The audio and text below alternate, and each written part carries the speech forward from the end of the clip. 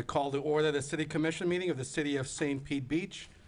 Today is Tuesday, October 14th, 2025. It is 6 p.m. Stand for the Pledge of Allegiance.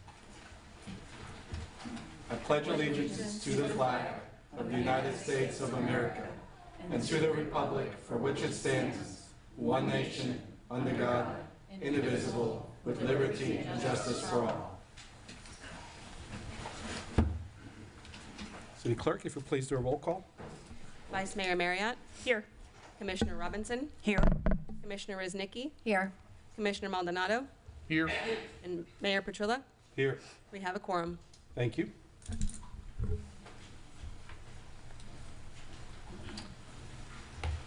First, we have the agenda. Are there any amendments to the agenda as proposed?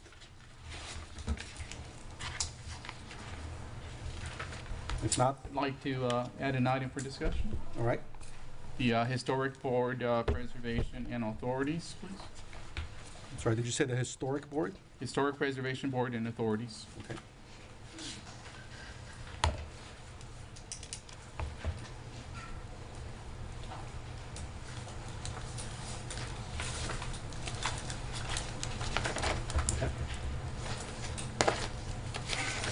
Anything else?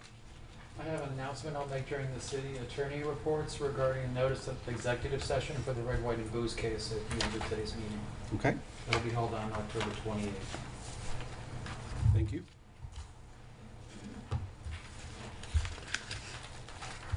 Is there a motion to approve the agenda as amended? I move to approve the agenda as amended. I second. City Clerk, if you please do a roll call. Vice Mayor Marriott. Yes. Commissioner Robinson. Yes. Commissioner Ruznicki. Yes. Commissioner Maldonado. Yes. And Mayor Petrilla. Yes. The motion carries. Thank you. Next, we move on to audience comments. City Clerk, are there any general audience comments? Yes, Captain Mark Hubbard. If you'll please state your name and address for the record. Yes, Captain Mark Hubbard with Hubbard's Marina and address 4919 Tangerine Avenue South, Gulfport. And I'm here to talk to you guys a little bit about waterborne transportation and the previous administration's proposals sitting in your hopper somewhere and under a bunch of papers. These things are sitting, and back in 2015-16 we did a PowerPoint presentation for the commission. All those locations still stand. You have some developments taking place that you have opportunity to adopt some provisions to have throughputs for locations that would be ideal for waterborne transportation. Specifically, what's been come up is 8th Avenue Pier RFP is coming up, where you can currently, whoever gets that RFP is got full reign over the dock. And with waterborne transportation, you can't charge everyone per head to come across the dock. So with small, some language in that RFP, giving Pinellas County or public-private partnership opportunity to drop people off and pick people up there. Also, the Corey Landings project here, right at the end of the street, another strategic location connecting the Corey district to other locations up and down the beaches. PSTA is developing waterborne transportation much more aggressively now. Took many years, and developing public-private partnerships up in Clearwater, the Cross Bay Ferry, and hopefully up and down the Intercoastal Waterway to the different beach communities, taking people from the hotels to the tourism locations, as well as perhaps enhancing beach access with parking in town and coming out by ferry and public transportation. So I just wanted to bring that to the forefront and remind the commissioners. And Pinellas County, through Pinellas Forward, has a draft amendment that has been sitting for the city of St. Pete Beach to adopt, allowing these different public-private opportunities to take place.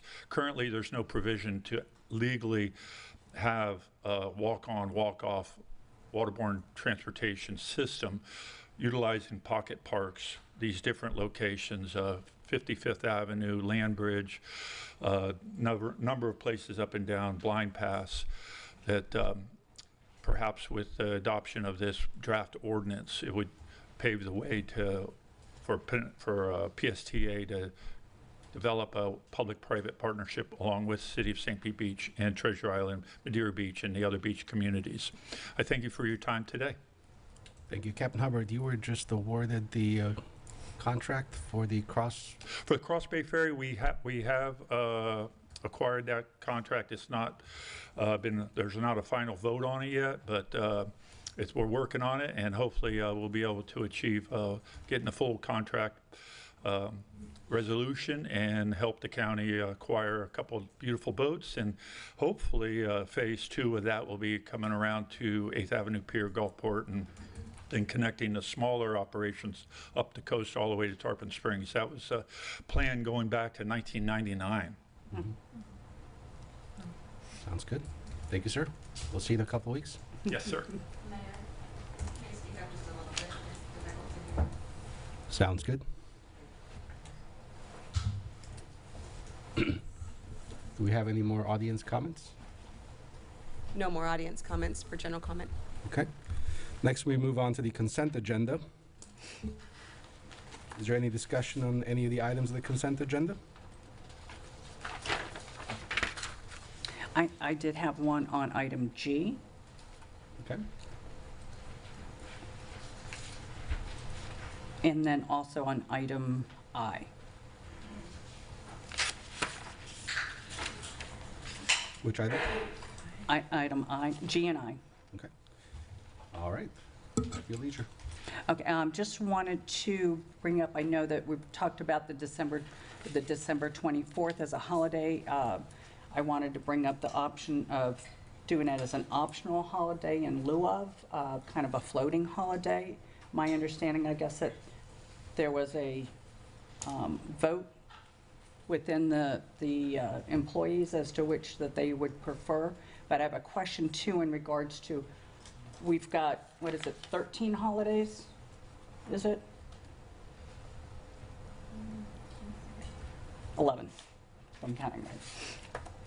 And are we closed on all of those holidays as well as other holidays? We only close on city-recognized holidays. Okay. So for example, yesterday was a federal holiday. We don't recognize that locally. Okay, but the library does? No, Recognize them. they were closed if they were closed yesterday, it was because they had an offsite, a Okay. city offsite with the county. Okay, so all of our holidays coincide with all of our closed days. There's no extra closed days in addition to the holidays, Correct. Okay.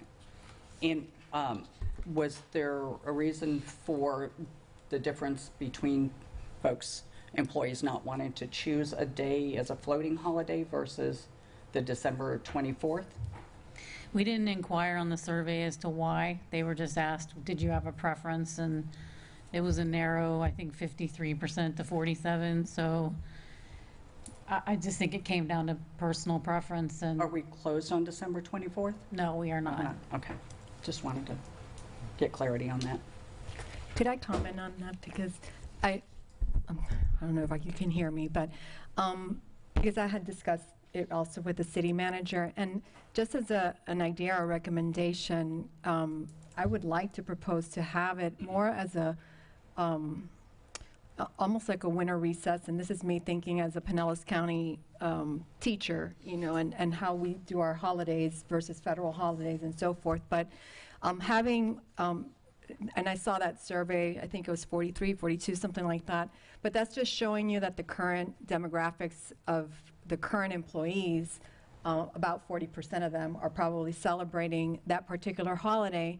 And then 40 might not be celebrating that particular holiday. So versus calling it a Christmas Eve, Christmas Day holiday, possibly have like a winter recess, much like what teachers do throughout the state of Florida, and then offer a floating holiday for employees so they can choose the holiday that might be for a religious purpose that they're, you know, celebrating individually, where they could opt to take that day as a floating holiday. it is difficult, with a variety of different religious holidays that many people celebrate, instead of kind of differentiating between one, maybe give them the opportunity to pick one floating holiday and then give a break for employees overall, having 2 days where we know 40% of our employees would be taking it off. Hence, wouldn't it be kind of smart to have office doors open when most of the people aren't here? So just a suggestion.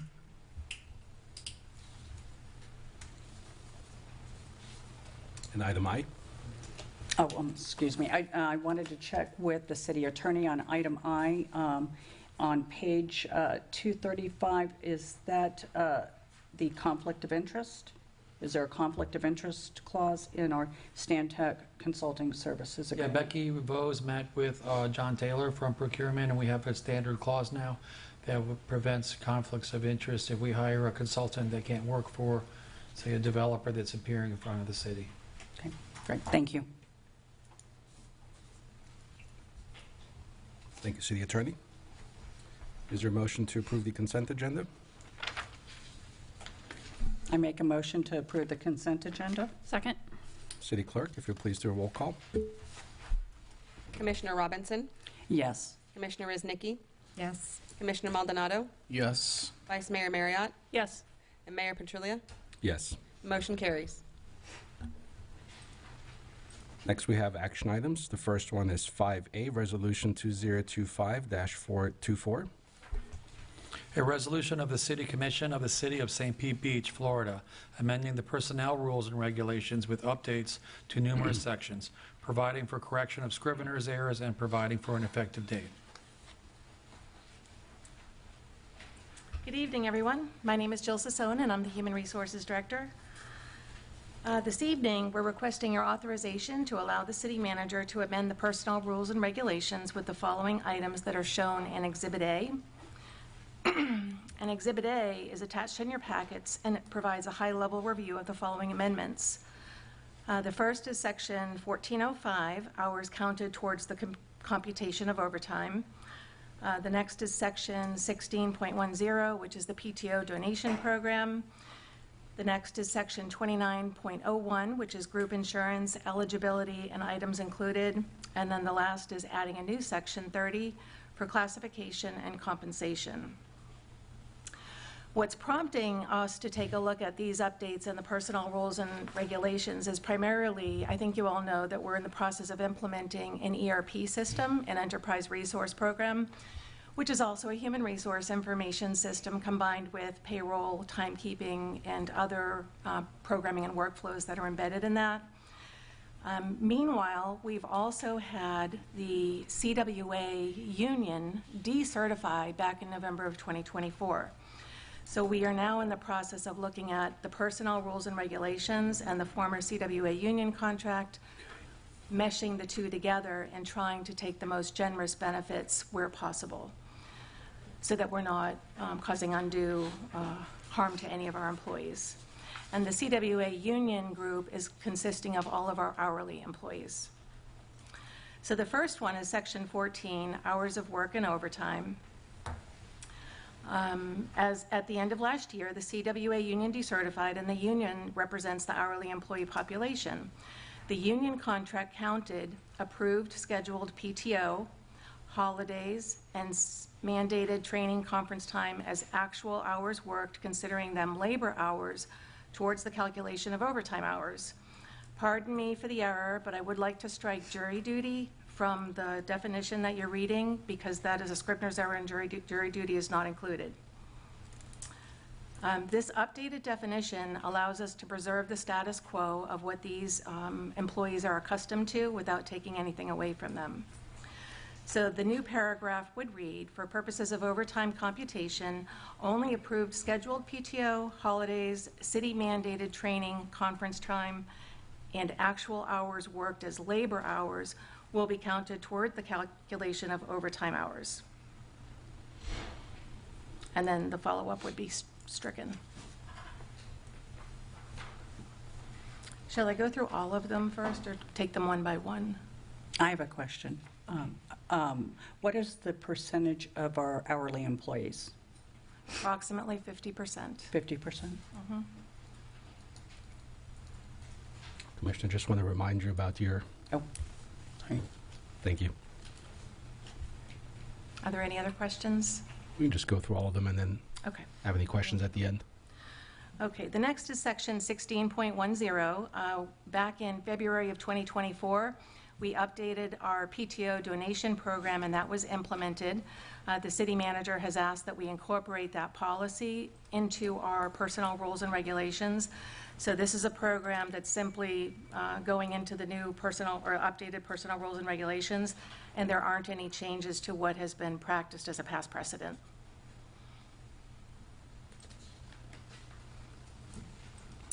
Okay, the third item is Section 29.01, and that defines the eligibility for group health insurance.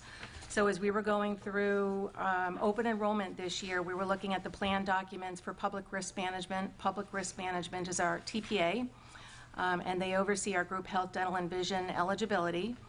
So I would like to add the term vision in that paragraph, Section 29.01, and then we are including those employees that work a 30-hour week schedule or more shall be provided not only group health insurance, but dental and vision insurance as well. And currently, the city does subsidize the dental insurance, but the vision is 100% employee paid. Okay, and then the last one is adding a new section in the personnel rules and regulations called classification and compensation. We would incorporate language stating the annual fiscal year compensation change will be effective the first pay period that includes the first day of the fiscal year. This postures us to avoid manual calculations and the administrative burden of employees having two separate pay rates within a single pay period. And so what we'd like to add is that the annual fiscal year compensation changes, such as cost of living adjustments, will be effective the beginning of the pay period that includes the first day of the fiscal year, for example, October 1st, and then additional compensation increases approved by the city manager, including but not limited to merit increases based on the employee's performance evaluations, would be effective the beginning of the applicable pay period. All increases must take effect on the first day of the applicable pay period, and what this does is this allows us to avoid FLSA issues and just the sheer administrative burden of separate pay rates and a pay period for an employee. And that concludes my presentation, and I'll take any questions if you have some. Thank you, Jill. Commissioners, any questions? Regarding the increase in vision coverage, what is the approximate cost? For vision coverage, that's 100% employee paid.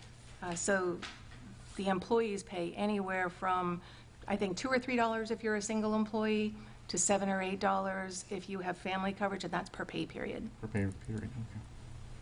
Thank you. Commissioner Robinson? So just to be clear, it's not subsidized by the city? That is It's employee, correct. 100% employee paid? 100% employee paid. So this is really just, you offer it anyway, so this is just Yes. a word add Yes. to this? Thank you. Yes. Thank you. Any other questions? Thank you so much. Thank you. City Clerk, do we have any audience comments? There are no audience comments on this item. Thank you. Commissioners, is there a motion? I move that we approve Resolution 2025-24, amending the personnel rules and regulations. I second. City Clerk, if you please do a roll call. Commissioner Rosnicki, Yes. Commissioner Maldonado, Yes. Vice Mayor Marriott, Yes. Commissioner Robinson, Yes. and Mayor Petrilla. Yes. The motion carries. Thank you. City Attorney, please. I have a quick question about the next two items. Are we doing those as one? or I'm going- individually? I'd like to read both items onto the record together because they are intertwined and one may be discussed along with the other, and then we'll take separate actions on them, and it'll be explained as you go through with the staff report. Okay, thank So you. I'll read the first one, B, and then I'll read C so that we can discuss them. B is first reading of ordinance 2025-20, an ordinance of the City of St. Pete Beach, Florida, approving with reservation criteria and conditions, the allocation of additional units from residential density from the General Residential Unit RU Density Pool Reserve as established in the City of St. Pete Beach Comprehensive Plan and implemented through the city's Land Development Code to the proposed Quarry Landings Development Project requested under Companion Resolution 2025-23, generally located at 10 Quarry Avenue, and reverting 150 units awarded under Ordinance 2022-03 to the named Density Pool Reserve, providing for severability, correction of scrivener's errors, construction, publication, and an effective date. And Resolution 2025-23, the Companion Conditional Use Permit 25069, a resolution of the City of St. Pete Beach, Florida, approving and authorizing Conditional Use Permit 25069 for the development of the mixed-use Quarry Landings Project, generally located at 10 Quarry Avenue, pursuant to Section 4.7 of the Land Development Code, providing for correction of scrivener's errors and an effective date. Thank you, sir.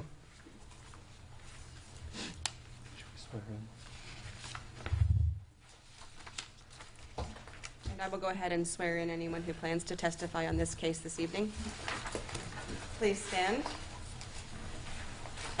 Please raise your right hand. Do you swear or affirm that the testimony you're about to give is the truth, the whole truth, and nothing but the truth? Yes. Thank you. Mayor, we'd also like to ask for ex parte disclosures before the staff report begins. Thank you. Commissioner Marriott?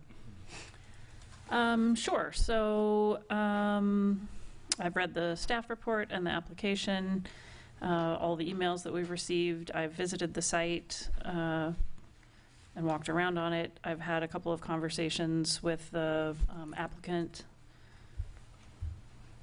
What am I missing? I think that's all the things. All the emails that I've received from residents. Yeah, I think that's it. Commissioner Robinson? I have read the agenda packet, gone through that, also went back through our standards for review and our comp plan. I have read all the emails that I've received from residents. I have hosted a open house at a resident's house to discuss Quarry Landings in the Bayside area community, Bayside Edition. And I have read the latest document sent as well from you, Barry, Brandon Barry, today that I received in regards to changes. Thank you. Commissioner Resnicki? I've also reviewed the application, met with the applicant a couple of times with all parties that I'm looking at here. I've met with the community, gone to the community meetings as well that were at the city or at the different locations we had throughout the community, and the emails that were sent by residents, and maybe a couple of calls with some residents, and then of course discussions at association meetings on the development. Thank you. Commissioner Maldonado? Likewise, I've read through the packets. I've sat and met with the representatives for the developer. I've solicited and received numerous inputs from my constituents, and I have reviewed policies and strategies that pertain to the Land Development Code. Thank you. I've likewise attended the committee meeting from the applicant. I've reviewed their TRC meeting, read the emails from residents and other interested parties. I've met with the applicant on at least one occasion. I reviewed the packet provided tonight, and as well as the comprehensive plan and land development code. Yes, sir. Thank you. Brandon? Thank you. So I'm going to start with the staff introduction of the project. From here, the applicant will take over and make their presentation, and then I have a few follow-up items if the applicant does not address them. If not, we can go through the staff recommended conditions toward the end. So this is conditional use permit 25069 associated with resolution 2025-23. That is the project request inclusive of the 39 dock slips that the applicant is requesting. Ordinance 2025-20 is also associated. That is the density pool request that is being made tonight. These are a major modification to Resolution 2022-03, which was approval for the original Corey Landings project back in March of 2022. The property address that we're speaking about tonight is 0, 10, 71, and 75 Corey Avenue, 0 and 85 Corey Circle, 73 75th Avenue, and 7345 Bay Street.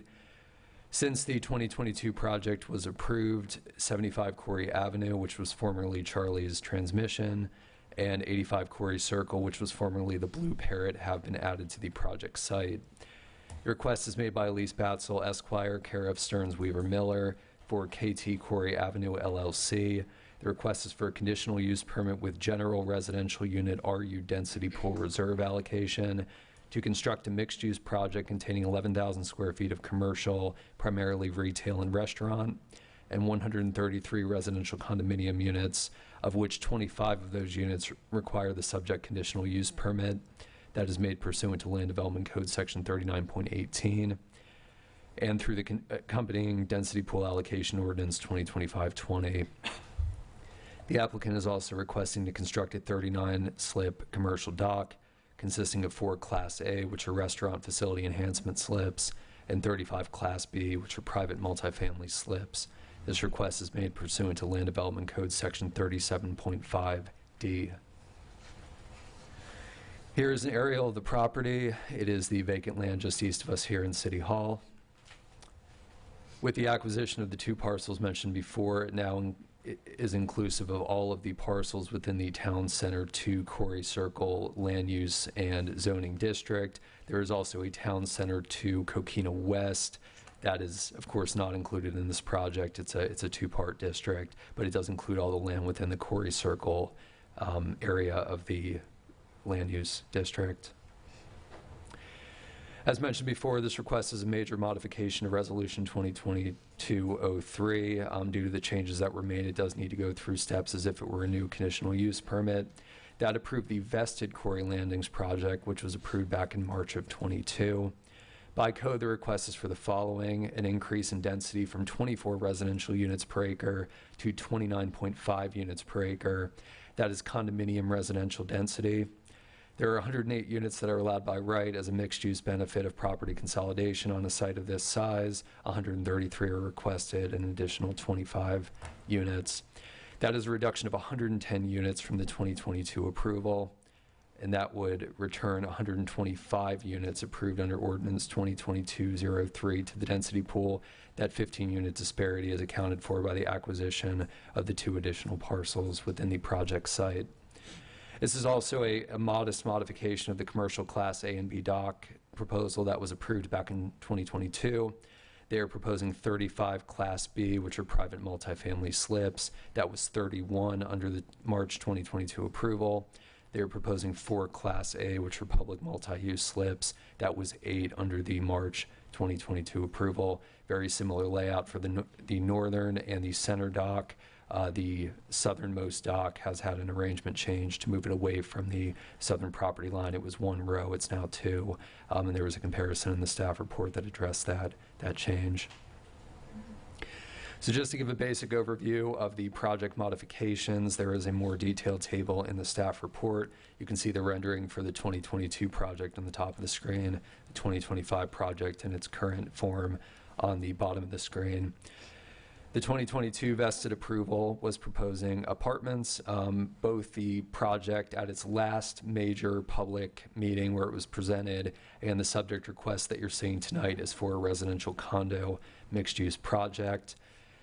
In 2022, the project was approved for 243 apartment units. What was presented at the February community meeting at the Serrata Beach Resort was for 162 units. That has had a few changes over the last few months. It is currently what is being brought to you tonight for 133 units. That is a reduction from the 2022 approval of 62.6 units per acre down to 33.8 and now to 29.5 units per acre. The 2022 project and what is currently held as a development right on the property is for 150 units. That is 77% of the city's residential density pool, which contains 195 units. What was presented at the community meeting was for about a fourth of that pool. Tonight's request is down to 13%. There has been a reduction in the commercial square footage between projects slightly. There's been a reduction of from 13,200 square feet under the 2022 approval down to 12,500 was presented at the community meeting. Tonight it is 11,000 square feet, again primarily retail and restaurant space. And as I mentioned in the prior slide, there has been a change in the allocation of the multifamily slips relative to the commercial slips, but there are 39 dock slips proposed overall, which is the same as was approved back in 2022. So I just have this last slide, and then the city attorney has a few statements to make about the hearing, and then the applicant will make their presentation. At the request of the City Commission, under an earlier project that we saw this year, which went through a similar process, it was a lodging project at the time, but it was a density pool allocation included in that request. The first reading of Ordinance 2025-20, which again is the density pool allocation, and Resolution 2025-23, which is both the project and the dock request for approval, are being opened at the same time. Staff expects there will be questions for the applicant and/or staff to answer after tonight's hearing. We do request a continuance on Resolution 2025-23 unless the City Commission chooses to deny the first reading of Ordinance 2025-20 at tonight's hearing. The resolution is for the overall project approval. We would ask that the final vote on Ordinance 2025-20, which of course requires 2 hearings, be made prior to a determination on Resolution 2025-23. I did also want to state that approval of the ordinance on first reading does not obligate approval of the ordinance on final reading. And City Attorney, did you have any comments to add? Yep, so today is the first reading of Ordinance 2025-20, the allocation of the density pool units. Your options there are to approve at first reading and set for second reading, or to continue this first reading to another first reading, or continue to a to be determined date. If you choose a date certain, then it doesn't have to be renoticed. But if you choose a date to be determined in the future, we would republish the public notice. City Attorney, I think I have the same comment for you at the last one, which is, there seems to be putting the horse before the cart. The cart before the horse, right? That's where it belongs. Yep. So And so I pool takes 2 readings, and the conditional use understand. takes 1. I understand. So today, we will not vote on the resolution for conditional use permit. It's here mostly for informational purpose. That'll automatically go to the next, whenever you have the final reading on the allocation of density units. So even though we have it on the agenda, we won't take a vote on that until we get to the final reading of the ordinance approving the allocation of those units for the conditional use. Again, so my question is, one, why not have ordinance 20 after 23? Because if it could be a moot point. I mean, we don't know how we haven't seen the presentation, we don't know how it's going to go. Or just take both at the same time, or wait to do the vote on 20 until we've seen the presentation and everything else on 23.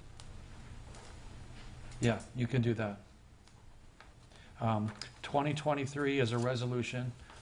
You could consider that tonight if you want to, but we would like to have the applicant present the entire project before you decide either or of those. So it makes sense to have those done at the same time.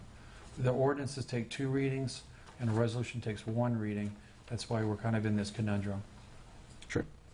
So can we take both at one time, and then at the end we'll vote? You can hear them both together, and then you can vote, but you want to vote separately. Sure. And you can choose to go voting first on the conditional use, or voting first on the ordinance allocating the residential allocation. We have it here to have it the first reading, have your vote on that first, and then the resolution would not be able to be approved until the second reading. Okay. Commissioners, any objections? Any objections from the applicant?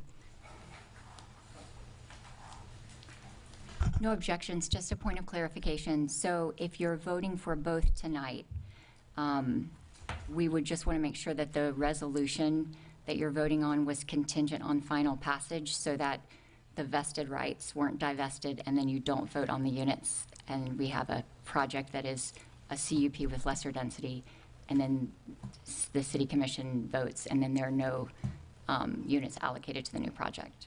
So we And the need to be staff very clear. conditions, we had staff condition, I think 1, 2, and 3, they would address that.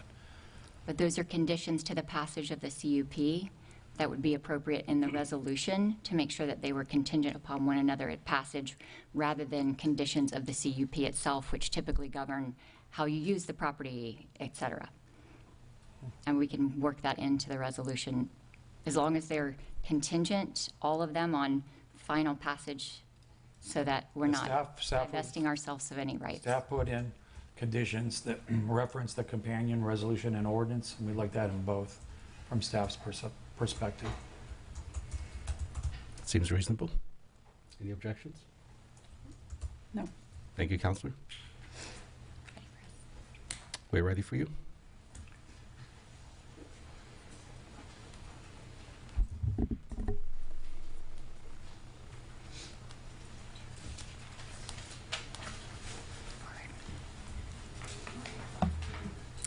Good evening. For the record, Elise Batzel, Stearns Weaver Miller, on behalf of the applicant. We have our entire development team here with Coulter Urban. We have Steve Barber, Brian Van Slyke. From Stearns Weaver, we have Kevin Reale. It's his birthday today, and Ken Metcalf. Our civil engineering team includes Scott Gilner, and our traffic engineer, Becca Bond. Our architecture team is Bob Hall and Claudio Burnell, and our landscape architect is Keith Morrow, who's on the line. As Brandon said, this is a pretty simple request. Even though this is a project that you're considering, the request before you tonight is really two things. That's to maintain the approval for 39 Class A and Class B docks as required by 37.5D. As you may or may not be aware, these docks have already gone through the entire SwiftMud ERP approval process, so they are approved for construction today in their current formation.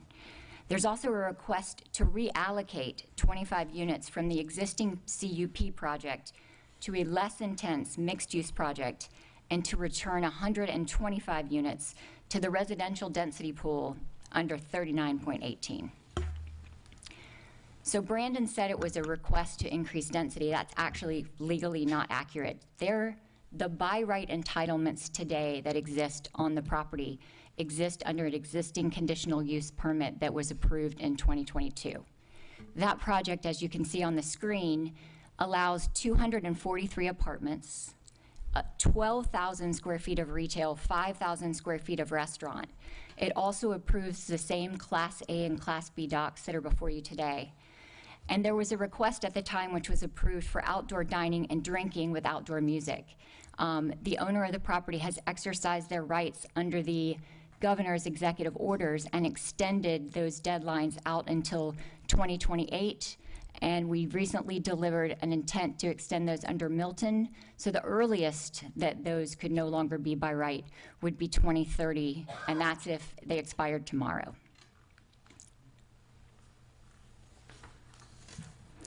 Before we dive into the details, I wanted to show you which property is which. So the area in green is the property that was originally contained in the CUP that is approved, the vested rights for the property today. Charlie's Transmission Shop and Blue Parrot are the areas in blue, and those are what are added today for a total of 4.51 acres. It's also important, the last time we came before you for a CUP, there was a contract purchaser. Coulter owns the property. Coulter will develop the property, whether under the existing CUP or under this new modified CUP.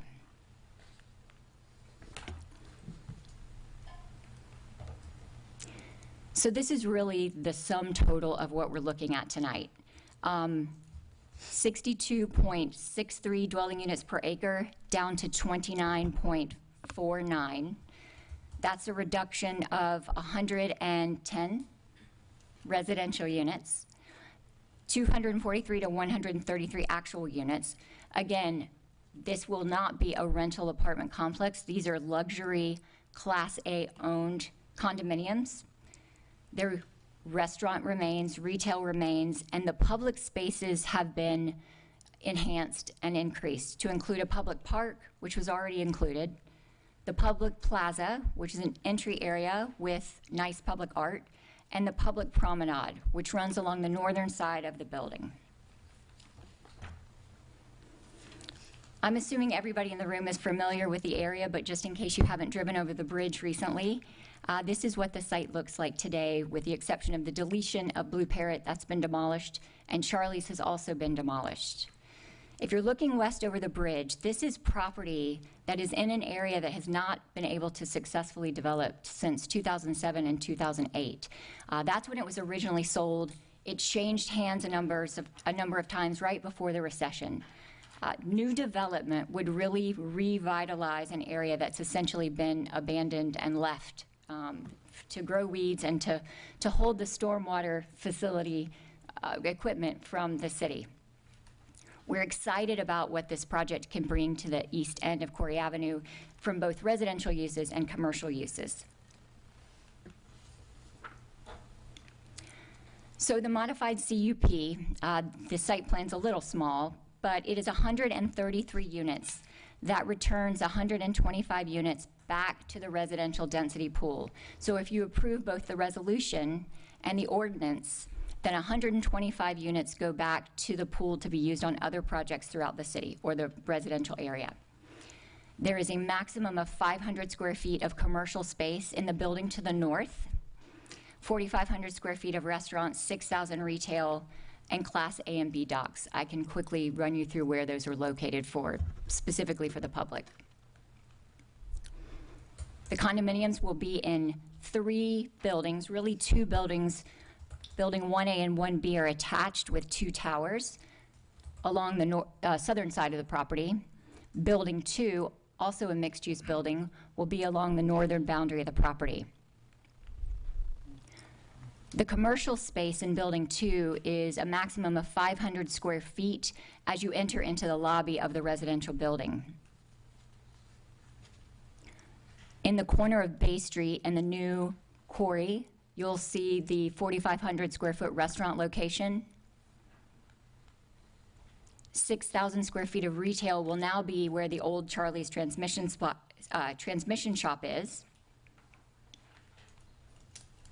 And in the center is the public plaza that we're talking about in order to realign, provide access for fire trucks, and also to provide placemaking and a gateway feature into the public park and into the development. They're proposing a public plaza. Of course, we're aware of the area right now that is the terminus, the old area where the bridge used to go over Corey. That's the location of the new public park. Now, one thing that's very different in this project is, since we are not trying to vacate any portion of Corey Avenue, we're able to take all of the area of Corey Avenue today, that's not including the park and the public plaza, and add placemaking, sidewalks, 55 on-street parking spaces. Those parking spaces are in addition to what is required for all of the uses on the property. And those would be city-owned spaces, but of course constructed at the applicant's expense. Also new to this development is the public promenade along the northern boundary of the property. The idea here is to connect the street sidewalks all the way with the public park along the northern boundary of the property. This would also be an access to the transient docks, which are located along the north as well. And finally, 39 boat slips. The 4 transient slips would be along the northern boundary of the property where you see the smaller areas, and the private docks would be the center and to the south.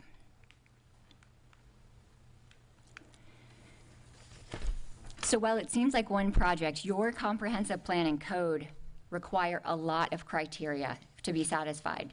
How many pages, Brandon, is your staff report? 120 maybe, 140?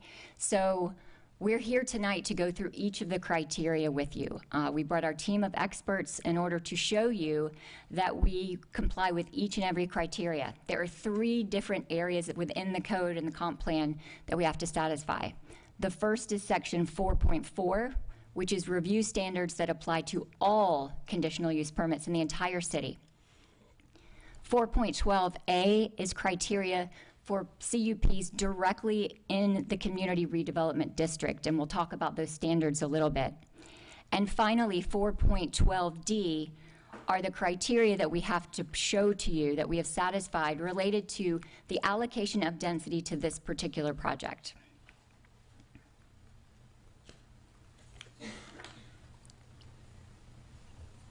So 4.4, these are pretty straightforward standards. Consistency with the comp plan, compatibility, transportation, parking and loading, public health, safety, welfare, financial and technical capability, and special substandard districts. This applies to any conditional use that comes before you, and there aren't specific criteria that we have to show in addition to the general criteria. However, 4.12A has a different standard, and I think it's important to pause just a moment and talk about it. So the criteria that we talk about with respect to 4.12 talks about, let's say, for example, transportation, right? Whatever it is that we're saying that we satisfy, the question for you becomes, is the standard met? And have you, whether the criteria given, whether it's transportation, whether it's noise mitigation, does our project unreasonably or disproportionately negatively impact adjacent or nearby owners? That's the limited scope of 4.12. So when we go through the 4.12 criteria, please note that standard is a different, very much limited standard from what 4.4 is. By way of example, for example, what is the impact of 133 condo units on the transportation network compared to 243, right? Does that reduction in traffic yield an unreasonable or disproportionately negative impact? You do have to look at this all in one big package. And the final set of criteria are 4.12D. This is the criteria that relate to the reallocation of those 25 units from the current project, entitled for 243 units in a mixed-use project, to 133 units with a return of 125. You're going to be tasked in connection with the set of criteria in looking at the public benefits that we're providing and weighing those public benefits and how do they weigh for the 25 units that are being allocated to this project, and comparing that to the public benefits that were awarded in the project where you had 243 units. They can't be looked at in a bubble. So to dive right into the criteria before our technical experts come up here, I want to talk a little bit about Coulter and the financial and technical capability of Coulter. We've already provided numerous documents to staff, and staff found in their staff report that the financial and technical capability requirement is satisfied. But I just wanted to touch a little bit on both Coulter Urban and Coulter Multifamily.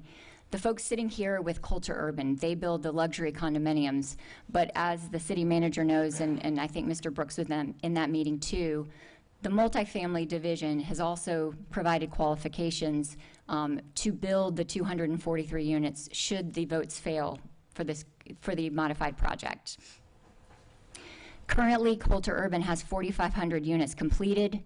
There are 19 units that are under current projects. Coulter Multifamily has 2,100 units already complete and 2,800 units in current projects. There is $30 billion of completed, in process, and under contract residential properties and projects. They have a true established operating platform. They do a lot of this, right? They know how to do it. They know how to put the teams together. Specifically, Coulter Urban has completed 22 projects recently. We talked about the 4,500 units, and there are 25 plus years of condo development experience on the team. So with that, I'd like to turn it over to Bob Hall, our architect.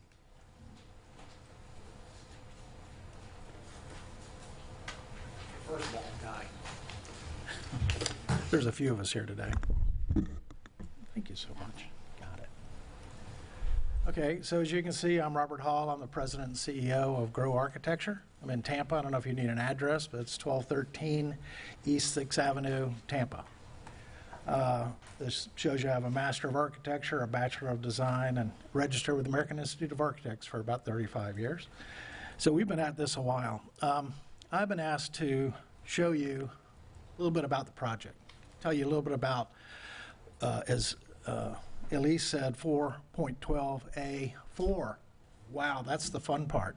That's the aesthetics, architectural features of the development, including the site layout, physical dimensions of structures such as height and massing, design and appearance of building facades, exterior building materials, advertising and directional signage, and the provision and maintenance of golf and bay views and vistas. Exciting stuff. So, as you can tell from the site plan and Elise's kind of orientation to this, there's basically 2 buildings on the south side and 1 building on the north side. In the middle is where Corey Avenue comes through the project. We flanked at the very beginnings of those projects 2 mixed-use retail and restaurant uses. We feel those are kind of the anchors of the project. It sets up the view corridor to Boca Ciega Bay. It really aligns the project. In from there, you see the traffic circle, which is really a public plaza, followed by a public park that is designed intentionally to spread out and bring the view to Boca Ciega Bay. I'm going to read you just a few things about the site layout. The site layout promotes direct public view and physical interaction with Boca Ciega Bay through its Corey Avenue entry, public plaza, and public park. The North Promenade and transient boat slips integrate with these other site design features of public access in setting this project apart from any others in the city of St. Pete Beach. The placement of public retail and restaurant amenities at the intersection of Corey Avenue and Bay Street create a dynamic and activated streetscape, attracting visitors to this center of the city development. Another thing you want to talk about is height and massing. The architectural design respects the height requirements of the city while providing varying horizontal and vertical treatments that richly articulate the building massings and proportions. Several architectural features, such as curved and angled wall balcony elements, further this articulation of building massing and form. The extensive use of glass also enhances the play of sunlight and shadow across the facades, dramatically contributing to minimizing the amount of solid wall area. The podium levels also contribute to the distinctive massing by creating an architectural plinth, or base, if you will, that defines the pedestrian areas, the public plaza, the public park, retail and restaurant amenities, as well as residential building entrances and lobbies. Building facades. The building facades integrate several vertical and horizontal changes of plane and material. The podium levels incorporate openings that strongly relate to the window and balcony openings of the residential facades above. This creates a pleasant rhythm of solids and voids that work in harmony with textural screenings. Architectural speak, God, that's so much fun. The pleasant rhythm of solids and voids that work in harmony with textural screenings. Sorry, I said that. The soft white and off-white tones of the building walls interact well with the subtly colored screenings, glazing, and undulating balconies. The contrasting dark brown color of the aluminum framing of the glazed elements helps distinguish wall from window. These combinations enhance the reflection and backdrop of the beauty inherent in the hues and tones of Boca Ciega Bay. Complementing these architectural design treatments is the artfully arranged landscaping that grounds this development to its waterfront site. I think you saw this elevation before, but this really is the edge of the park at the water, looking back to the project, to the development, at about a sunset time of day. We have elevations, we have all kinds of things that we were submitted. None of this is really sexy, it's just part of what we're supposed to talk about, right? So there they are for you. Oops, went too far. Hang on. Yep, all right. Hang on, we'll get there. I want to take you back for a minute. to this. Advertising and signage. The signage presented in the development renderings is intentionally subtle and made to blend with the residential facades. The use of vertical blade walls that you see kind of on the left and the right of the retail spaces at the north and south of Bay Street elevations are veneered and stonework that complements but also distinguishes these commercial areas of the development to visitors. Although the specific tenants have not yet been determined at this stage, the designation of retail shops to the north and restaurant, grill, steak, wine to the south are included as placeholders. It is the intent of the developer to submit actual signage, of course, for approval at the site plan submittal stage. The last element of 412A4 is about the provision and maintenance of Gulf and bay views and vistas. Although the development is solely on the bay and not the Gulf, the site and building design is inherently respectful to its waterfront views and vistas through strict adherence to required setbacks, building separation, height, and massing. The architecture provides a strong orientation of both the public and private view corridors and vistas. No interruption or adverse effect on neighboring properties is present. On the contrary, the development enhances the accessibility and public interaction with this important waterfront site. Some other things we want to talk about are fire and safety. Sort of not the sexy part, but very, very important nonetheless. As you can see, in fire protection, the buildings will be fully sprinklered, alarmed, and monitored. Non-combustible materials throughout type 1A building. The site designed to ensure fire department access in keeping with the existing CUP, which it follows strictly. Fire department connections for the St. Pete Beach Fire Department. And as far as security, we'll have throughout the project access control devices, video surveillance, and monitoring. Another topic that we want to talk about is the green building certification. I think it is the requirement of the Land Development Code that we provide 2 certifications. We intend to do that through the Florida Green Building Council's Land Development Standard and their high-rise standard, satisfying 39.9. Those features include energy-efficient design using Energy Star appliances, WaterSense plumbing fixtures, meeting low-flow standards, can be reduced water usage by up to 30%, reducing impact on city systems. Very important to this town. Vertical mixed-use project in a walkable environment. All of this is very pedestrian-friendly. To the water's edge, throughout the center of the project, creating parks within, very walkable. Bicycle-friendly amenities, including safe streets, bike racks in and around the project, both inside the building and out, with a maintenance station. Durable, healthy, high-quality materials, longevity, and resilience. And third-party construction management oversight. So, with all that said, obviously it's my professional opinion, expert opinion. Boy, that makes me sound good. The architecture for the modified project is consistent with the applicable provisions of the Comprehensive Plan and Land Development Code. The modified project's building design and architecture are compatible with surrounding area, i.e. the built environment. The modified project satisfies the requirements of Section 4.12A4 and 412A7 and 4.12D6. And with that, I think we have Kim? Any questions for the architect? Sure.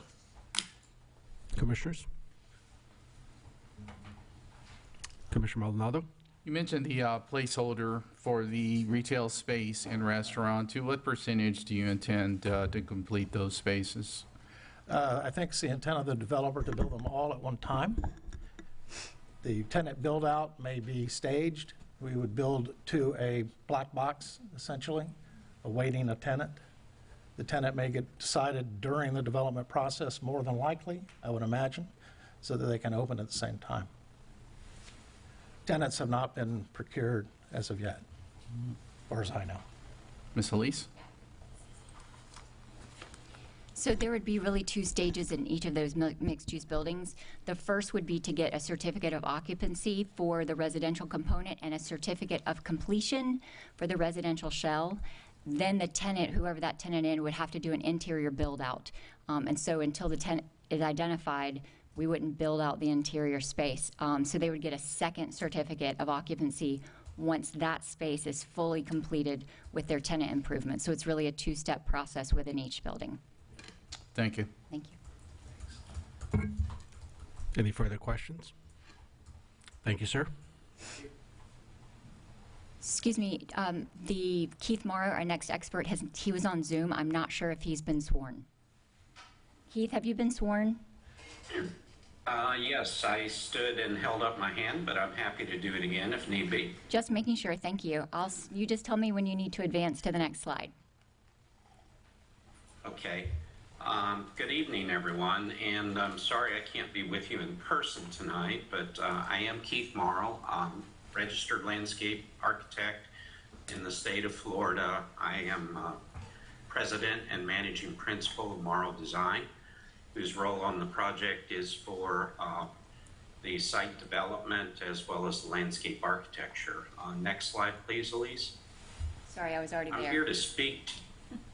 here to speak to you tonight specifically about section 4.12A, chapter 5, which basically pertains to the landscape issues. I think we have, as Bob mentioned, provided a plan which enhances the building podium, the public areas, and either meets or exceeds your present code. It does exceed the shade tree and shrub requirement that is published by the city in your land development code at present. And it also meets the green space requirements for open space through both the on-ground and the on-deck conditions.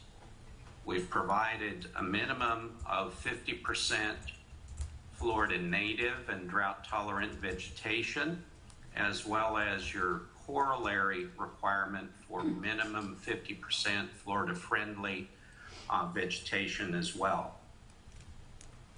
We have also anticipated that we'll have an automatic irrigation system that would include your required rain sensoring for cutoff during our summertime periods when that's not necessary.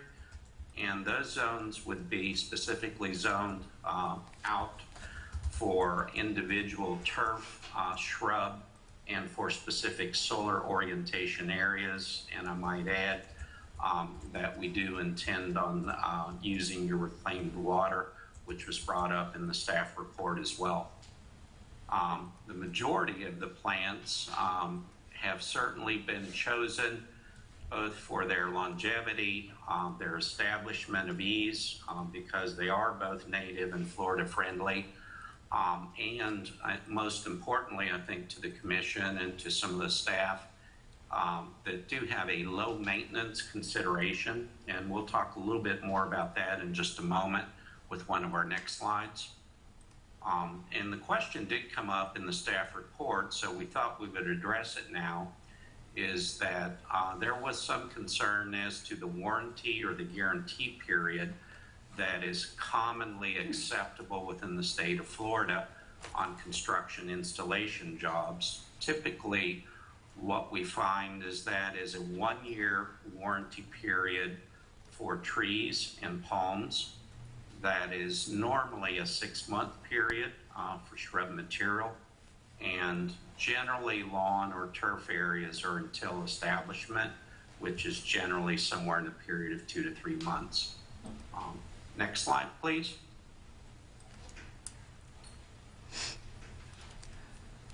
As Bob mentioned to you before, I think these are really just images of sort of not long after installation, sort of a +1 year condition that we would expect the project would look like, both from the water, next slide please, as well as the front condition of the retail area. As we talk about low maintenance, and there is a specific exhibit that we shared as follow-up after the TRC meeting, generally speaking, the areas around both buildings are within the plotted parcel and would be the responsibility of the HOA for the building itself, for their care and their maintenance. These areas in particular off of the plaza, which Elise and Bob have spoken about, represent a very small area of 5 different plants which are relatively low maintenance, and under the color coding you can see one introduces a bit of color, one introduces some texture. We begin to get a little bit of offset with the grass and the white and the purple flowers. Those are all relatively low maintenance, if not no maintenance.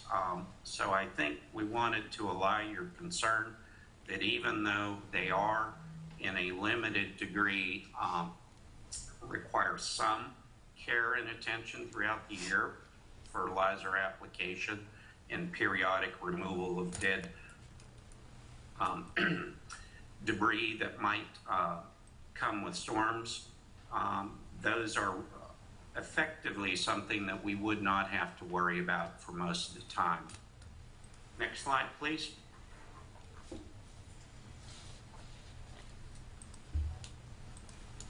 And as I think Bob said, it's my estimation that what we have provided to you, both through the TRC and with this subsequent submittal, that the landscaping for the modified project 3 building scheme meets or exceeds all of your current land development code requirements, as well as the landscaping for the modified project also satisfies section 4-12, chapter A, section 5, as well as 4.12, section D, number 8, for landscape requirements.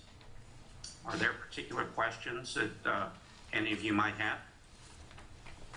Commissioners? Commissioner Robinson? What is your impervious ratio for not including any of the public or city-owned land? I can answer. Could you repeat that? I had a little difficulty hearing you. I was asking what percentage is your impervious ratio for your property not including any public or city-owned land? I'm happy to answer if you like. Commissioner Robinson. I'm going to defer to Scott on that one. Kimley Horn has prepared that, and I think they're going to cover that information in the next section of the presentation. Thank you, Keith. I do know it's 0.7 FAR, I'm sorry, ISR. And I just wanted to go back for just a moment and make one note. The modified landscaping, we did work and meet with the city manager on this, and these are offered as sort of low maintenance alternatives. We have worked through the city attorney and the city manager on a condition that allows the city manager to change those, to value engineer those, whatever you'd like to do from a maintenance perspective. We wanted to provide this option so that it was pretty and very low maintenance, but if you don't want anything in there or you want something even more low maintenance, we're happy to put that as well. It's up to the commission.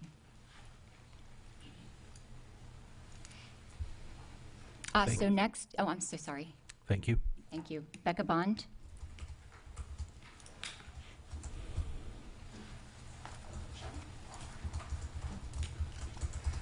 Good evening. As introduced, I'm Becca Bond, a licensed professional engineer in the state of Florida, a certified planner, and a transportation engineer at Kimley Horn. Tonight, I'm going to be going over the traffic impacts of the proposed modification. As mentioned by previous speakers, this application is a modification to an approved CUP. The approved project that was vested in 2022 has a vested trip generation of 157 PM peak hour trips. The proposed modification is anticipated to generate 82 PM peak hour trips. This subject request therefore results in a decrease of 75 PM peak hour trips when you compare to the 2022 vested development. To help create a visual of this decrease, we've prepared this slide to show the decrease in PM peak hour trips along each study roadway segment. The traffic impact analysis that was approved in 2022 with the vested development demonstrated that the study roadway segments have adequate capacity and these study intersections were anticipated to operate acceptably. With the decrease in project trips associated with this proposed modification, there will be additional capacity remaining along those roadways and at the study intersections. I'm going to walk through the transportation-related conditional use criteria, starting with section 4.4A3. This states whether the transportation system is capable of adequately supporting the proposed use in addition to the uses in the area. Evaluation factors include street capacity and level of service, access to arterials, transit availability, on-street parking impacts, if any, site access requirements, neighborhood impacts, and pedestrian safety. As mentioned, the traffic impact analysis reports acceptable capacity and no level of service deficiencies or intersection failures. Access to arterials is provided through Quarry Avenue. Transit is available nearby. On-site parking meets code requirements, and additional on-street parking is provided in excess. Adequate and safe site access is provided with the project, and internal sidewalks are provided to allow for safe, unobstructed, and efficient pedestrian flow. There are no neighborhood impacts aside from general and studied impacts to roadway capacity and level of service. The second and final transportation-related criteria is detailed in section 4.12A2, which states, transportation infrastructure, including ingress and egress from public rights-of-way, traffic control devices and signalization, internal vehicle circulation of the site, design and function of parking areas, loading and unloading areas, pedestrian transit infrastructure and amenities, and public sidewalks and roadways. For this project, parking meets code, as previously stated, and the site provides internal circulation. There are dedicated loading areas provided on site, and pedestrian access and connectivity are provided throughout the site. In my professional expert opinion, the transportation system is capable of adequately supporting the proposed uses. The proposed site transportation infrastructure is sufficient to support the proposed use. And the proposal satisfies sections 4.4A3 and 4.12A2. Thank you. Commissioners, questions? Commissioner Robinson? What did you use for peak hours? So we use the PM peak hour, which is the industry standard. So What hours specifically? we collected counts from 4 p.m. to 6 p.m. And then for the existing counts, whatever the highest hour was within there for each of those intersections is what was analyzed in our analysis. Okay, what are the peak hours for a beach area? The peak hours for A beach area. correct. Any area, industry-wide, you study the PM peak hour. That is the heaviest hour of But that's traffic. not correct on our beach. Our beach hours are more like 11 to 3. They are not your typical, 5 to 7. Correct. So you did not use the typical beach hours, correct? We are following the industry standard and what is set forth in your code for what we are required to analyze. What did you use for peak days? The peak day, which is any day between Tuesday and Thursday. So you don't study Monday or Friday, you study the standard weekday. On a beach community, the peak days are the weekends, correct? Well, On a beach it community, depends. correct? It depends. There are some uses that are heavier on the weekends. However, Have you ever this been is to this beach on the weekend? Absolutely. I come to Okay. this beach almost every weekend. So Yes. It would be, so you've seen what We are required to study what is set forth in your code. So it is the industry standard. It is set forth in your code. We are required to follow the Forward Pinellas traffic impact analysis methodology, which requires that we study the PM peak hour. But it's misleading as to what our community is. And Elise Batzel for the record. The city traffic engineer did approve the methodology used by Kemley Horn for this transportation study. There was a specific methodology that was required for this study, and so we performed it according to the city's methodology. I will note also that on other developments, the city has required over on the beach a 24-hour count, and we found that those hours weren't necessarily any more peaks than the national standard when you adjust seasonally. And so perhaps that's why the city's transportation engineer did not require that in this particular situation. Well, I would have to ask him that if he's here, I'm assuming.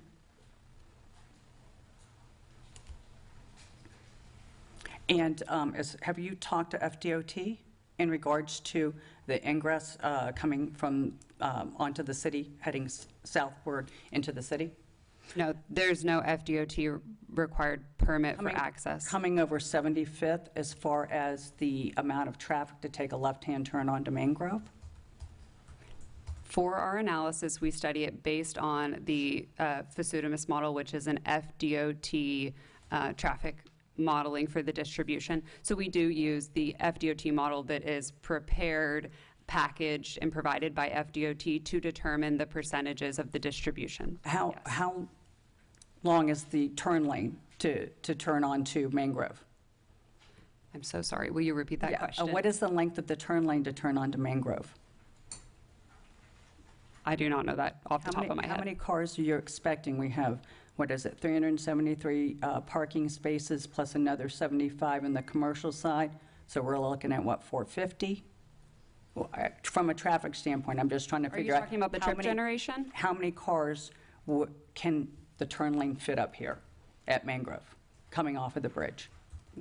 The turn lane, we studied that intersection. It is below the volume to capacity ratio. There is ample length, and all of that has been analyzed in our analysis. I did not see that on there. And did you analyze Sunrunner in the adjacent lane as a bus stop? And this is just, I'm concerned from a safety standpoint for ingress and egress coming from South Pasadena and going back over. The concern being it's coming over, it's a fairly steep drawbridge.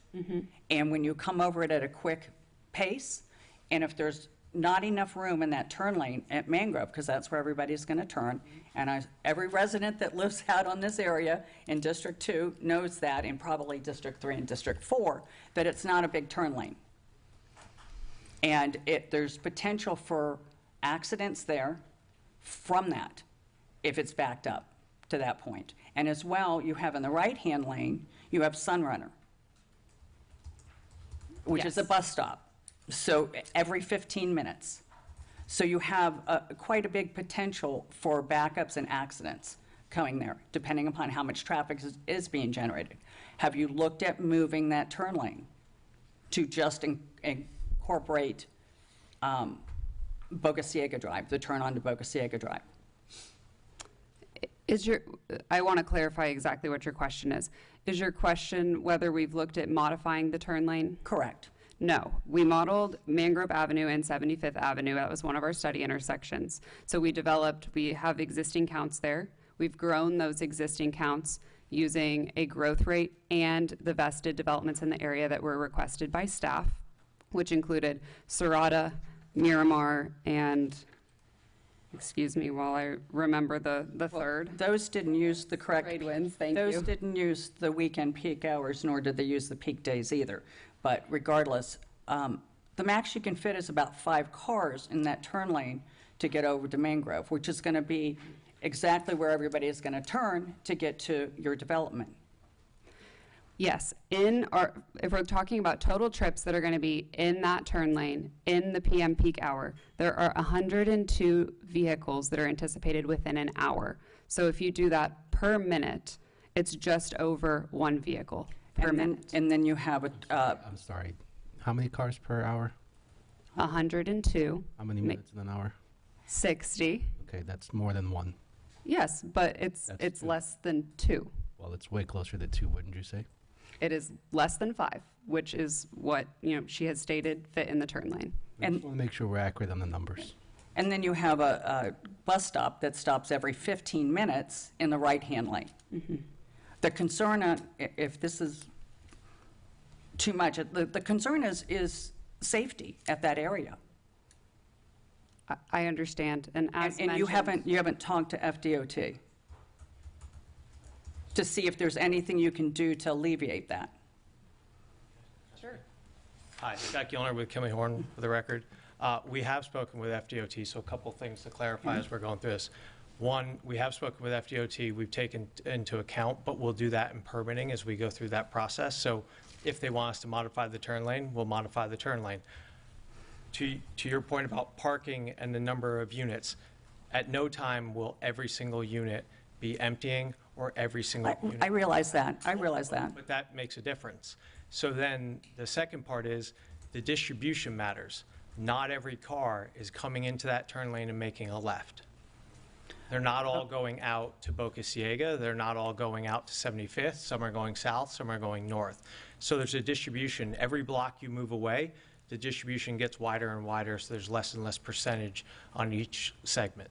So that's an important aspect too. So when we're saying that it's 1, 1.5, 1.6, keep in mind that all of the traffic we're talking about as we're going a certain direction. So you have to think about it. If someone's coming in on 75th Avenue, if they see people in that lane, what do you typically do? Because I've done it many times. I bypass that lane and I go down to Boca Ciega. You can't do that if their Sunrunner is stopped there. And on the weekends, during the peak hours and peak days, it's extremely difficult. It gets backed up all the way to South Pasadena. And we've also counted on the weekends before, and it actually has made no impact on the traffic study before. So we've done all the things you asked and actually have answered it already. That it doesn't make a difference. We did it for the past projects. We still end up in the same position which is we're providing, there's less traffic impacts with this development we proposed before you tonight. Well, I'm still concerned about the safety issue on that. And especially on 75th Avenue, we did model that because that was something we thought about as well. The capacity on 75th Avenue as you go over into Pasadena is 3 lanes, but you have the Sunrunner on both sides with the turn lanes. And then coming this way, we did model it that way as well with the new capacities because the Forward Pinellas was updated. Forward Pinellas was updated after we actually called them to talk about it and brought the lanes down and then reran the analysis. It did not make a difference as well. Thank you. And as far as neighborhood impacts,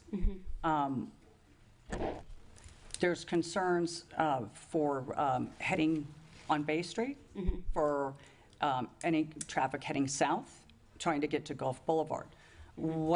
Are you doing anything for those residential streets? There's nothing proposed today. They're modeled, they have capacity.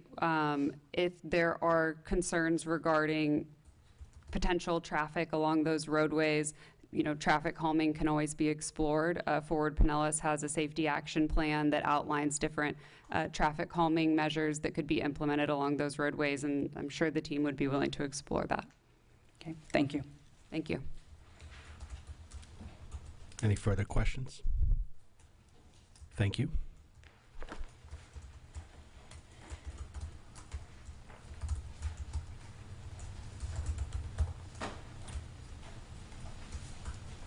Guess I don't need my phone here.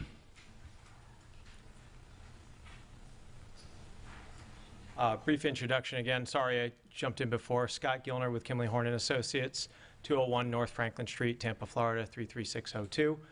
Civil engineer registered in the state of Florida. I'm here mainly to speak about, I'm the PM of the project manager of the project, but I'm also here to speak mainly about the civil engineering components. Bob happened to take a lot of the thunder with the sexy parts in architecture. The civil engineering is not nearly as exciting. But, so I want to kind of go back to this. The original approved plan, the current CUP approval before you, one of the things when we looked at that project and went forward, it was looking at the visioning plan, I believe comes back from a number of neighborhood meetings in 2014, 2015. And in this project as well, we were looking at that. Now, we looked at it, we looked at the vision plan, but we also heard a lot about what the neighborhood and the comments and the neighborhood meetings.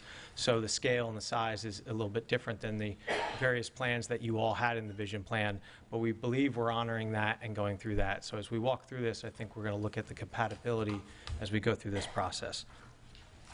For my portion of the presentation, I'm going to detail how the engineering perspective and how we fulfill the goals of the vision plan while also providing new infrastructure new seawalls, providing stormwater resiliency, enhanced mobility and pedestrian facilities as well.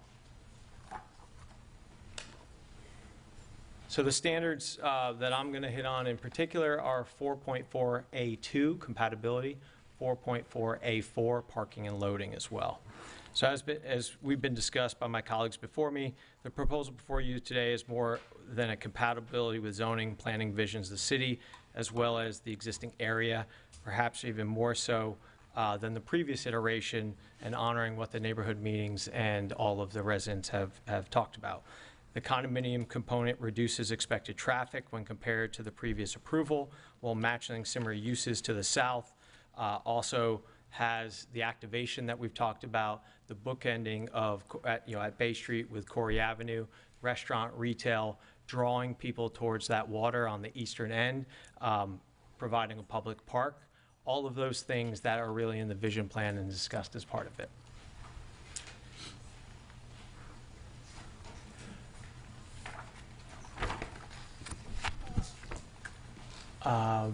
Hit on this piece.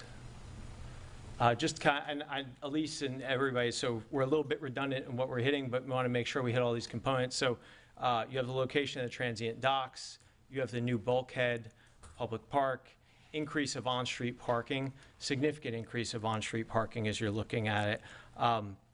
And all of these are at the cost of the developer. So they're not at the cost of the city in these cases. We also include replacement of existing seawall, including the existing seawall that is at the end of Corey Avenue sitting in the right-of-way. So that is not a city cost. Let me see here. Parking and loading, section 4.4A4, will meet or exceed the required parking per city standard. On the next slide here, you'll see that we have loading and unloading on every property, so off-site from, on-site from our perspective, off-site for you all with the right-of-way. So loading is not done in the right-of-way. You don't have trucks loading. There's actually a dedicated location. And so you can see all those here. You have auto turns shown here where the loading and unloading occurs. You have bike parking both in the garages as well as on public right-of-way. And you also have loading spaces shown designated within each of the buildings that we're talking about.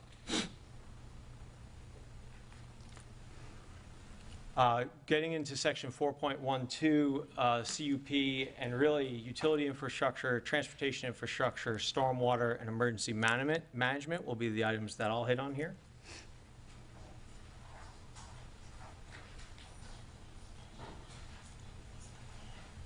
Right. And so as we're working through this process, I want to make sure that we're clear, and Elise had alluded to this before, that the impact here is not an unreasonable or disproportionately negative impact upon the adjacent or nearby properties. I think in some cases, actually, we're significantly improving what's happened or currently occurring. So I don't certainly think it's a benefit in many cases.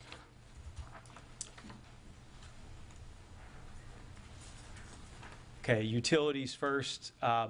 Sanitary sewer, potable water, solid waste, all currently meet concurrency estimates. Electric, gas, telecom services all have available services. Electric and telecom in particular have letters in hand. School concurrency, Pinellas County School Board has already confirmed there's more than adequate capacity in schools. Park impact fee will be paid per code, and in addition, the proposed development will also include the new park being constructed by the applicant at their sole expense.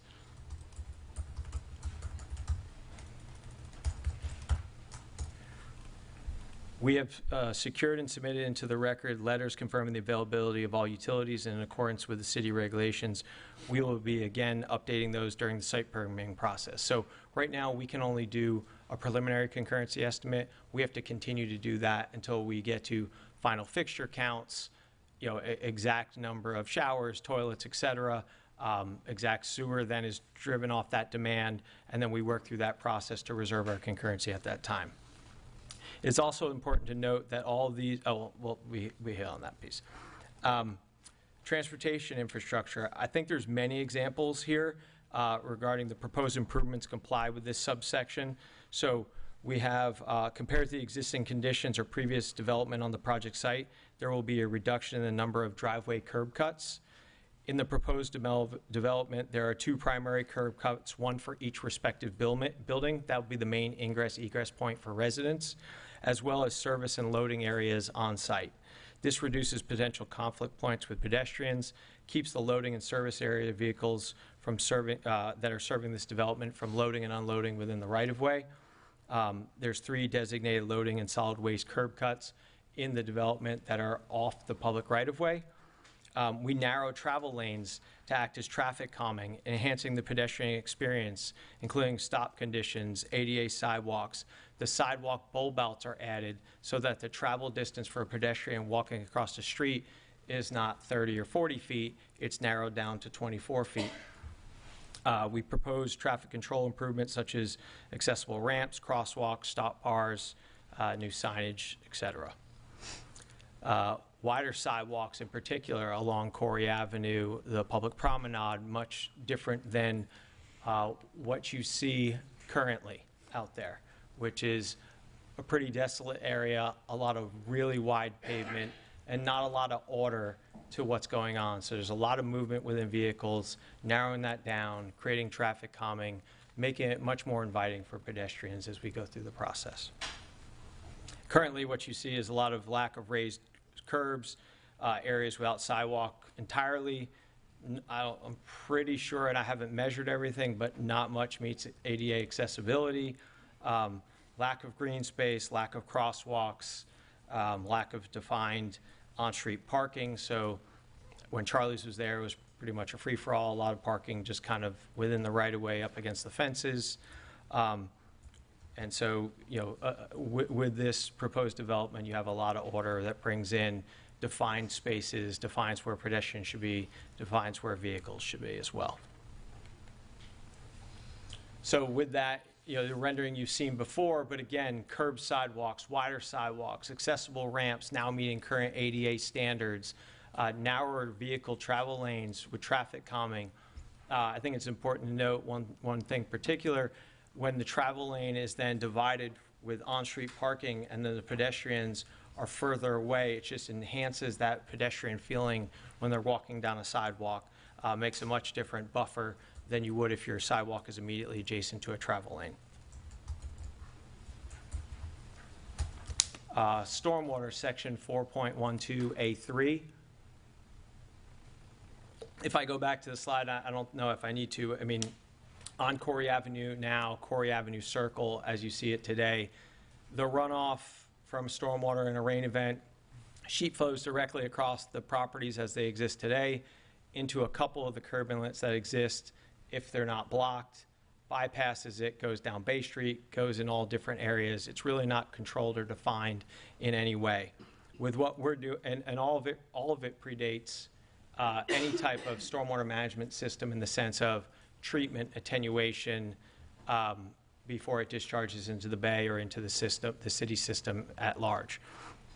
With this proposed stormwater system, you're talking about a significant improvement from the existing conditions. By collecting the stormwater, the majority of the stormwater within the right-of-way of Corey Avenue, the Circle, and Corey Circle will be collected in inlets. It'll actually be brought into our project site, into the stormwater vault system.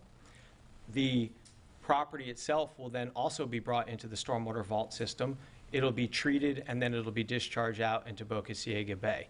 But with this new state stormwater regulations, the treatment and nutrient removal has been significantly enhanced. Currently, there's none, and it will be significantly enhanced from what it is today.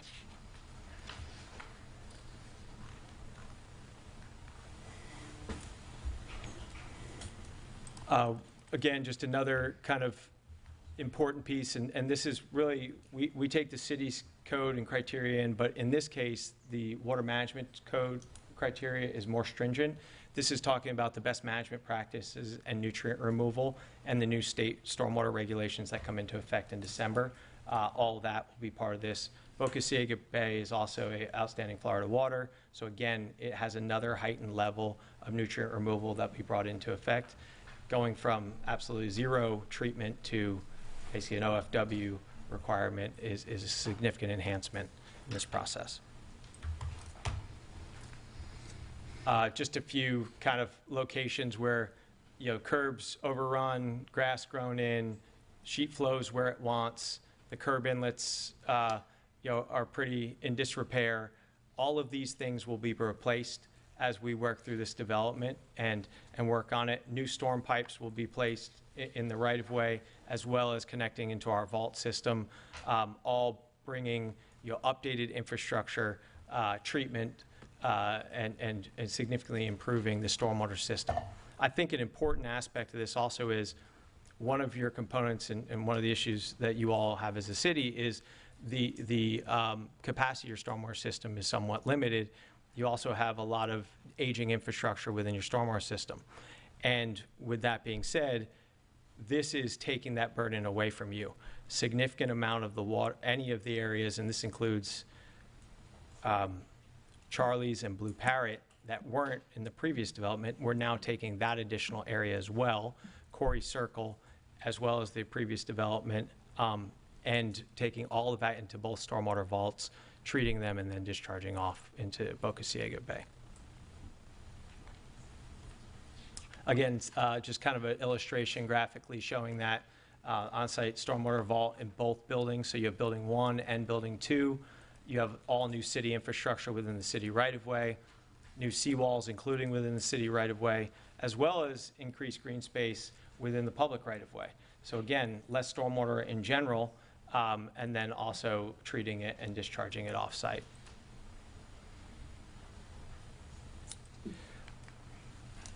I know we've been asked this question before, just kind of want to show you, it's just a schematic of the stormwater vault system, basically underneath the parking garage.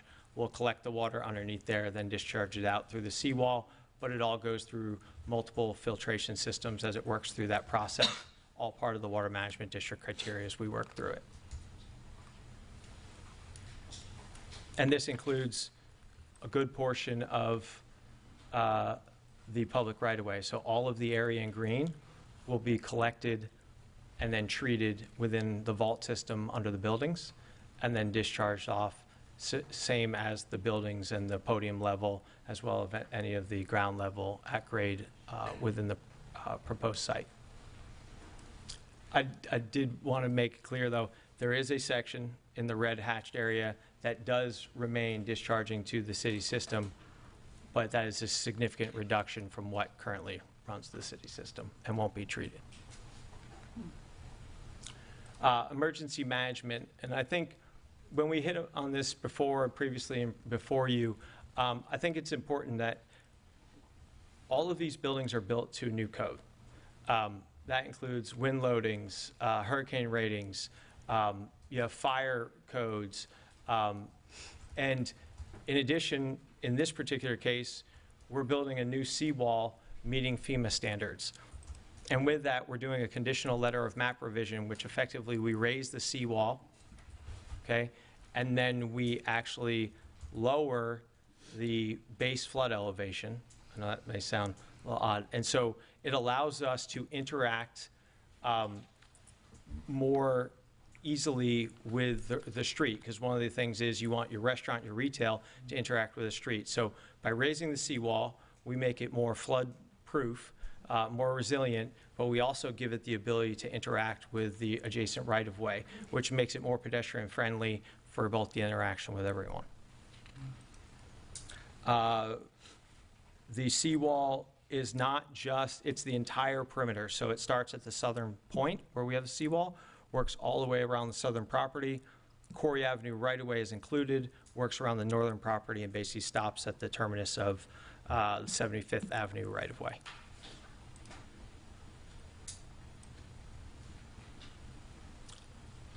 You know, I know we've talked about this a lot in the past. New construction is a form of resiliency. You have better flood control, you have better flood resistance, you have hardened structures that meet code, they meet the new wind loadings. In addition to this, we have FEMA rule limits, repairs, you have impacts tied to that. All of the residential levels, they're not, retail and restaurant are at the base flood elevation or the +1. The residences are above the podium. So they're even more flood resistant than even the restaurant and retail. So I think that's an important component to think about as well. And these have a direct effect on the recovery and how much the city has to interact with residents. Now if you're 10 or 20 feet above that sea level rise or that storm surge, makes a big difference as you come back and try to get recovery going, as well as city economics piece. I think this was something that Brandon had asked us to kind of touch base on. The FEMA letter of map revision. When we do a FEMA letter of map revision, we only do it for our property because we're only in control of our property. But I think there's a lot of indirect benefits here where we raise the seawall. If you were to have a storm surge that came in and wave action from the east, that seawall would trip waves and protect our property, but it would directly also protect any of the properties immediately to our west, if that makes sense. Because we don't necessarily show it in the map, but there is a direct benefit to those properties as well. And it's only because we don't actually own and control those properties. Another question that came from Brandon, and this is regarding some of the other permitting we have going on. So as we're doing the seawall, we have to go within 12 to 18 inches of the existing seawall. So the new seawall will be placed immediately in front or the water side of the seawall. And in doing so, we impact a couple of small mangroves. There's some invasive species we remove, but there's also a couple small mangroves that we remove. In doing so, one mangrove we remove, and the others are going to be basically tied back while we drive the sheets, and then they remain. But in doing so, the offset and the mitigation was we're removing a number of the boat ramps that are, they're very loosely called boat ramps, but they're the decades-old boat ramp that's probably poured in a number kind of makeshift concrete ramps. And we're removing those to restore the habitat waterward of the seawall, and that was the offset for removing that single mangrove. We went through the process with the Army Corps of Engineers, Water Management District, Pinellas County Water Navigation, as well as City of St. Pete Beach seawall building permit. That permit has since lapsed. The seawall building permit. Will be reapplying for that, but we were just waiting for the process to start over again. Pinellas County potable water usage. This is something that I think Brandon as well, we were trying to determine from your average sewer flow rates how you do potable water usage. They're not exactly equal. The systems are designed differently, but we did reach out to Steve Allen at Pinellas County as recent as yesterday. Again, this property has more than adequate, or excuse me, this area and the Pinellas County water system has more than adequate capacity to serve this property from a potable water perspective. We will continue to go through that process as we develop the building.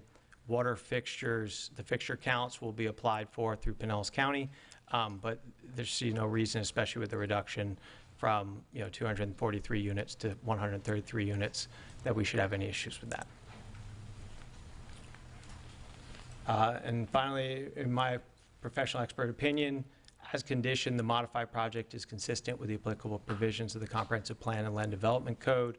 That is Section 4.4A2 and 4.4A4, Section 4.12A1, 4.12A2, 4.12A3, and 4.12A8.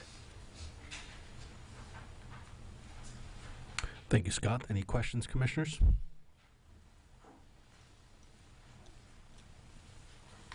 Thank you.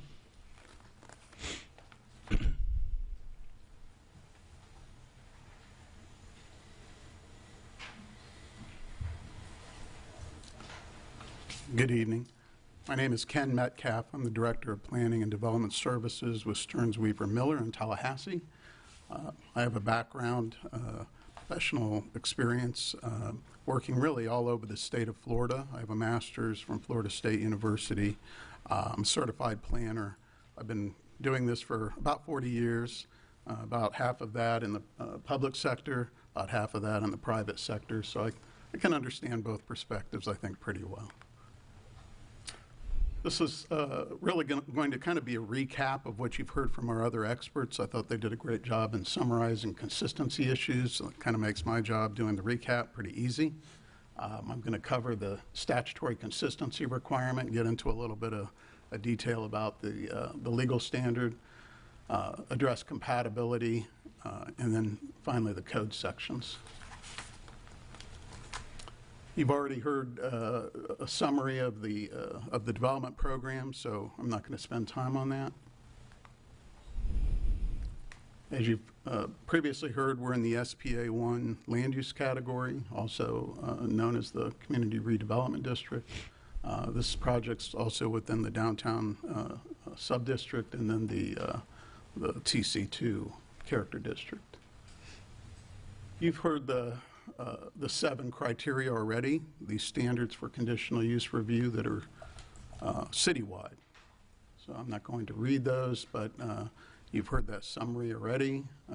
Comp plan consistency, compatibility, the transportation system, off-street parking, general public health, safety, and welfare, the financial technical capability of the applicant, and then finally whatever additional standards might apply that would be necessary to ensure consistency. So this is how the statute, section 163.3194, subsection 3A, addresses consistency of development orders. Key here is really that there's an emphasis on land uses, permitted uses, as well as the densities and intensities and other criteria that are enumerated by the local government in the comprehensive plan. The analysis you've already heard touches on all of those items on the right side of the screen. The permitted uses, including the residential and the commercial, are authorized by your comprehensive plan. The density, the intensity are all within the comprehensive plan thresholds. You've heard about the infrastructure capacity and so forth. These are some of the policies that we've divided out into the sort of the 3 categories of the SPA 1, the downtown redevelopment district policies, as well as the TC2 Quarry Circle district policies. The project's consistent with the roadway and multimodal design requirements. The shuttle would have an opportunity to use the roundabout to drop off people, pick up people.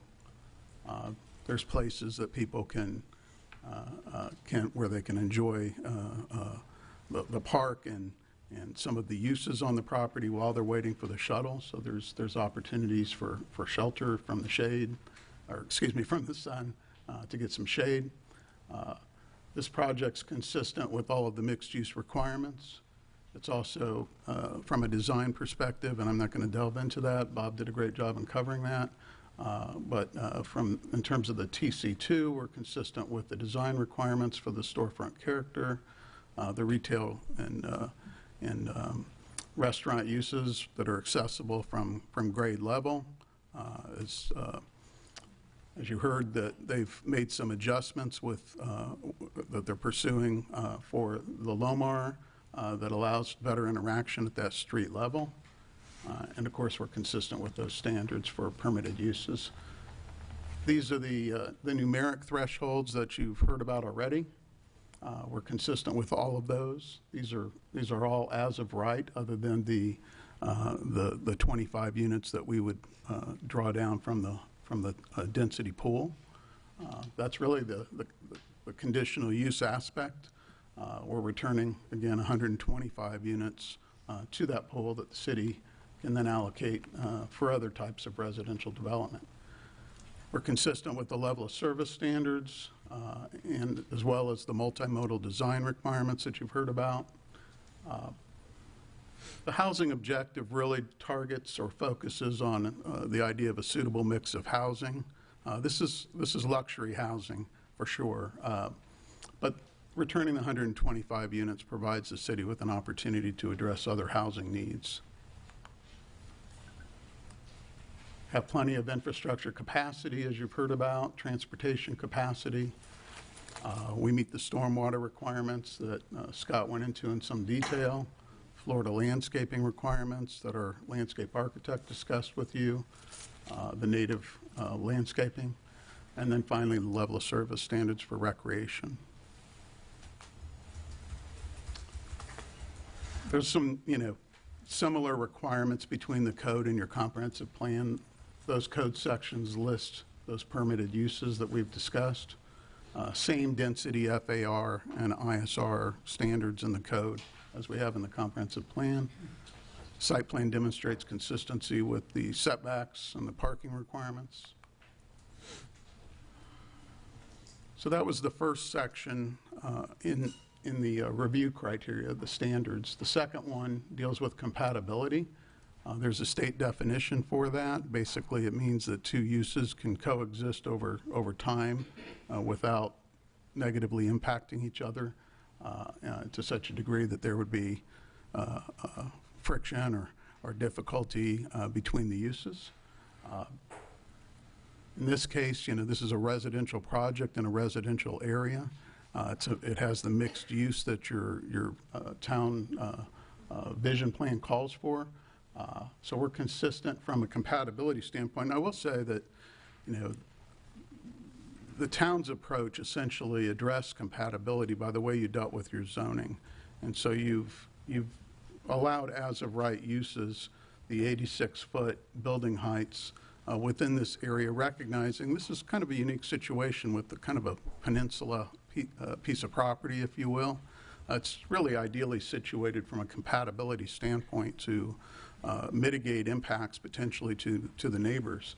One of the key, I think, design requirements is the idea that all of these activities are occurring toward the interior of the property. In other words, there's not a lot of activity that actually occurs out on the outside edge of the property, which is of course helpful.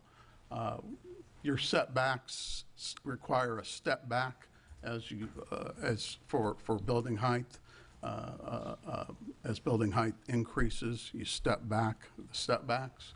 That's another compatibility strategy that the city itself has adopted. In terms of the commercial uses, we don't have the outdoor music that was in the previous project, the vested project. We don't have that. We did notice a comment from your planner discussing concern about rooftop recreational activities. I actually believe that it's better to have those elevated.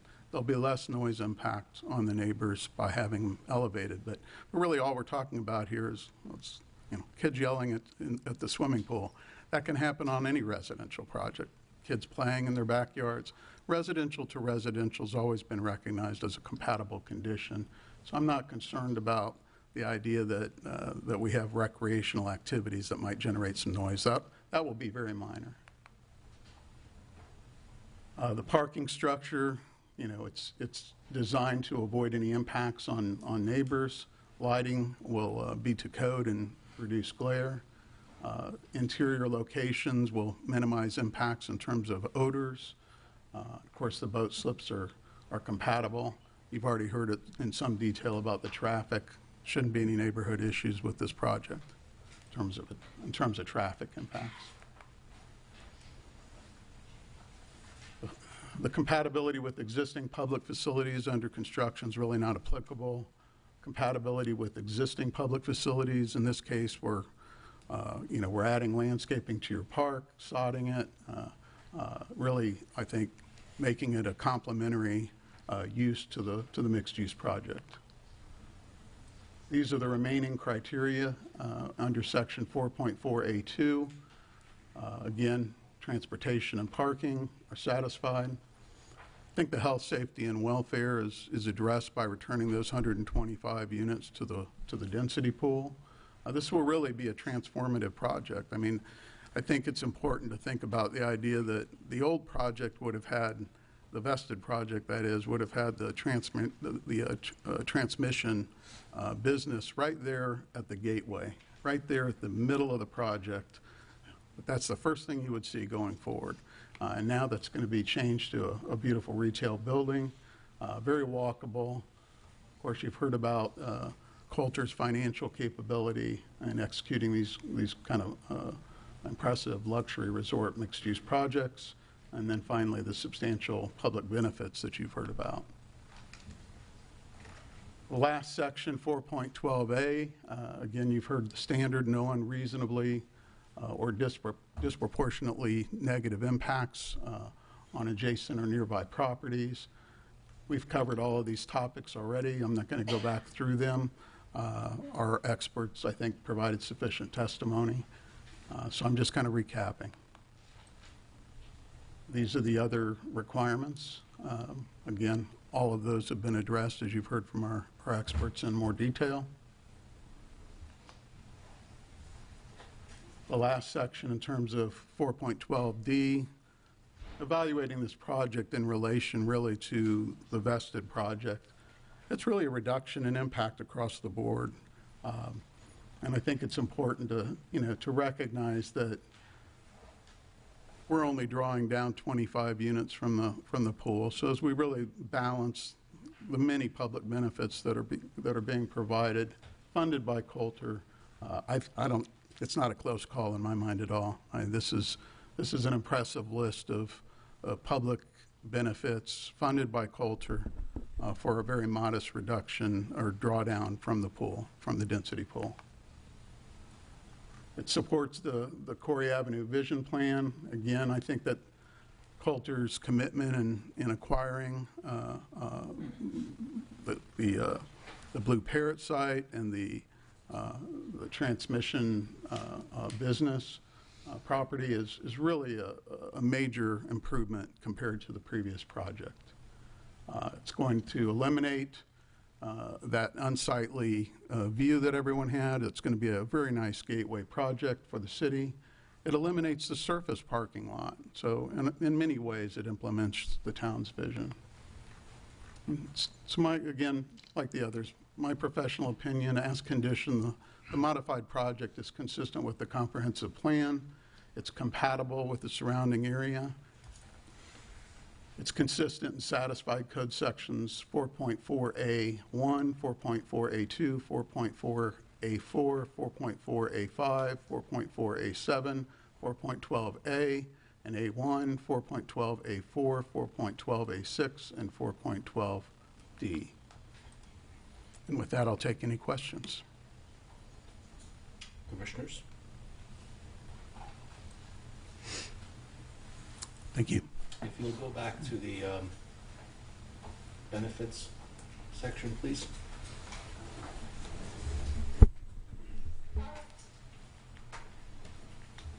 And I'll say this wasn't a complete list. I just hit on a few. Did I skip past it? Benefits.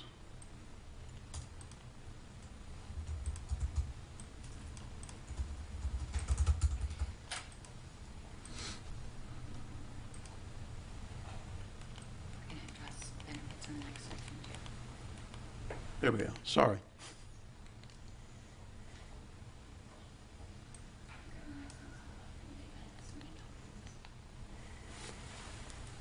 Okay. Apologize. So that's a partial list. I didn't try to go into every detail that our other experts covered. So as commissioners, we are the stewards of the city's assets. And I think unlike past commissions and where we've been in previous projects that we've looked at, I think the community realizes the value of what we have in the density pool. And so one of the things that we've been given a mandate by our residents in our community is to make sure that when we receive requests for allocations, that the community benefit in return is relatively proportional. And we had this conversation when we met with the owners of the project as well. And I made sure that we explained that to them and said, look, if you're going to be asking for a significant number, a 25% increase above what is by right, we're going to make sure that, the community is, in their emails to us and in their communication to us, they have reiterated this time and time and time again, especially the last 2 or 3 years. And so looking at your list of benefits, on one hand, I want to say to the developers, I appreciate the initial effort, but that is all that it is. It's an initial effort. Because many of the things that are on this list are things you're going to have to do anyway. And so you're not giving us anything extra above and beyond. There's not an additional community benefit. We already have on-street parking. We're going to have some nice stripes now. It's going to be a prettier on-street parking, no doubt. You're going to have to fix the seawall. Doesn't matter which project you build. Even if you didn't ask for the 25 units, you would still have to build a seawall. And so, whether we have this conversation now or a little bit further on, we're going to have to look at and see what community benefits we can bring to the table here in exchange for the allocation from the density pool. So, for example, your public docks, that's a reduction by 50%. We had 8, now we have 4.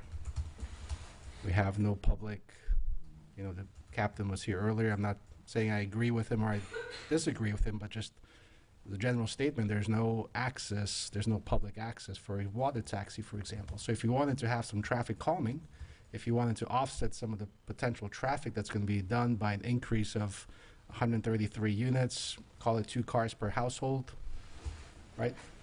Another option would be to have different transportation options. Now we've eliminated those options.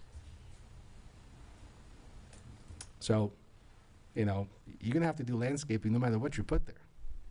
Well, we're exceeding code. I think that's important. Across the board, all of the testimony you've heard is that we're greatly exceeding the code on almost all these standards. Mm-hmm. Impervious surface, we're at 70%. That's code standard. But otherwise, we're exceeding code. Our project density is half of what the previous project was. Well, I'm not arguing with that. And in fact, I appreciate it very much. So on that end, again, I think, I can't speak for the other commissioners. For me, I look at it and say, how can I get, for me to get to a yes vote on this? Just one. That's going to, so for me, the criteria is, which is the mandate our residents and voters have given us, and me in particular, is to say, hey, here's something of value that they're asking for, that they're not entitled to. It's a conditional use, right? You're asking for something above and beyond what the entitlement is, which is fine. That is your right to do so, to ask those things. But it's also my responsibility as a steward of the city's assets to make sure that if you ask for something, I don't give it away for nothing. And that the community actually receives something of like value, of proportionate value. Understood. I will say this, and your own planner pointed this out in his analysis. If you take an objective measure, let's say the city of Tampa's standard for how they weigh public benefits, they take it as a percentage of the construction value of the project. Their standard's 10%. We came in over 20%. So when you try to apply some objective metrics, I don't think there's any question that this is a highly Run the math by me, please. So, and Brandon can address this as well, because he did the analysis, which I thought was very good on this point, which is the city of Tampa requires at least that the public benefits account for or calculate to at least 10%. Now, this is the city of Tampa standard. It's not your standard. But just to kind of give a comparison, their standard requires that the public benefit value, the calculated dollars spent on public benefit, equal at least 10% of the project construction cost. And in what this is the project case, construction cost? in this case, our benefits exceed 20% of the project cost. So what is the project construction cost? But if I may, the city of Tampa also gives you a 50% bonus increase with the provision for those payments. So it's very much not the kind of, we're talking 25%, you're talking 50% for 10% cost, so. Again, Counselor, I appreciate if you'd actually answer the question. The question is, run the math by us, please. Tell us what 20% of what's the starting number, what's the calculation? Should be I easy. think this came directly from Brandon's staff report. He's mentioned it. He said 20%. I would like to hear from him. How I you think he that- was taking this directly from staff's report. Yeah, I don't have those numbers committed to memory, but they are in the staff report. Does that include the ad valorem? If I may, we were just getting into the community benefits section. It might be helpful for us to go through that section and break down numbers and then sort of address these questions. It might streamline the conversation, if that's okay with you, Mr. Mayor. So is there a different section that we're going to revisit this again? No, I just have some slides with numbers that we were getting ready to prepare before the questions began at the end of our presentation. So this is going to be a different presentation by somebody else. No, this is me closing, talking about community benefits If and the you're going to address financial it, gain. That's fine by me. I think it might streamline the process if it's okay with this That would be great. commission.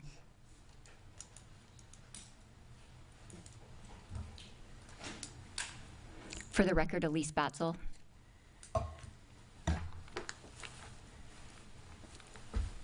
So there are 3 buckets of community benefits. There is site work at 0 cost to the city. There's improved utility and resiliency, and there's increased direct and indirect financial benefits to the city. We already talked about the site work, the reparation of the seawall at no cost to the city. For those of you who are not on council, in the prior CUP, there was an agreement being negotiated that the city would actually reimburse the developer for that cost. So as you look in your legal parameters today, when you have to look at the existing CUP versus the modified CUP today, that is an additional public benefit. Rebuilding streets, stormwaters, underground utilities, the promenade, transient boat slips, public park, public plaza, and on-street parking. All of these are site work at the cost of the developer. From a public use perspective, these public benefits directly increase the public's access to the water through the construction of the park, the construction of the plaza, the construction of the promenade along the north, which actually provides additional pedestrian connectivity between Bay Street and the water and the park to be constructed, and the construction of additional transient boat slips. But these newly developed public spaces also reactivate the end of Corey Avenue. That is not something that I can tell you what that costs, but I can tell you that that's a direct community benefit. By raising the site through the Lomer, you've already heard that properties beyond our project site, the project site includes both our property and the city property that we're improving, but those properties beyond that get a benefit and are more resilient. And by undergrounding all of the utilities, we didn't touch on this very, very much, but people beyond the scope of the project site also receive that benefit. Again, not a dollar benefit that we can put pen to paper on, but definitely a benefit. And perhaps most importantly is the return of the 125 residential units to the density pool. You know, this isn't a brand new CUP where we are asking for 24 units from by right TC2 property. We are retaining 25 units and returning 125 units to the pool for the use of the city. So I know many of you have questions about the numbers. I'm going to call Steve Barber up here to help me through this because he put a lot of this together from a development perspective. The seawall repair, obviously estimation of $875,000. Public parking, that's the increase that you see from 460 to over $1 million for the additional public parking spaces that will be constructed as part of this modified CUP. The promenade is a new feature which will cost approximately $470,000. The park, the existing CUP, you have to add really the promenade and the park together because they're really one item under the old CUP. And the plaza, that's a $716,000 improvement that is public space, which will include public art, which is not on here, and undergrounding the utilities. So someone asked, I think I saw someone question, what's the 3.5 compared to the 1.5? The 1.5 is what this community will receive from ad valorem tax revenues, from impact fees. Again, the impact fees for the park, for example, we're providing a park, but we're still paying a fee. So all of those things go into your collective buckets of public benefits that we believe far support allowing 24 units to stay allocated towards this less intense and less dense project. So just really quickly, if there was no CUP at all, and that's not going to happen until 2030, but Brandon put in his report, no CUP, that's a difference, a negative of $4.7 million that this community would not receive. The existing CUP, we're providing less density, less impact, more public benefits, and over $2.4 million of direct financial benefit to the city for 24 units. So with that, we'll answer questions about the financial and community and public benefits. I'm sorry, I've been doing that. 25 for the record. Commissioners? Commissioner Maldonado? Thank you. So yes, this project potentially offers a substantial number of community benefits that you've mentioned, the seawall repair, parking, 11,500 square feet of retail space and restaurants, a promenade, a park, underground utilities, boat slips, etc. What I failed to see in any conversation or any documentation is any direct compensation for the sanitary sewer collection system, approximately 1.5 miles from your development to the connection point over at Pump Station 1. Can you speak to that?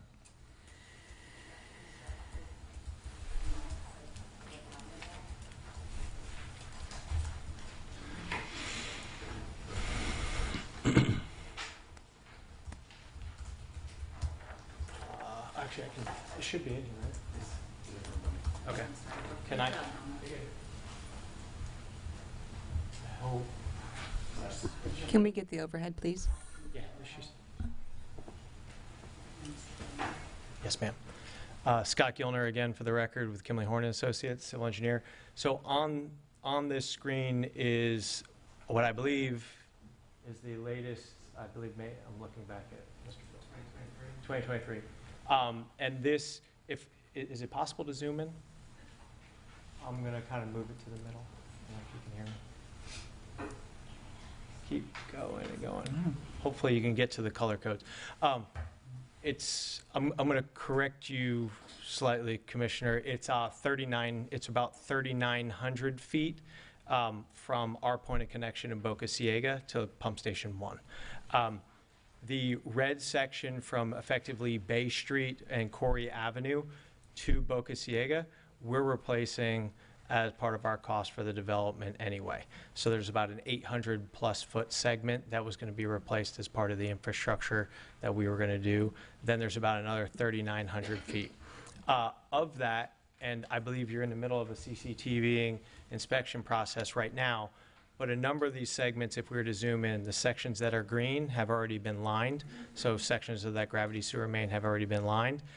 The manholes, if you get in, there's colors, certain ones have already been lined, and I believe other ones have already been inspected and did not have an issue. Now, that's from 2023. Understanding that you're going to have a new CCTV inspection that's ongoing right now. I think the developer has looked at this. We've seen some of the resident comments. And at this point, I believe they're willing to offer up to $250,000 as part of this process to find sections that either need to be lined, repaired. There's point repairs that might come along. But until we get the results of that new CCTV, it won't be fully known. But this segment is, there's a lot of it that actually has been, evaluated already in the last couple of years. Does that answer your question? Partially. Okay. Next part? Yeah, no, I mean, I guess part of that is going to come down to a development agreement at some point, and we'll get there when we get there, but it's a conversation to be continued. I mean, obviously it is first and foremost. I mean, we're essentially being asked to allow you to tap into a broken system and to put that responsibility on the citizens and residents of St. Pete Beach. I want to, Lisa's going to hit on a second, but I want to make sure there's a clear distinction. The capacity you have is in the system. You have adequate capacity. You have an aging infrastructure problem. They're two different things, and the constant repair and upkeep they have to do on an annual basis as you go forward, that exists. I think Elise will get into the legal aspects of that piece. Yeah, I understand that. Thank you. Commissioner, just so that you know, the development agreement would have been here tonight. The applicant has been asked at TRC and on several other occasions to provide a development agreement, and they have so far not wanted to do that. So there We will have- not be one. And that's one of my future time unless concerns. We send it back to them for a development agreement. So we have many times in the city of St. Pete Beach added conditions requiring financial contributions to the CUP condition. I think that type of condition could be added here tonight to the conditions that we've proposed.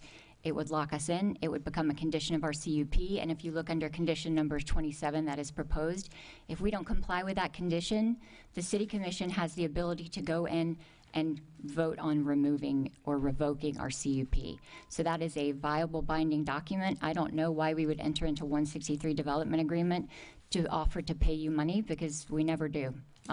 If we were asking for something like trade winds, where we have entered into a development agreement, where we ask for something like 20 years so the CUP stayed around to phase the development, that's when you enter into a development agreement.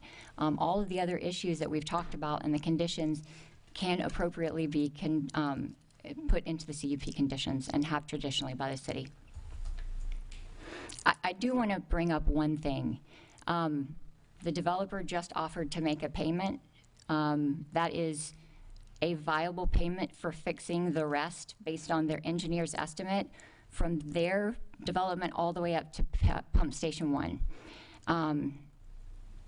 There's a long line of case law, and Ralph can talk to you about this, but that basically says that fees, whatever you call them, payments, fees, they are not allowed to be used for certain purposes.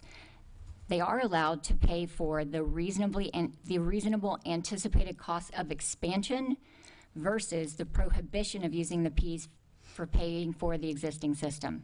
That is Florida law today.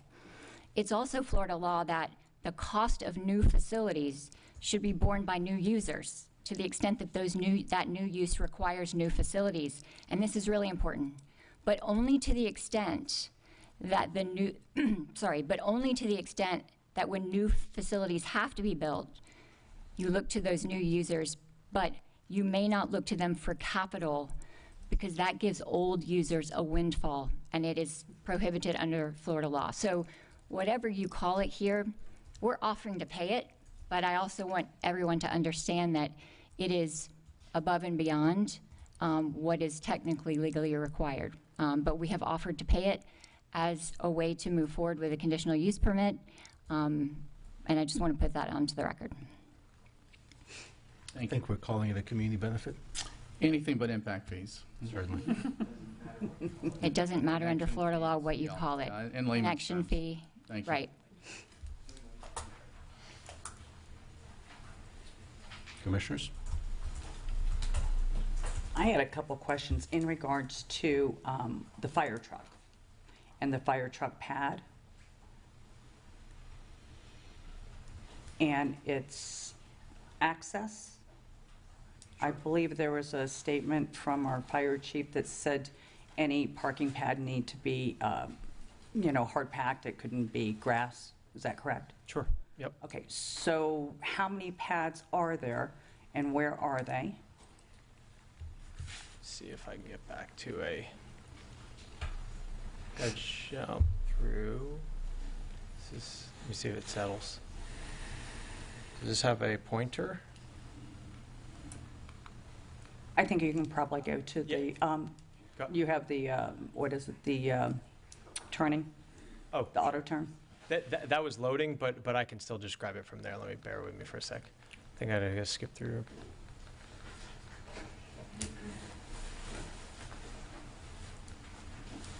This might actually be good.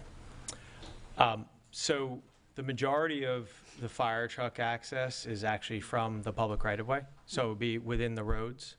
There are 2 areas where we would pull up a fire truck, and it's shorter than a distance of 150 feet, which does not require a turnaround or a cul-de-sac. So if it's 100 feet or up to 150 feet, the truck can pull in and it can back out. So that happens in 2 locations. It happens on the very southern boundary of the entire project, where it pulls in on the side of the building, and then the hose pole is 450 feet or less around the back side of building 1. So that's a hose pole, okay. That's a hose pole. The second one is as you pull into the circle and you see the right-hand sidewalk, immediately to the inside of that, So that's on the residence, in the residence park? that would be in the residence park. It's in the park? Correct. And that fire truck is used specifically for who?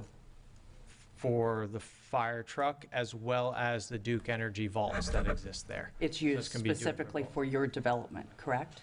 for both. It's going to be for emergency service within the park as well as the building itself. But there's going to be no, as far as for 400 pull, he could be somewhere else and still reach it. I'm just saying, you're asking residents to give up a portion of their park for something that. Well, I don't think we are, because we're going to, well, I don't think we are, because we're going to do it over the sidewalk, where the sidewalk's widened and thickened, and then they're going to be able to pull in on that. Okay, because that's showing that it's actually in the grass area. There's no other photo I understand, but we can certainly adjust that to where it is, and we actually had to after talking with Kelly at TRC. So that would be on the private property No, side? it would be on the sidewalk. The sidewalk would just do double duty. It would be able to load a fire truck and also be walked on, rather than have to just be a fire truck or reinforced grass next to it. The concern was, from my understanding, that Kelly did not want to have to deal with grass or it get damaged and have to repair it. So they wanted a hard, impervious surface. So then we decided to say, okay, well, why not widen the sidewalk, make it wide enough, make it be able to handle the fire truck access, which is what we were going to do. So is it widened on both sides to make it even? Because I don't see it on here, and I'm just We would make it symmetrical. Yes. So we're losing grass in that area, and now it's going to be cement, correct? Or walkway? So we did work with Kelly, and I think we offered various alternatives to cement, but she said she wanted cement. But there are other alternatives, and we'd like the opportunity during the site plan process to explore those with her. Coulter in particular has used a lot of those on other developments, and we think it would be aesthetically more pleasing. It would allow it not to be concrete, but again, assuming the CUP is approved and we move to site plan approval, we absolutely would like to work on that with Kelly to see if there's some alternative. And what portion of maintenance are you all providing for that park, or the parks? Well, we are putting all of the park in, but we are not going to perform maintenance on the grass or the trees within the park. We talked at length with the city manager about this, and it's probably a good time to talk about that. This development, unlike an apartment complex, is going to be owned by a group of homeowners, a group of condo owners when turnover occurs. And the problem would be getting insurance for that kind of liability for a homeowners association. You basically have a public park where, let's say, for example, the public is holding events, the public you do fireworks there, you do all kinds of things. You have a big event, and the next day, there's a hole there and someone breaks their leg, and we're in charge of maintenance, and we're responsible for that. And there are limitations on what homeowners associations can get insured off-site for property that they don't own. And it's also a liability that I don't know that I would want to take on as a homeowner, knowing that anything that happened on a city property from a maintenance perspective and anything that could lead to would be my responsibility. So We've worked with Francis. We've tried to come up with a number of conditions for value engineering certain things. We've even talked about a different kind of grass going in that might be more low maintenance. It would cost more up front for us, but it would be lower maintenance for the city moving forward. So we would like to, we're happy to continue that dialogue, but we did think a lot about that. Speaking of ownership, who owns the retail or the commercial space? So the developer will own the shell, and they will lease it out. Then at some point in time, either the freestanding building might be sold to a third party. The shells may be continued to be leased by the homeowners association. I mean, that's all to be determined depending on what happens with the market and which kind of tenants come in. What is what type of guarantee do we have of occupancy in those?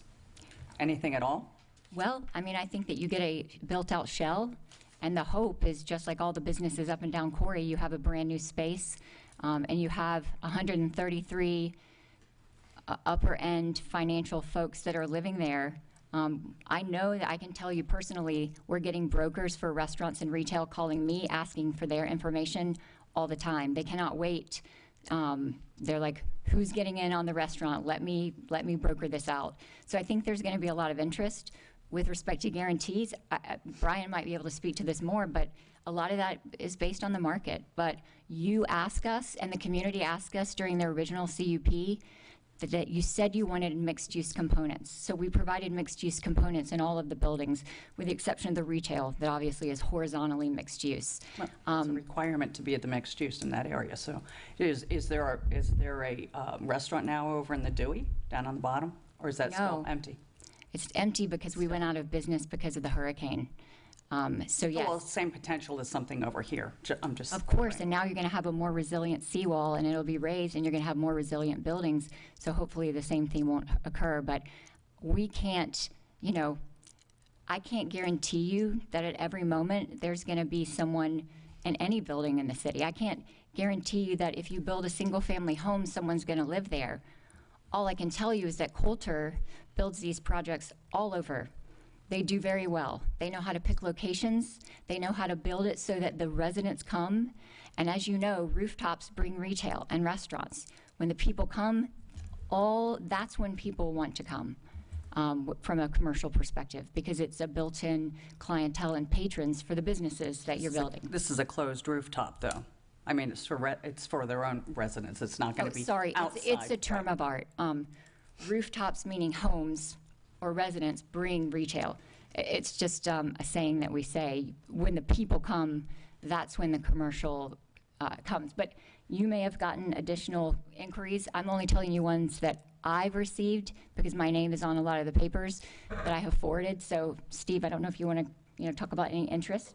And that north building is it 500 or 540 square feet? Because I see two different dimensions on that for, to meet that multi-use requirement. I would have to ask the architect that. I don't remember where we landed on that.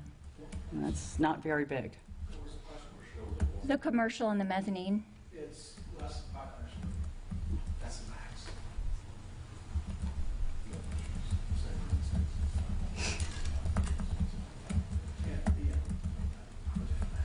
What considerations have you given to the adjacent streets as far as ingress and egress, delivery trucks, things to that effect? Yeah, let me grab the conditions.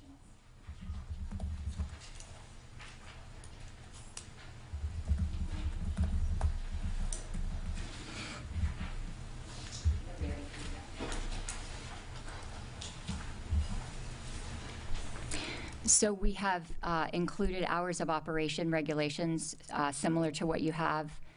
We also, with respect to the residents down Bay Street, we worked at length with the staff and the city attorney to put conditions in that protect from a construction vehicle standpoint.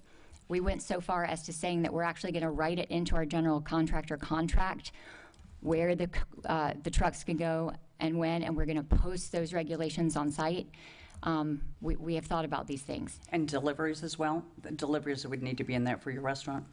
Yeah, so deliveries, I don't know where, I mean, there are specific loading zones for the deliveries that they have to use on site, but I'm not as familiar with the location of the delivery zones as. I'm not really talking about the delivery of that. I'm talking about the ingress and egress to them, utilizing the adjacent streets, specifically Gulf Winds, specifically Bay Street, 71st, 72nd. Those are purely residential streets. Typically, your deliveries are going to get in and out as quickly as they can, so they're going to use the main streets. Those are, for your community, those are the kind of the main streets. I understand that Gulf Winds is a cut-through, but if they're coming over Pasadena, for example, and dropping off a delivery, and they're going to turn around and go off, You can't guarantee where they're going to come Is from there and which something way that they're you'd going to like us to consider? Well, yeah, I would like to consider some sort of traffic calming on Gulf Winds and also on Bay Street, because those are the two most affected streets that are going to get hit. So remember, we're talking about a 500 square foot commercial space, a 4,500 square foot restaurant. We're talking too about your residents as well, and them as well. Anybody going south is not going to go up Quarry Avenue here. They're not going to go up they're going to cut down 73rd, 72nd, 71st. So Becca can probably respond to this as well, but all of those deliveries that you're talking about to the residents are included in the trip generation numbers in her traffic study. So it assumes deliveries for commercial. It assumes all of those. So those numbers are built in.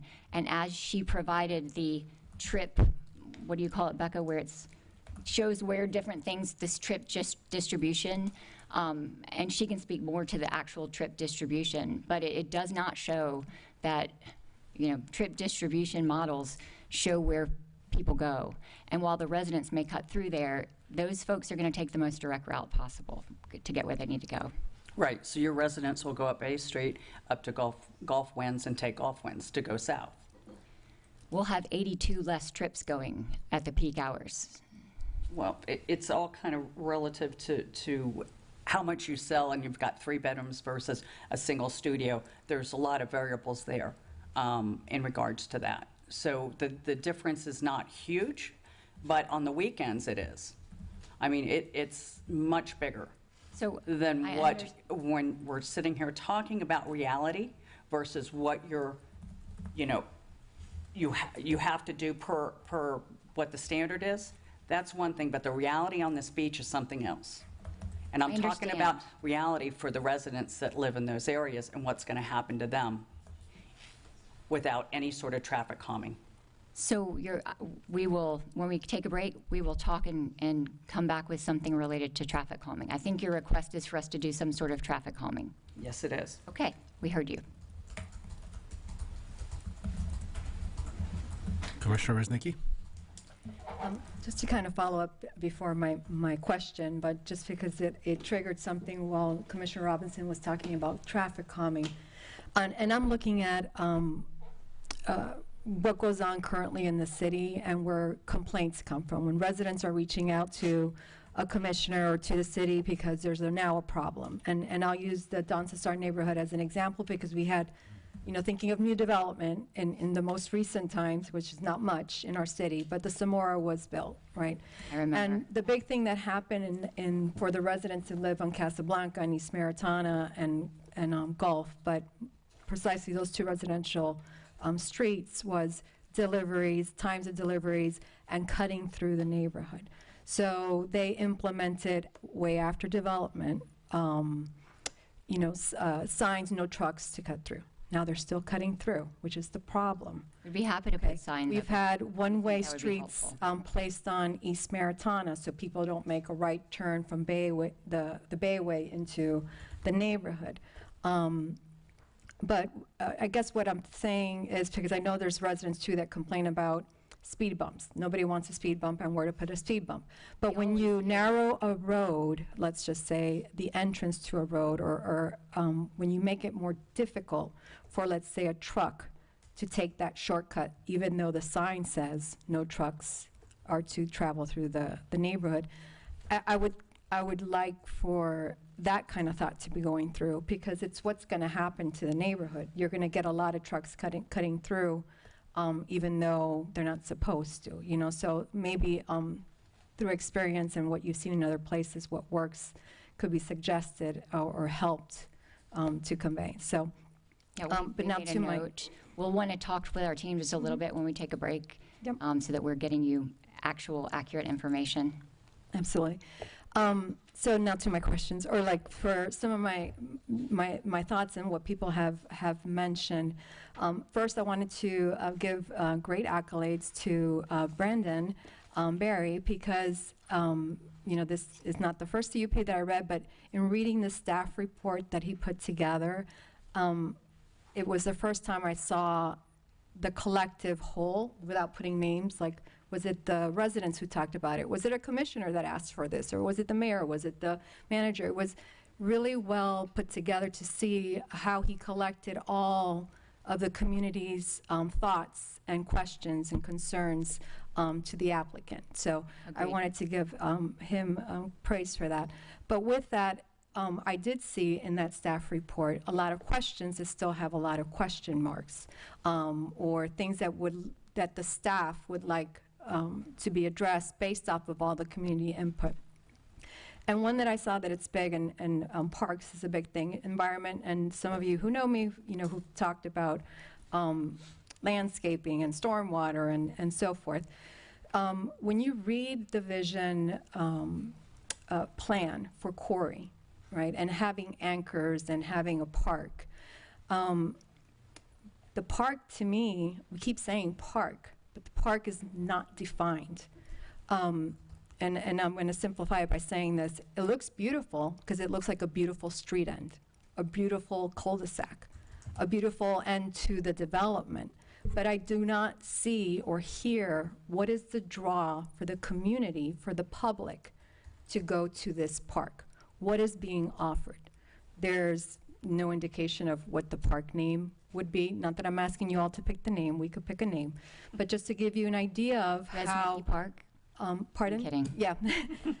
I'm not sure, is this for just to walk, maybe walk, or hopefully, and let me go through all my thought process. Is it for maybe 4 boats to park there? Maybe. Because it is close, and I'll ask a couple of questions on where those docks are, but the seawall is just, still an end to nowhere, right? It just stops. But is it supposed to be a sitting area to watch the sunrise or the moonrise, in the evening? Because there's nowhere to sit, right? There's a lot of, I would say, grass, palm trees, but who would want to sit or stand in the sun during the day? There's no draw. It's not saying, hey, come and kayak over here, bring your paddleboard. We have a dock where you could access the water. I don't see, when you look at in our packet, you could see the vision plan and you see what do those bike racks look like, right?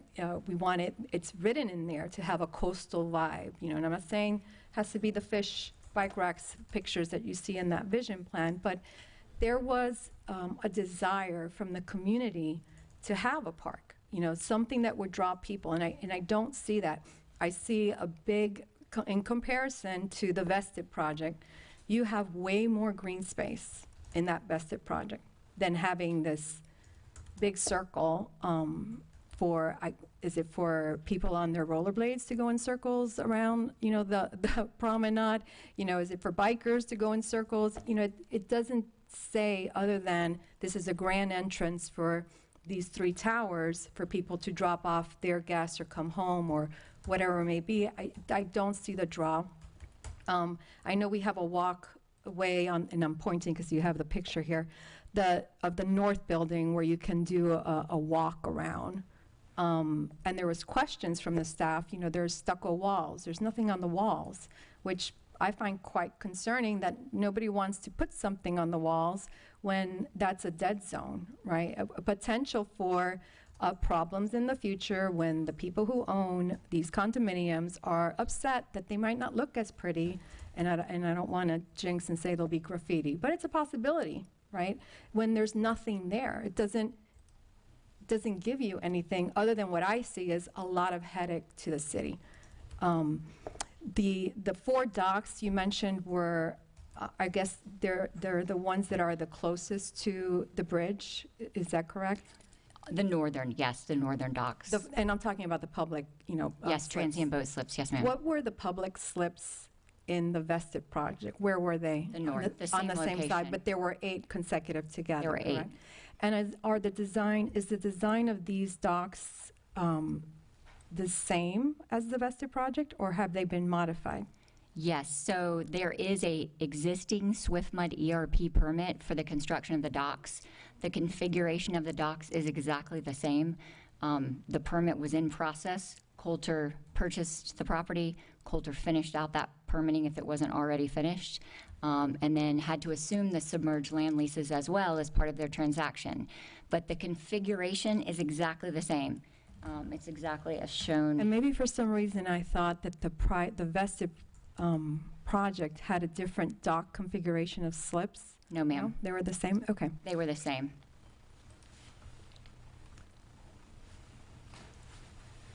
Okay, so those are identical to the vested project. Yes, they're identical. This is the new picture, but okay, so they're the same. Again, the park is the central. And looking at the picture, you've got the 4 public slips, the furthest from the park, the furthest from, I guess, parking, right? Because if you're going to the park, you're going all the way to the public parking lot. Again, I don't see like the draw, like how would anybody know that you can park there? Are people going to fish off of a seawall, which will happen, again, my thing is I don't see what is this park about? Was it designed with the staff in mind, what the vision plan said, like we want to offer a place to walk and exercise, a place to bike and ride, what is it doing? Is it a place to fish? Is there going to be a dock? Is there going to be kayaking? Like, what is this park offering, for the community? So the park was not a developer, it was not instituted by the developer originally. This was a request by the city and the city manager at the time of the existing CUP. Clearly, we think it's a benefit, but if you do not want the park, we can all obviously look at alternatives, but the park itself. No, I want the park. I know Commissioner Marriott has talked a lot about the market and the fact that there's not enough parking when everybody comes down for is it Sunday market? Whatever your market is, I haven't been, but I should come. I think there are things that draw you to Corey Avenue, and there will be things that continue to draw you, but this is a city park, so the programming and the vision is really the city's. It's your vision, and it's the city manager's vision. We were asked, and we said we would provide you with a park that you could own. It's your property, you own it. So the programming is really up to the city, and it would be whatever vision you have now or whatever vision you had in the vision plan. If the commission says, we want to see some more benches along, the water, we can add benches along the water, but the prior city manager was very clear that you wanted a park and that your Parks and Rec director would program that park. And so we have been working under that assumption to provide, the big cost of establishing a park is digging up all the asphalt, repairing the seawall, filling, providing the grass, providing the trees. With respect to programming, I think that would be up to the city. Okay, then I would caution, I don't want to say caution, I definitely want a park, but I don't see the vision of the park. And the way that this is designed will limit what we can possibly envision in the future. So would it cost the city to say, hey, we don't want that roundabout? So it's interesting that you say that. I think part of it is because we have added property. So before, you had 2 pieces of property and you had a park right in between it, right? Now we've added in Charlie's and Blue Parrot, and the city attorney has said that we cannot vacate that right-of-way, and so we have a lot of concrete leading into the park, and so we have added sidewalks, we've added public parking, we've tried to, bring some placemaking to draw people into that park.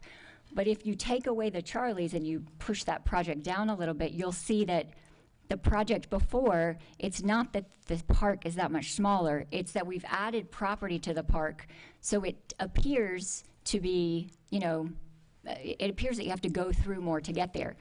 Before, you had to go through Charlie's transmission shop with all the cars around. And I think this is definitely more inviting and draws you in far more than the existing CUP did with the existence of Charlie's and all of those cars. And so, you know, the roundabout is very important too, since we're maintaining that right-of-way from a transportation perspective and a pedestrian perspective. If people are going down and walking down Bay and they want to walk in the park and they want to walk around, that's one of the reasons that we added the public promenade, and we worked with the city attorney and staff on that public promenade. We haven't gotten to the conditions yet, but there are a number of conditions that talk about what is that going to look like. We have to put benches. We're putting pretty little things along the way. There's no blank walls. There's going to be extra landscaping. And we can have our architect talk through that because he really had the vision for how that public promenade is actually going to look. And we have tried to take that and distill it down into conditions with the city. We worked with Brandon on working on those types of conditions. Like, for example, you have to have the pavement has to be broken up every so often and to make it pretty and an attractive place to be. The other thing I want to comment on was your comment about owning the property and it sort of going into, you know, in bad hands. The property, that northern building and the public promenade, there's an important distinction here. The building and the promenade are owned and will continue to be owned by the applicant and the homeowners. We are granting a perpetual public access easement over that property, but this is not city property that will just go to graffiti. This is going to be part of that development, and so those owners, I would assume, would maintain that. That is their home. And so there's that extra layer of guarantee that you have that, hey, I want to take care of my home, and these owners will also want to take care of their home as well. The same could be said as far as the park itself taking care of that, because you're going to have homeowners that have dogs and children that want to park.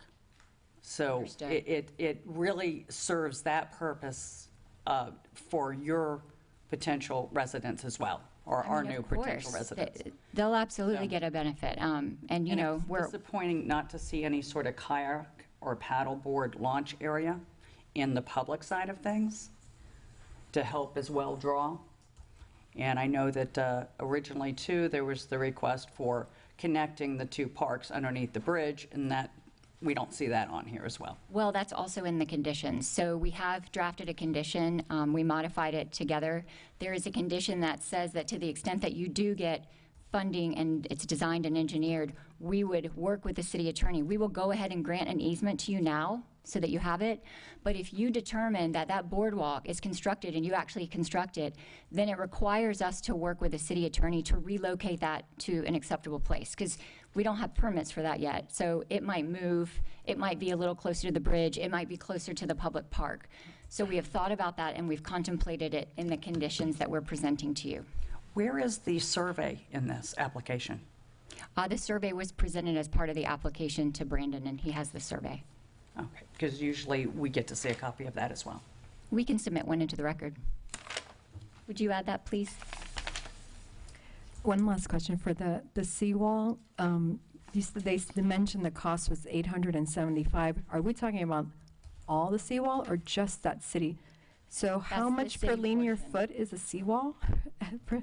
Because, I mean, who are you using? Steve Barber with KT Corey Ave LLC. I'll clarify that for you, Commissioner. So the $875,000 was originally contemplated to be the 100 linear feet that's at the end of the park and the approximately 400 feet that's along the north promenade. So that explains the discrepancy in Brandon's number and our figure. Since that time, we've actually gotten firm pricing on the seawall from 4 different subcontractors. That was way understated. The cost of that seawall is about $3,500 a linear foot. So the 100 feet at the end of the park is about $350,000, and the 400 feet along the north promenade is like $1.25 million, thereabouts. So it's a combined probably $1.6 million. So in reality, our valuation of that component of the public benefit was understated. Is there a difference in a commercial, and I'm going to call it commercial seawall versus a resident putting up their seawall at home at I a mean, this NAB? is technically a commercial seawall, but it's not designed for large vessels. This is designed for its intended use. I just see it as a real high price for 100 It linear is. feet. It is. Nothing is cheap anymore. Yeah, well, in comparison to homes, I mean, and I know only because I've been trying to get pricing, there's nothing over 700 a linear foot for a resident. So that's why I'm a little off on that. Like, what's the difference? So Scott Gilner again for the record. So it's based on basically face of wall. It's the simplest way to describe it. So when you have a 8-foot tall wall and the mud line is 2-3 feet below grade, you roughly, or below water line, I'll say, is just 10, 11 feet. But it has to go 2/3 down into the mud line, give or take. So you have a 30-foot sheet pile, whereas if you have, a 6-foot wall and maybe mud line right at, high tide, now you're only talking about 18-foot sheet. So it's really, one, it's based on exposed face. That's one piece. And the second part is at the end of Corey Avenue, you probably have the most expensive piece of wall. And the reason is the Duke Energy duct bank comes underneath it. It has to be driven the deepest because of the face, and you also have to have a section that opens up to allow that duct bank to continue. So it's called a whale tail, and they basically drive on either side, and then they have a shorter section that basically goes above it. So there's kind of a window within the seawall that's designed. So it's probably the most complex section of seawall as well. So it is, and we can, I don't know if you want to really know who we talked to, but we talked to several reputable seawall contractors, and it is expensive, and it continues to get expensive.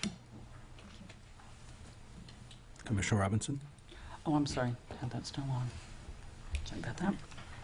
Commissioner Marietta Maldonado? Questions before we move to audience comments? Now's your time. I have just a couple of comments. I think that I think that there are definitely some significant community benefits that are coming along with this project. I agree with Commissioner Robinson and Commissioner Ruznicki that a little bit more public access to water use would be a really nice thing. I think I was excited for a minute because I saw that there was a kayak dock, and then I realized it was only on the section of the boat dock that was only for the residents. And so, I think something like that would be even an additional benefit. There's so few places in the city where you can access the water, from the bay side, not from the beach side. And so, I appreciate the offer of an additional contribution to the sewer system. I would like to hear from staff about what they think about the dollar figure. And we can also provide, Scott actually went through to try to price to see what's already been lined, what are the estimate costs as of today. And so I just mentioned that it might be very helpful if we shared that with you, and then Brandon can share the information, and you can see that that's actually, a reasonable amount to finish the work between our project and the Pump Station 1. Obviously, a developer with a pro forma can't write a blank check, so that's why there'd be need to be some not to exceed number. Yeah, because they have to go back and tell their folks. Right. If we're able to, through permitting, to turn one of the train steps into a kayak launch, we're fine with that. I just don't know if we're able to without permitting. If we can do it under our permitting, we're happy to do that. Thank you. I don't know if you heard that, but we would seek to, go through our permit and amend the permit to add a kayak launch there on the northern portion, turn it and reconfigure it, and we can work with staff on that. Counselor, that is not what he said. Pardon? That is not what he said. He said to convert one, not to add one. I'm sorry, you convert the slip to add a kayak launch, not add a dock, but add the kayak launch to the dock, because the kayak launch actually is part of the dock structure. Yeah, if we're allowed to, Brian Van Slyke, if we're allowed to, under our permit, for the record, if we're allowed to, under our permit, I can't speak to the permit, but if we're able to do that for the permit, we'd be happy to offer that. Absolutely. And could I ask, instead of converting or adding to that slip, couldn't we have it at the end? Like, because the same kind of floating, we have a floating dock system over at McKinney Park. If I may, that's a completely different permit. One, it's not our property, it's the city's property, so the city would have to permit. That'd be a completely different permit. So I'm talking about, right, we talked about the 39 slips already permitted. Right. So if we're able to convert, we've offered the 4 transient slips. If we're able to convert that and add that kayak launch within, which I would think we should, but again, I can't speak for the state and all the permitting agencies. If we're allowed to do that, great. If the city wanted to pursue additional dockage at the end of their property, that's obviously the city's purview, 100%, but that's not something we can do. Just to make sure that I understand what you're saying, your concern is that you currently have a permit in hand already. Yes, sir. You're concerned that any modification to that permit may or may not be possible. Is that what you? Correct. I don't know. It logically would seem possible, but I don't want to offer that it's possible without going through the appropriate agencies. But if we're able to do that, we will definitely pursue that. That makes sense. Thank you. Thank you. Thank you. And I think that we could offer a condition that says that we will, we will apply for and use good faith efforts to secure, the modification of the permit to permit the kayak launch from the appropriate local governmental authorities, something to that effect. Commissioner Robinson? Is there parking allocated for employees for the restaurant, the commercial, et cetera? Where is that? I'm sorry. I want to go back and add a clarification with the docs, just real quick. Kevin Reale for the record. The reason that it's so limited to expand, it's not just a city property, but those docks are permitted on leased property that's got a legal description. I mean, we are totally bound to that area, and so I think that's what they're trying to say, but there's a reason behind it. We're stuck by the confines of that lease. Good point. Good point. So that's, but a kayak launch is not very big, so there may be sufficient space to do that.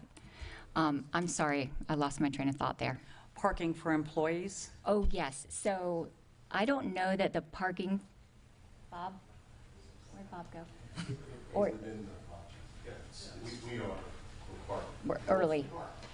Yeah, so from a practical perspective, there's lots and lots of parking, even though we're meeting your code. Like from a practical perspective, there's lots of parking. And so there's parking in different buildings. And there will be areas in the various buildings and on the streets that are designated for those retail areas, and that's where people will also park when they're employees. So like some of the parking will be shut off for residents in the building, and some will be open for the commercial uses, and the employees will park there. I'm just concerned about the exterior parking, and that's the public parking, that the employees take that, and therefore then the residents don't have, if they are coming to visit the park that supposed to serve them too. Understood. So when we have to park at a certain parking space per so many hundred square feet, that incorporates not just the patrons in the analysis, but also the employees. Are the employees parking in the private garages? Yes. Okay. That's simpler. Yes, ma'am. Sorry, I didn't realize that was the question. And Elise, could you confirm when you, because I've heard a number of times that when you say the project is overparked and we have ample parking and Yes. it meets the code, but we have, practically speaking, we have a lot of extra parking. And so does that mean that in the garages in the buildings, that there will also be public parking in those garages? Yes. Okay, thank you. Yes. So we're meeting code without the 55 spaces, but what I think Brian and Steve are saying is that based on their experience and how they normally park a residential building, they're providing way more parking than they normally would. And they have an amount that they, based on their experience, they park, and we're way over parking, even though it's 2-year code. There will be practically more spaces based on their years of experience. And the transient docks, who owns those? Is it going to be the city, or is it going to be? No, it will ultimately be the association, the homeowners association. It will be the applicant, Coulter, and the developer. And then at a certain time, when you have condominium units, they'll turn it over to the owners associations. How is the liability? How is it to get liability on that? The private docks are easier. The public docks are more difficult and more expensive. No, I'm meaning in comparison to the park. I don't know the It answer. seems to me that HOA should pick up all of that. It is going to be a park primarily for them, for their walking their dogs, their kids, everything else. It seems like the circle's more so designed for, you know, in and out of both of the buildings. I understand your concern, I do. It's about sort of dominion and control of the space. So, for example, the public park is city-owned property. The city controls who goes there. They control the hours of operation at night. They control how it's The monitored. transient docks, how are those going to be controlled? By the Owners Association in accordance with the conditional use permit. Those will be private docks that are open for transient use under your code. So it's a very different scenario because they can post signs, they can, you know, I mean, I don't know what they're going to do, but they have the ability to regulate those and make sure they know how those are being used. It's also their property, and so insurance is very different if it's your property than if it is the city's property, if you're a private, you know, homeowners association. And I assume it would be covered under their general liability policy. Commissioner Maldonado? Yeah, I just want to clarify, make sure I understand this. So are we or the developer prohibiting the use of the center dock for public water taxi drop-offs? Center dock. Yeah, the discussion that we're having, whether or not we could. At the end of the north side. Park. So. So right there, where it says new bulkhead? New bulkhead. Yes. That's actually on, there is a gate, that's actually on the private portion of this project. And so we're not prohibiting it. It is not actually permitted for that. And Scott, you can talk a little bit more about some of the challenges to having a water taxi launch there. You want to go ahead and address that now? Thank you. Of course. Hi, again, for the record, Scott Gilner with Kimley Horn. As Brian had said before, we've permitted the dock already, but I don't think it's as much about permitting it as is the process you have to go through. So, this was a, yeah, well, I think I got it from here. So the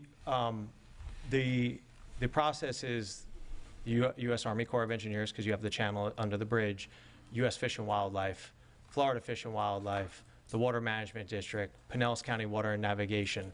And it's not just about the docks and the vessel you want to put there. It's about the seagrass study, the benthic survey, the marine resources that you're impacting. So the dock has to be far enough out. It can't impact the seagrasses. It has to leave enough light out. So we can't necessarily expand it just as simply as expanding it or widening it, because all of those resources come into play. In addition, it's based on 39 slips that were there before, so there's 39 slips now because that was part of the permitting and the re-upping of the submerged land leases. So I don't know that it's possible. I think at the end of your right-of-way where you're located, I mean, honestly, that's where a bulkhead's going to be. It's going to be one of the stoutest part of the seawall. I think you certainly could approach, you know, the Water Management District and do all those things. You'd have to know the size of the vessel. You know, how is it going to be loaded, unloaded? ADA accessibility. There's a lot of things to contemplate, just not simply kind of connecting it where the kayak and you know, small craft launch would be. So what you're saying is you would grant us right-of-way access if those conditions all were met? Well, it's your right-of-way. We're not saying we'd grant you right-of-way access to the private slip. The private boat, that's private onto the private property. We're saying that you have a right-of-way where you're directly at the extent where you could.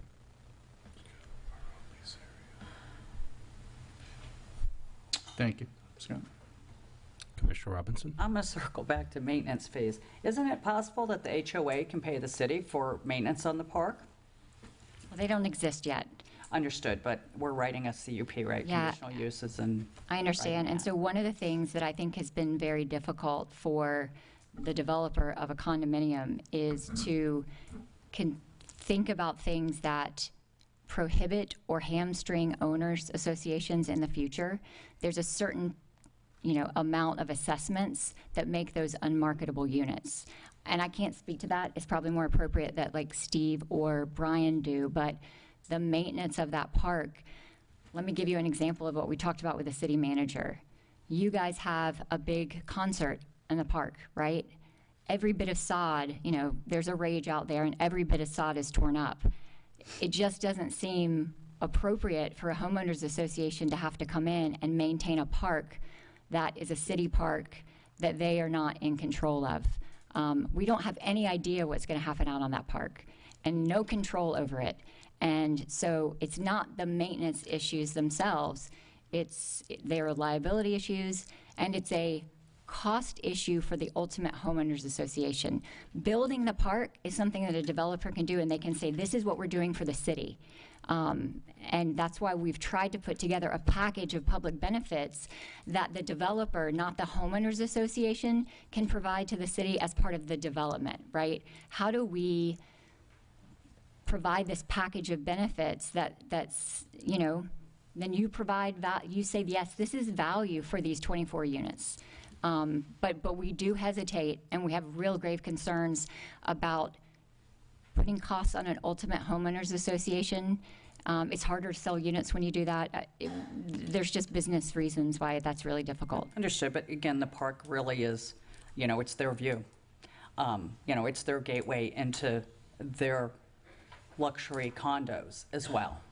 And I don't think we're going to, we usually park- save our rages for over on the other park, so I don't think they're going to be over You there. understand the concern, right? Yeah, I understand it. It's a liability issue, but I also understand And that it's that maintenance is, issue you know, too, that is. right? If Right, the but city doesn't control one of their own And that we're given activities. a fire truck pad, part of the park is going to be used specifically, you know, for a fire truck if you guys need it. I mean, there's not going to, the fire in the park itself is kind of a little bit presumptuous to say that there would be one that we need a fire pad there for that. The pads, let's be honest, the pad's for the development. And it's in the residence park. It's for It all is. of the uses. So- And hopefully we can make that aesthetically pleasing with the city manager during site plan approval. I just think there's a lot of little issues here, and you know, this is disturbing to see that comes up 2 days before a meeting. We only got the conditions on the Friday to sit down to talk with them and try to work these out. The red is misleading because we moved a bunch of stuff around. There were a lot of duplications. The reason we added in applicant's property, CUP site plan, public property, is that the way the conditions were drafted originally, they used all different terms, and you couldn't tell, is this on the entire project site? Is this on the applicant's property, or is this on the public property? And so we sat down and we worked with the city, and we came through with a new set of conditions, and they gave us additional comments, and what you're seeing is round 2 of those conditions. So it just doesn't quite feel it's ready. I'm just saying there's a lot of issues here, so. Staff seemed pretty comfortable of where we went, and we made all of their additional changes. So we believe that we're ready, and we'd be happy to talk about any of these with you. What is the cost of the maintenance on an annual basis for that park? City manager, do we have that information? Camden, can you give us a ballpark? Is he still here? Oh, there you go. How many square feet is it? Can we do a quick lawn cutting square footage? Is it going to be 50,000 a year, 100,000 a year? It's about 0.4 acres. I don't have an estimate on what that maintenance cost would be. So how much would we charge to cut half an acre 4 times a month? I wouldn't know those numbers off the top of my head. Okay.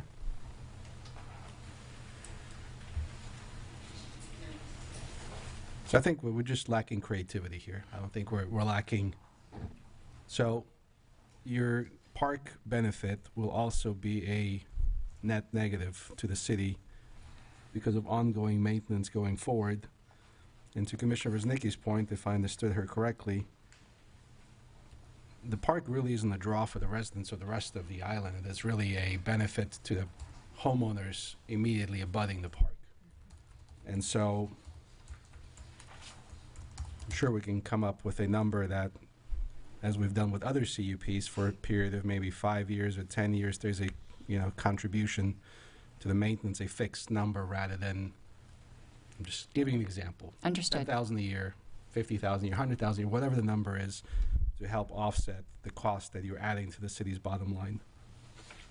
If I could clarify one point, Mr. Mayor? Sure. One of the things you were talking about is the roundabout. That's city property. So that's not private property. This is city right-of-way, and we have done our best to make it, to enhance it and make it look pretty and put something nice in the middle. But that is a feature to get people in and out, and to the middle of the plaza, that's public right-of-way. We're putting that green space, we're putting in public art, and the idea was to create a better space than what you have now, or what the original Corey Landing CUP contemplated by, reconfiguring it and providing that additional public space in the middle. So it's not like we're like, oh, this is a public plaza. This is your public plaza, and we are trying to make it look more attractive for you. It's also the future residents there, their public plaza as well, so. Commissioner Marriott? Oh, yeah, I was going to ask the same question you asked of the city manager, of roughly what the cost of maintenance of a park is, like what, and I think we've determined that we don't know what that number is necessarily, but that, that particularly, I think what everybody up here is saying is accurate, that yes, it's a public park. I mean, it's pretty close to my neighborhood. I'm sure I'm going to be there quite a bit. Looks like a beautiful spot. Especially with a new kayak launch. Right, exactly.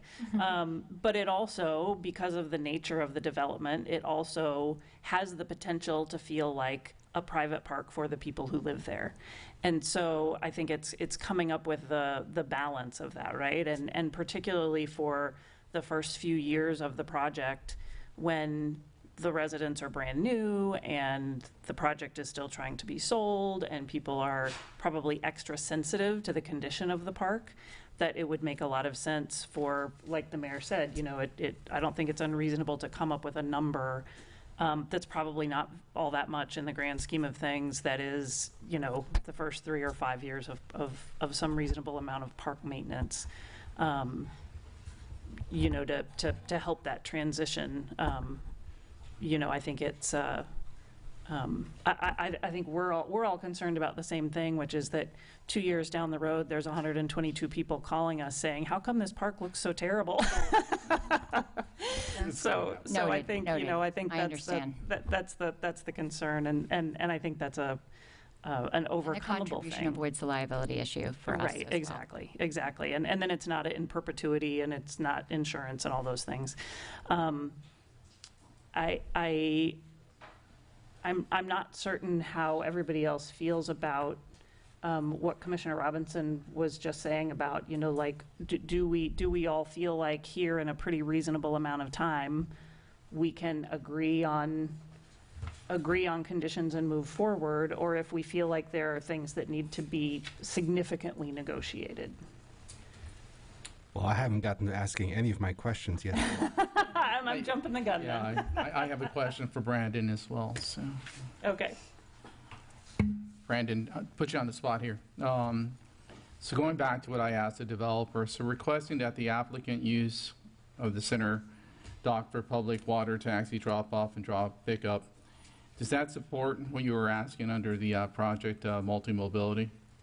That was one of the 4 items that we at least held out there as a potential request that was based on just input that we received, and it does support project multi-mobility through our comprehensive plan. So if things lined up and it were to come together, this would be a desire from the staff? I believe so. Yeah. Okay, thank you.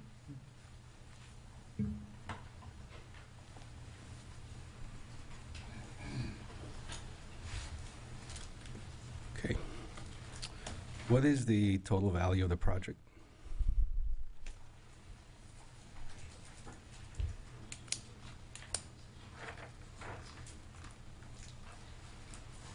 I've seen several numbers in the package, which is why What kind of value? The construction value, the end value once it's stabilized and sold? Both would be great. So the construction, what did he say? The hard cost 160. What about hard and Is that So- including the acquisition? Pardon? Does that include the acquisition of the land? No. Okay. 200 million plus of soft and hard costs for the construction portion. Versus roughly the 15, 16 million of the acquisition of the land. Didn't handle the transaction. Looking up in the tax records. And then I'm sorry? I just didn't bring my performance. No, that's fine. And so roughly what are you looking at as an exit number? Sorry. Roughly what's the final value of the project? I don't know, 300 million? Okay. Sell out? If market conditions hold. Sure. I hope they do. I hope they get better. We all do. Yeah.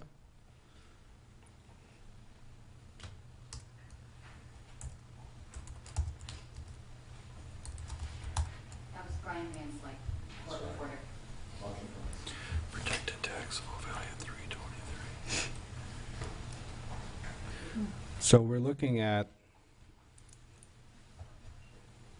roughly 2.2 million per unit, assuming that the upper floors are going to be significantly more expensive than the lower floors. And I'm just doing math in my head.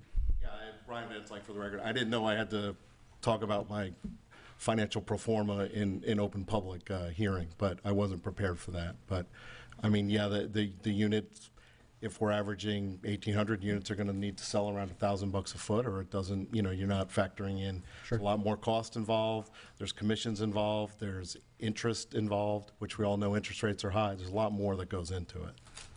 Of course.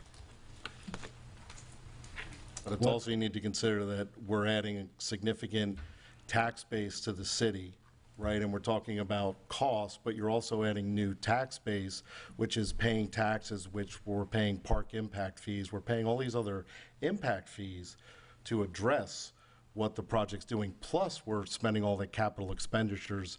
We're taking significant financial risk. We all hope interest rates come down and sales price go up, but we're taking a significant financial risk. We think we're presenting significant benefit to the community. All the talks about sewer, no, we don't have money. Well, this project provides money. It provides benefit. These residents become community members. They live here. They want to be here, right? So we're not just adding these pariah residents, we're adding new neighbors, we're adding new people to the community that are taxpayers, and they provide a benefit to the community. They help the community grow and thrive. So I think sometimes we see it from a different perspective. Our projects have longevity. They perform. The residents become community members. They become contributors to the neighborhoods. So it's not just a financial transaction. This project will have a lasting impact beyond just the development. Mm-hmm.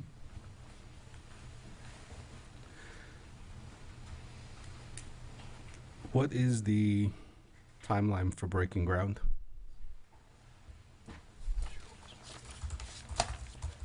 Well, sir, we have to get CUP approved, CUP modification approved. We have to get building permits. I mean, it would be realistically probably within a year once we get approvals. So that's our target. Again, market conditions depending. Sure. So our city codes require starting within 1 year, and I saw that you modify that to 2 years. Well, again, we go ahead. It's all about market conditions. I mean, one, the permitting time, because the way the code's written, it says obtain a permit. We don't have control over how long it takes city staff to review a permit. Mm-hmm. We can control our part of designing and getting the plans done. I can't control how long it takes staff to review the plans. Mm-hmm. And then also just to deal with market fluctuations and market timing. That was the reason for that. Okay. I mean, we're making a significant investment. Obviously, we own the land. We're not under contract for the land. We own the land. We've already spent millions of dollars dealing with all the environmental problems that existed on the site. So we're not going to delay unnecessarily. We're going to go as quickly as we're able to go. And then how many phases is the project going to be? And generally, again, our initial would be, we don't typically phase. We'll probably sequence is probably a better term. But we intend to develop it in roughly one phase, but there will be a sequence to the buildings. We don't know exactly what that is. Part of that's going to depend on market, which units sell first, and we'll react that way. But in general, we would sequence, not necessarily phase. And when do you anticipate the project to be completed? The construction timeline for something like this is anywhere from 2 to 3 years, once we begin. I would like to say all of my projects deliver exactly on time, but when you have hurricanes, weather, material acquisition, it can fluctuate.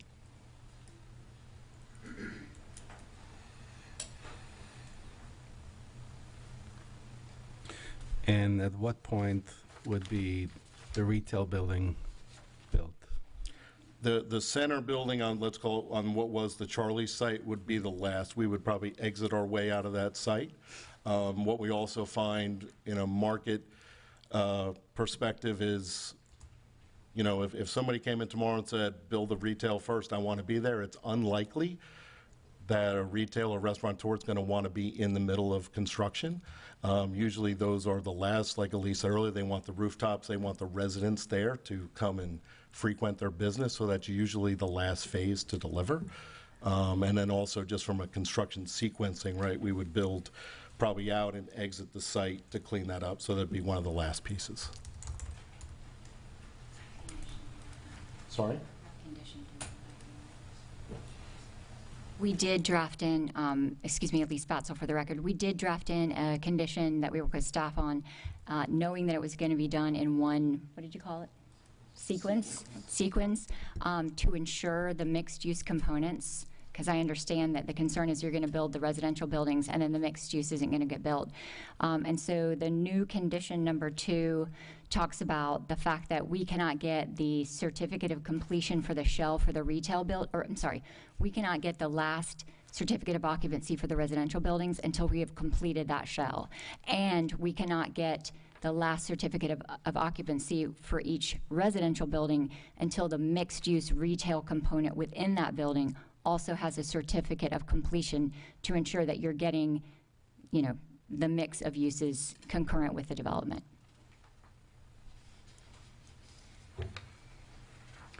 So, we're looking at, I think to Commissioner Robinson's point here, we're looking at 8 pages of changes to the conditions.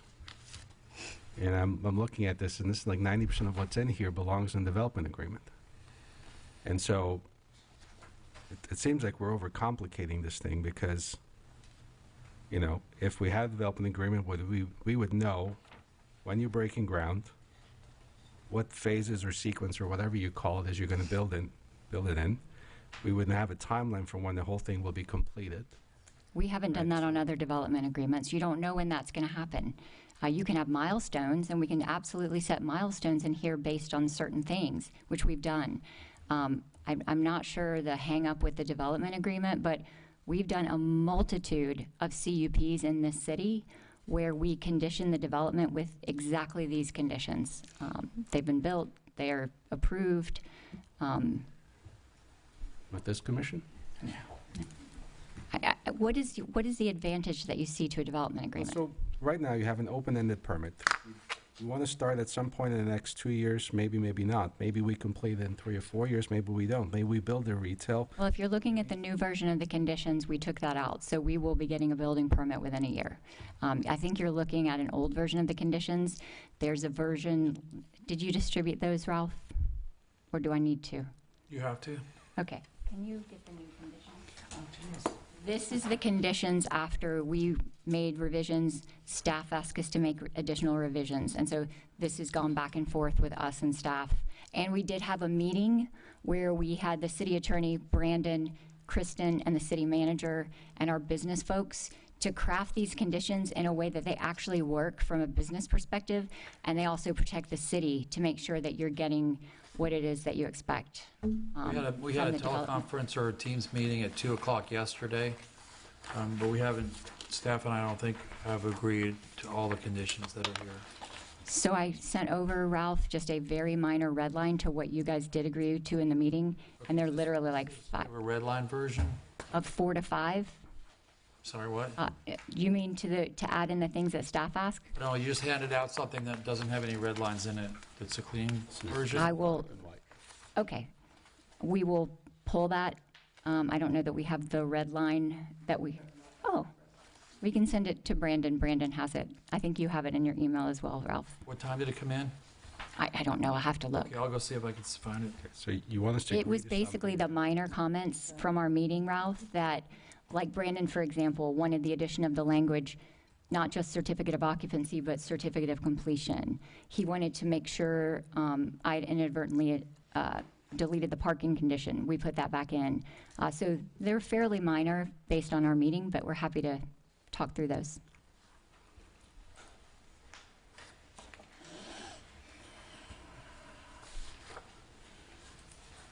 Okay. So we are to, we've got how many pages here? 5 pages, single spaced with extra wide margins, extra narrow margins, so we're supposed to agree to something we haven't had a chance to read. Well, I'm not sure why it wouldn't have been sent into the record when we sent it into the city like all of the other documents, but I just got that at 2:54 p.m. today, no, I don't think you did. or Brandon included me at 2:54. Let me see.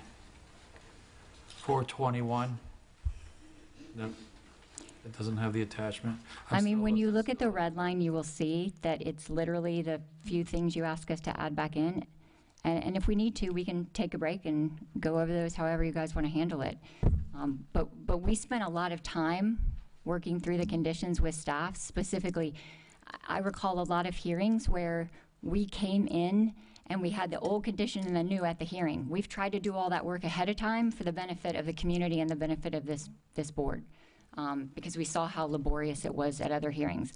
So we really did, make an effort to work with the city manager, the city attorney, and staff before coming to you to come with a set of conditions that reflected what worked from a development perspective, but also protected the city and addressed the city's concerns.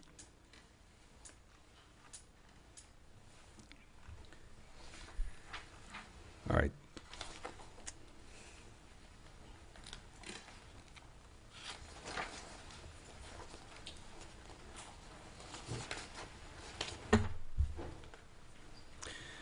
So there seems to, Okay, I found it. It was today at 12:47. I think that's the one you're talking about. And Brandon's just sent it to me again now. It has a version 5 on the bottom left, Let's see. or a V5. I'm going to assume that's version 5.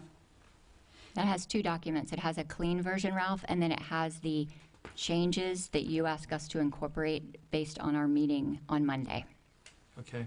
which we did.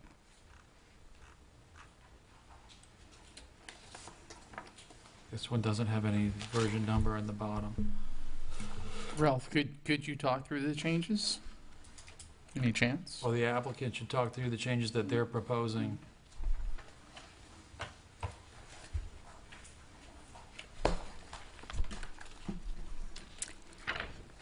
Happy to do that. Let's make sure, everybody has a copy of the last conditions? Does Brandon have a copy? And does the city manager and Ralph have a Okay, copy? hold on, because what I have here is an ordinance. 2 emails. Ordinance. Okay, Brandon, can you send me this one, that's the conditions? Does Brandon have a copy of what you distributed? So this one? Red line?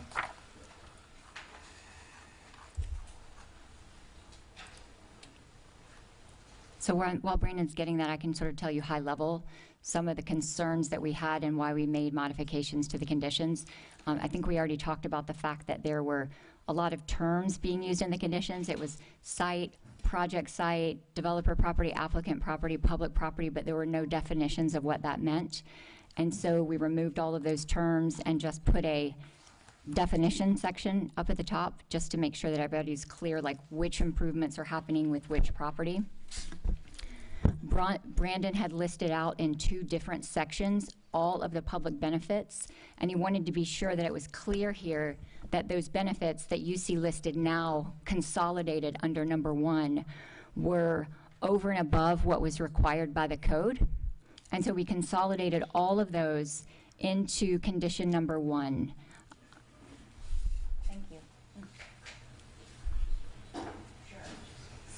So these are just quickly to... Go ahead, please. So you can see what was sent over earlier was just these cleanup items first from staff's request. Minor stuff such as located on for clarity. Staff had asked us to add in a condition talking about how the applicant shall install frontage amenities every 200 feet along the project frontage on a public right-of-way, and he was concerned he wanted those same things to extend on the public promenade, so we added in that language at his request.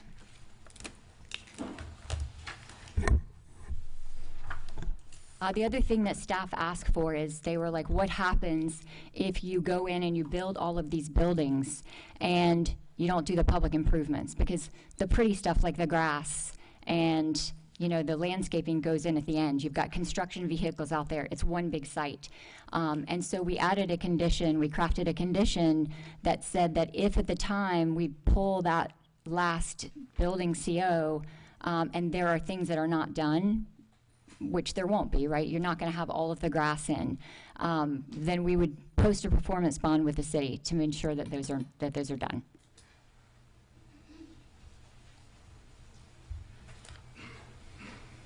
The deletion of the landscaping warranty, that's in another section spelled out more clearly. I think we already talked about it. There's some warranties within the conditions. Number 1, the industry standard for trees is 1 year. Shrubs is 6 months, and the city manager, I believe, asked for a seawall warranty of 18 months. So those are in there. The reason that's deleted is because they're all in different sections now, appropriately with the seawall and the landscaping. The next modification that you can see is really just defining, using a defined term. Brandon had said public street end, and that was ambiguous to me, and I wanted to be sure that we knew exactly where we were talking about, so we defined that term. We had both references to developer and applicant's property, so we just cleaned that up to make sure it was consistent.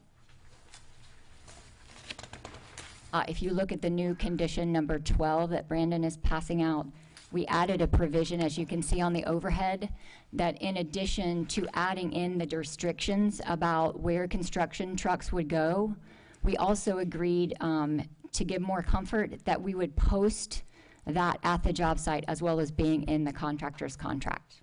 What section is that? That's the new section 12, and you can see the change on the overhead.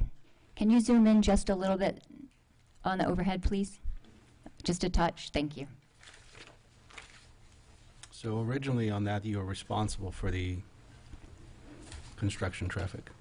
Yes, and so one of the things that we discussed at length with the city manager is that there is a provision in number 27, I think it's 27 or 28, that basically says if you violate the CUP in any way, that commission can revoke. If we have a construction crew out there and we've done everything that we can and somebody takes a wrong turn, we can't be in the position where all of a sudden city commission says we're revoking your CUP permit. So we work with staff for some notice and cure provisions, and then we put actual things that we could do to try to control it, not relying on third parties and what somebody else may do, but how can we make sure as the developer that those concerns are addressed? And that included, number 1, adding those provisions into the contracts that we executed with all of the contractors and posting those things on site. And we can add, somebody mentioned signs, we're happy to put up signs as well. So when you say you work with the staff, that implies that the staff agreed with you. Staff said they didn't have concerns with the changes and they asked us to make these additional changes. Okay, we will ask the staff about that. And then second, I'm not sure how that's an improvement to us, the city. That is a huge benefit to you. What do you mean? Well, absolving you of the responsibility of managing your subcontractors. you don't have any privity of contract over the subcontractors. All we can do is control the people that we have a contract with. Yeah. We can put, That's right. what we're asking. We're asking to control those people, and then you will be ultimately responsible for making sure that they adhere to those terms of the contracts. So on a number of other CUPs, there have been delivery conditions.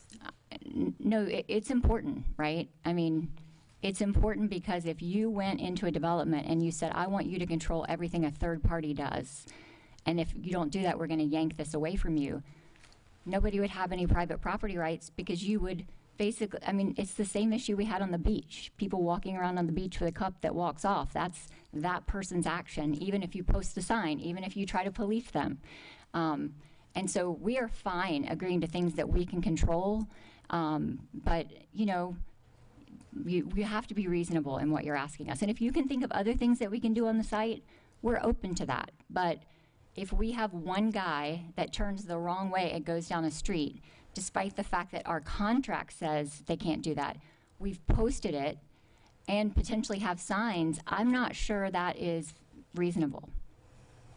I never understand why it's always, you know, no one seems to be concerned about the people that live on Bay Street and having trucks going down for 5 years in a row at 6 o'clock in the morning. That doesn't seem to concern anyone. Concerns me.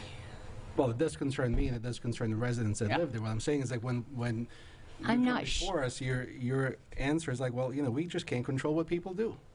No, I'm asking you to tell us how can we control things appropriately where we can guarantee that we can do what you're asking us to do. If you have a cleaning lady that's at your house and you tell her don't turn right and she wants to get somewhere and go quick, she's going to turn right. I mean, some of this is human nature. I guess maybe traffic calming before Yes. this project starts. And number We have a two list would be closing down Bay Street. What do you mean closing down Bay Street? There's a section of Bay Street that you can definitely make it so it's not viable to that it would dead end around 73rd. Do you think that the residents would want us to close down their Absolutely. street? I've already talked to them.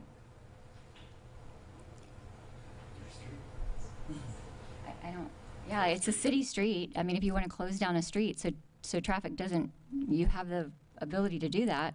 We don't have the ability to shut down your street. But if that's what you think will keep people from turning, Well, just putting that out there is another, and maybe it being permanently and it being something that you absorb in a cost to do. I mean, the traffic calming it down those streets for 5 years is huge. I mean, it's huge to have to listen to that. understood. When we get a break, we are absolutely going to discuss traffic calming. We understand it's something you'd like us to come back with in just a few minutes, but we will. But do you want me to go continue on the conditions? Sure.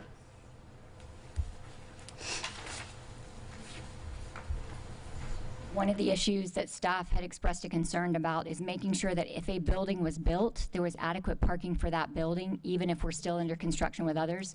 So we added a condition to say that all adequate functional parking will be on each building as it's built.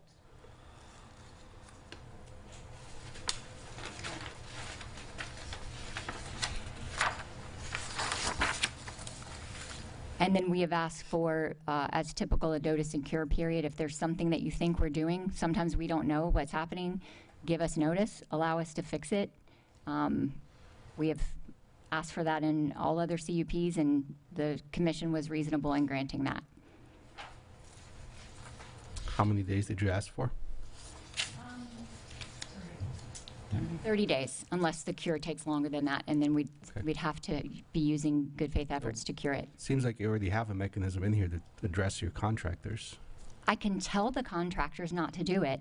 I can't prevent them from doing something that's beyond our control. I mean, really, if you can think of other things that are not related to third-party action, we will consider them. I mean, I understand that it's a big issue for the folks on Bay Street. It's not just Bay Street, it's Bay Street and it's Gulf Winds. Understand and the portion. whole- It's the whole area, and it's all the little adjacent streets that run down there. It's all of them.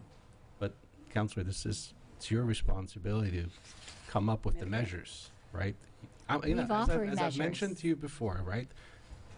Help me get to a yes, okay? And so I'm When giving we you the go talk concerns. about the traffic calming, We'll have another discussion about things that we can do that are within our control. I'm thinking of one or two other things in my head right now. Staff thought this was adequate, but obviously we will go back and try to come up with something in addition. I understand the concern, I really do. I hope you understand why we're concerned about, you know, what a random contractor might do on a street, even though he's been told, even though his general contractor, you know, has something in his contract prohibiting it, and even though we've posted signs. Sometimes. But how are we going to hold you accountable to enforcing your contract? What if you have a contract that you absolutely love, he's the cheapest guy on concrete, and he decides to bring his concrete truck 3 times a day down the wrong street at 6 o'clock in the morning? Are you going to put in the conditions here that you're going to fire him after the 3rd offense? Well, there's got to be teeth if we're putting it in there, sure. I mean, Well, if no, we teeth know on- that it could teeth on risk our our side, conditional not use on your permit, of course. I mean, it would be irresponsible not So to put something. right now, we have no recourse. You don't have recourse because you're not in privity of contract. We are trying to put the recourse that we have with the measures that we have. And you do have recourse. You can say, we saw someone turning down, please let them know. We'll make sure that, I mean, you know. And they could do it over and over again and would have no recourse because you have absolved yourself on any responsibility of the consequences of I don't think that's fair, given this particular condition. It's just like a delivery truck driver that's supposed to come at 7 o'clock that comes at 6:55. That's technically violating, you know, the contract. We talked about this in many other situations. Yeah, we have. Right. So come back with something that we can work with. I will say that when the mitigation was being done on the site, and I had several residents on, I think, 73rd or 72nd reach out to me because there were trucks from the mitigation of the soil driving down their street. And when I reached out to city staff and to Elise, the problem was fixed within about 7 hours. And the residents all called me back a week later and said, yep, they've stuck to it. The problem was fixed. So, I mean, I think, you know. When they were doing the street Blinds Pass and doing the curbs and everything else on that and redoing Blind Pass, nothing got fixed on the rest of the streets over there. And there was dumping of B4, the aggregate all along the street. I mean, it was bad. So you have to have some sort of recourse on it. I think what we're getting at is none of us really expects that to happen based on the level of project that you're building and what I'm assuming the contractors you're going to be using for a $300 million project. And then at the same time, that says to me, is like, well, you really shouldn't have any objection to being held accountable in that case because you know the quality of individuals you're going to be hiring. And so. Do you know how difficult it is to get people to come out and work these days on a construction site? Yeah. Hey, Brian Van Slyke for the record. So we build extremely large-scale projects, and we build in extremely congested areas, urban areas where there's literally no space, okay? So we are able to execute this on a very high level. We're not perfect. The subs aren't perfect. We do put measures in our contract agreements. But I am not a police officer, right? So I don't have the right. Somebody takes a wrong turn, they've left my property. I can take some kind of contract action if I know there's a problem, right? We are responsible. We try and be good neighbors. We really do, right? We try and be good neighbors. I can't control everyone's actions that I'm not in direct control of. They leave my site. I don't control them. So we're able to work this out in I think the many issue locations, but I can't. What I can't accept is some third party does something, and with no notice, no cure period, I get a death sentence. You have the right to remove my approval because some delivery driver, maybe it's genuinely an accident. Maybe he got lost and he took a left when he should have taken a right, and then you have the right to strip me of all my approvals. I mean, that's the extreme we're talking about here. We put measures in. we manage our contractors. We use extremely high-quality contractors, and most of their guys are very highly trained, right? We're doing a condo project, so that requires a higher level of contractor. But again, we just want to find a reasonable balance. We will put things in our contract with our general contractor. A site like this will be manned, right? When it's open, there's usually not a traffic cop, but there's a person at the entrance coordinating deliveries. We usually work, it's normally with the building official and the city engineer to create traffic flow patterns. And if we are doing a big concrete pour where there are concrete trucks, we'll agree on a staging area, right? Because we'll have to have some truck stage. We work through all these things. I'm sure we're going to inconvenience somebody at some point, no doubt. That's hard to do in a project of this scale, but we want to be good actors. We require our subs to be good actors, but again, I'm limited in what direct action I can take against people that are not on my property. So I think we could probably look at breaking it down into two categories, right? Stuff that happens on site that you have full control over. So, for example, work hours, or what the city ordinances work hours are, no Sundays, right, and so on. Yeah. And so you have full control over that. Now, that really shouldn't be any objection to being subject to a CUP review, which is what every other building, every other CUP is. Stuff that is off-site, somebody taking the wrong turn, that's the kind of stuff that could be mitigated to your contracts and to make sure that, look, let's make sure you understand what the parameters of this particular project are. There's some nuances here. Don't go driving down the residential streets. Stay on the main arteries, right? That kind of stuff. So, but there still should be a notice and cure period. A resident doesn't. And you have that already in there. You have a 30. Well, I'm just saying, as long as if guys are supposed, I don't know what the ordinance is, but if people are supposed to start at 7 and somebody shows up at 6:45, right? And then neighbor calls, hey, the guys were here, we can take action, right? And we can say, guys, site opens at 7, not at 6:45, right? We can work to cure that, right? But it can't be some guy showed up today at 6:45, we're going before commission, we're removing your CUP, right? No one's looking for punitive. We're looking for accountability. Sir? I said no one's looking for punitive. We're looking for accountability. We will put measures in. We'll hire professional constructions managers. He will be running this project. He has a team of in-house people that monitor the GC. So these are fully staffed projects with construction management professionals. So we operate at a fairly high standard, but we're not perfect. And so we are not trying to absolve ourselves of responsibility, but we're just trying to ask for some reasonableness. Yep. Sounds good. Thank you, sir. Any further questions, or should we go to audience comments? Let's go to, I'd love to hear what. City Clerk, do we have any audience comments? Lisa O'Connor. If you'll please state your name and address for the record. Hi, my name is Lisa O'Connor, and I live at 273 West Vina Del Mar. And I just want to begin by saying that I do acknowledge the concerns of our homeowners and our residences in St. Pete Beach and expressing the development or the issues of the development, particularly with the infrastructure and the sewage system and the storm systems. I do acknowledge that. As a homeowner, it is an important issue for me as well. And I think it's important that we make it in a sustainable growth, but I do not want this community to be stagnant. So I am here to express my support for the community. I think it's an opportunity that we have for St. Pete Beach to move forward. I think Corey Avenue has been underappreciated and underdeveloped, and I think that this is going to be an opportunity for us to bring focus to a very significant part of this charm in this community for Corey Avenue. We had some significant damage on this street, and we can still see visibly that all of these issues are still rebuilding.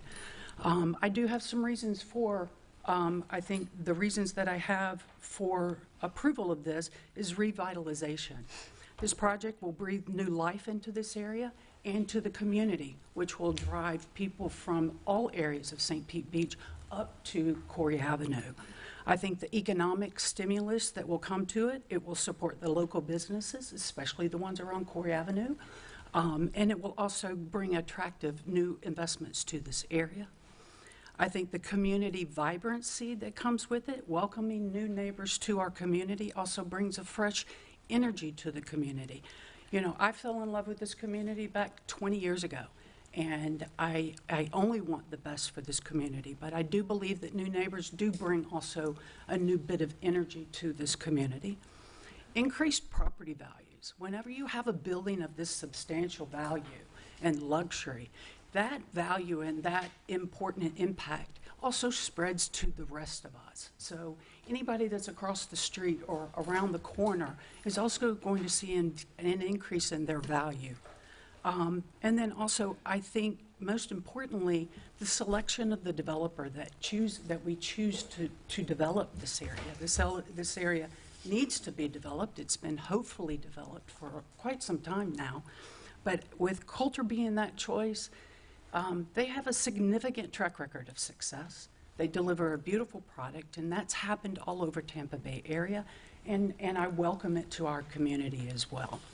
I think that I think it was mentioned by someone on the development team that it would take at least 2.5, 3 years in order to build this project. So the concerns that our neighborhoods have and our homeowners have, and my friends personally have, based on the infrastructure, that time of construction can also coincide at the same time that we rebuild our infrastructure. So I am here to just express the fact that I am in approval with this project. Thank you for your time. Also, thank you for the tough questions and protecting our ownership. Thank you. Mark Hubbard. If you'll please state your name and address for the record. Hello again. Mark Hubbard, 4919 Tangerine Avenue South, Hubbard's Marina and Tampa Bay Ferry. What a beautiful project. That is an amazing design you guys have put together. For 45 years, as a young boy, I traveled across Corey Avenue Bridge, and for the last 45 years, I've watched that whole peninsula just slowly deteriorate into a blighted area. So what an exciting time for you all to have the opportunity to work with a company that can redevelop it. I want to remind the city and inform the developers that Tampa Bay Beaches held a bunch of committee meetings, as well as the Pinellas County, Pinellas Forward, developing waterborne transportation on the Gulf beaches. Corey Avenue designated as a real strategic point to get residents and visitors to Corey Avenue and from Corey Avenue to the other locations on the Gulf beaches, with a walk-on, walk-off water taxi. Not necessarily one boat, but multiple boats could come and go. Doesn't have to be a designated slip.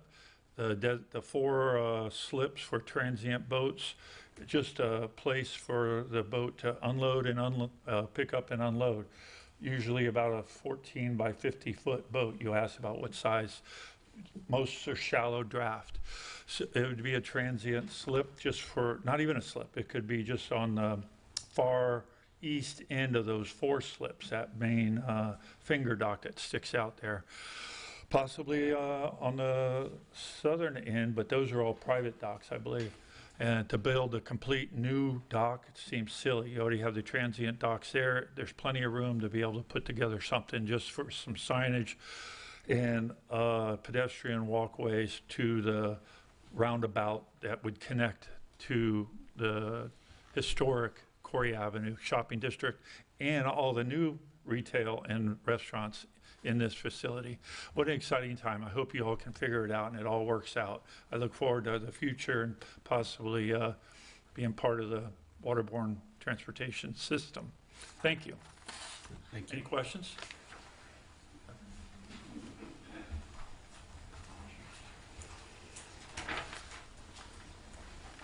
Hannah Hockman. If you'll please state your name and address for the record. Hi, I'm Hannah Hockman. I'm a resident of El Centro, but I'm actually speaking to you on behalf of my business, which is the Beach Theater. And we are in full support of the Corey Landings project. I went to y'all's meeting at the Serrata. I saw the webinar that they did a couple months ago. And what they're proposing would be such a major boost for the small businesses on Corey. we've had a hard year. I think we all know that. And I don't think any residents on St. Pete Beach want to see more Corey Avenue businesses close. What they're proposing is a lifeline for us. And they're good people. And would make really great neighbors to have on Corey Avenue. So I'm here to say the Beach Theater fully supports this project, and also I am very excited about a public park. And if an artistic vision is what the city is lacking, I would like to remind you, you do have an operating theater with a team of resident artists who would be happy to put together a proposal for you to see a vision for the park. So thank you so much. Thank you. Aaliyah Shermer.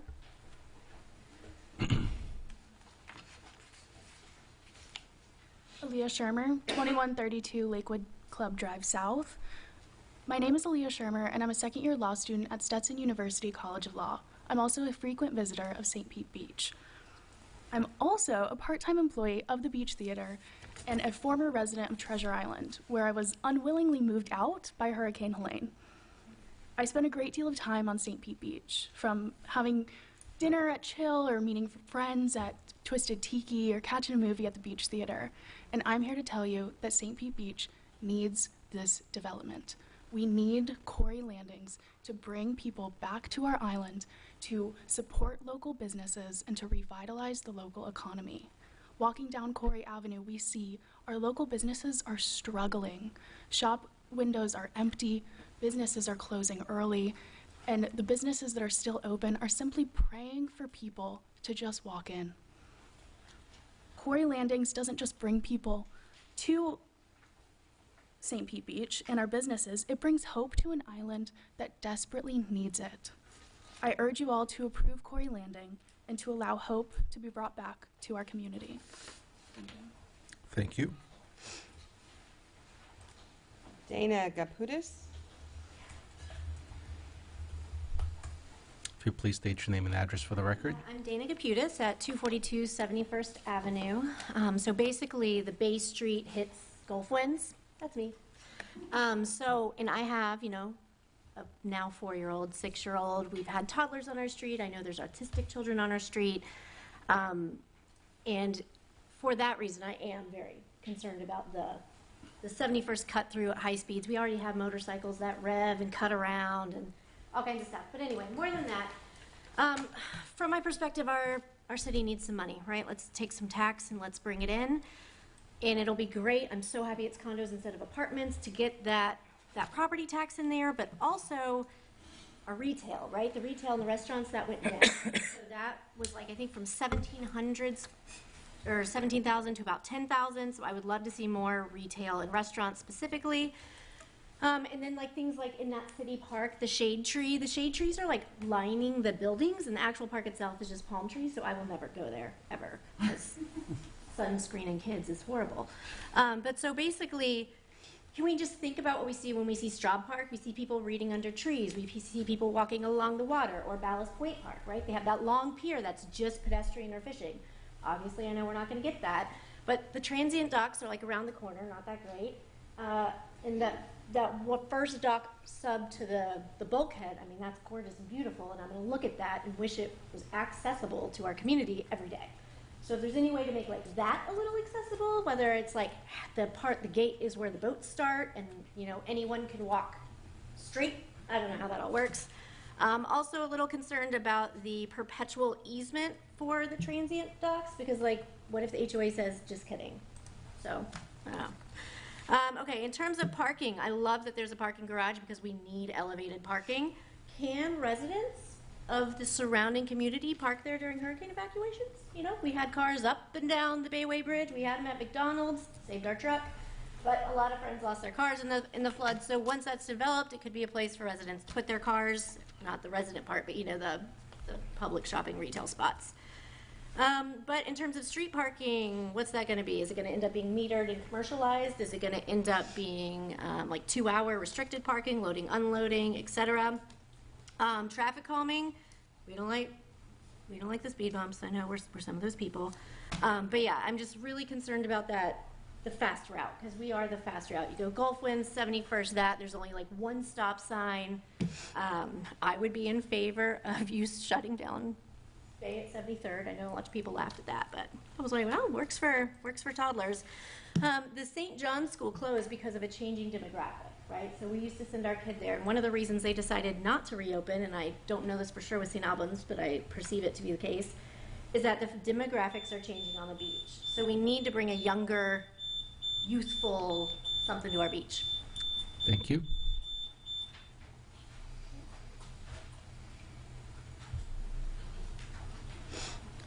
Keith Caputis? Oh, trying to read his statement, he went home because the babysitter left. To the chair. It's fine. Commissioners, any objections? Fine with me.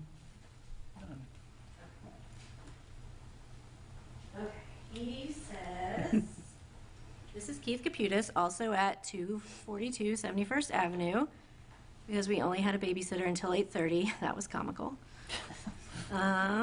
Okay.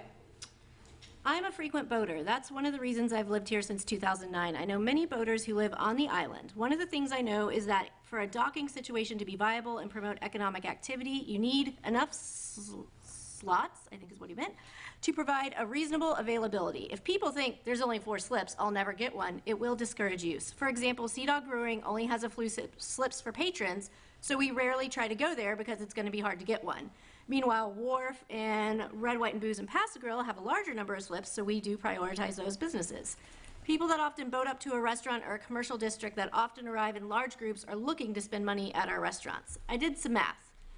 Assuming 133 units, 31 is 23%, 35 is 26%. That means the shift of 4 slots from public to private impacts only 3% of condo units, but it's a 50% drop in slips available to the public, which represents all the residents of St. Pete Beach plus boat traffic surrounding areas such as St. Pete, South Pasadena, Gulfport, Treasure Island.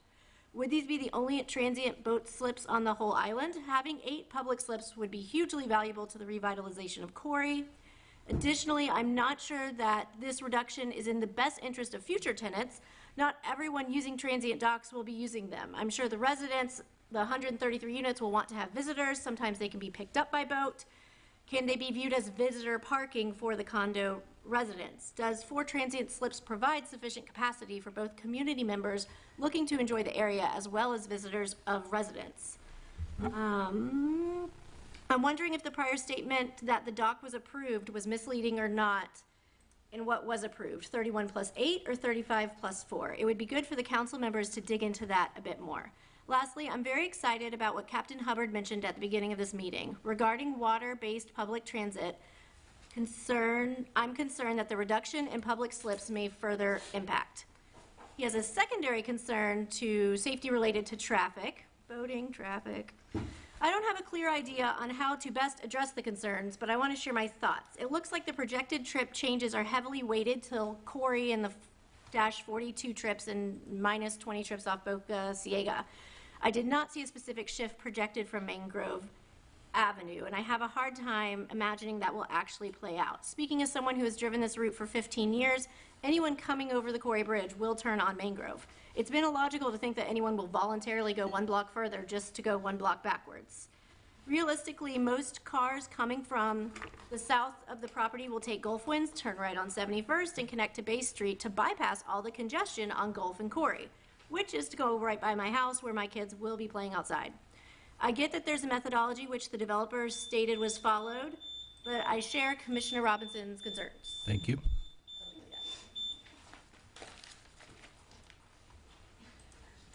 I have no more speaker cards. Commissioners, we have gone over the time, and I will blame you since you came back with more comments. So first, we need a motion to extend.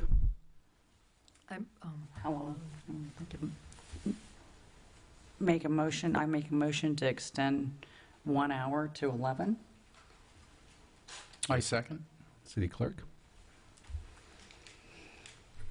Commissioner Maldonado, Yes. Vice Mayor Marriott, Yes. Commissioner Robinson, Yes. Commissioner Ruznicki, Yes. and Mayor Petrilla. Yes. The motion carries. Thank you. Next audience comment.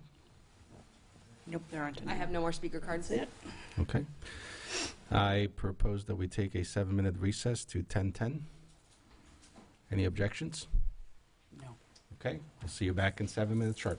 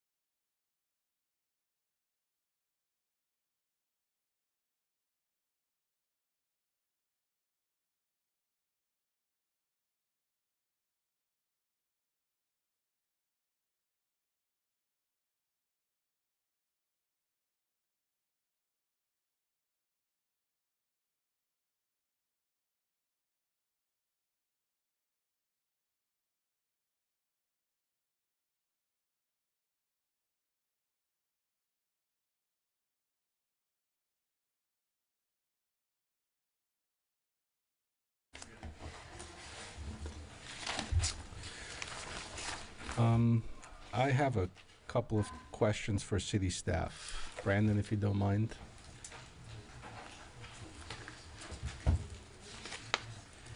If you could just help us out understand the, so for example, we've got examples of different cities and how they calculate, benefits and added value for density units. So let's take, for example, the Tampa example.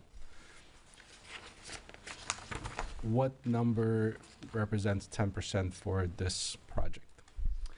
How much is that? So using them as a comparison community, they use the International Code Council building valuation tables that come out twice a year. That's one of the bases that they use. So that doesn't account for variations in median income projects and higher income projects because it's based on square footage. Obviously, luxury projects are going to have more square footage, but it's not based on, fixture quality or finishes or things like that. But based on that, we came up with a value for the median construction cost based on the most recent table, which was in August, of around, and I'm getting to it, it was about $13 million for the bonus units, which is what Tampa looks at. They look at a percentage of the bonus construction cost for, in this case, the residential units.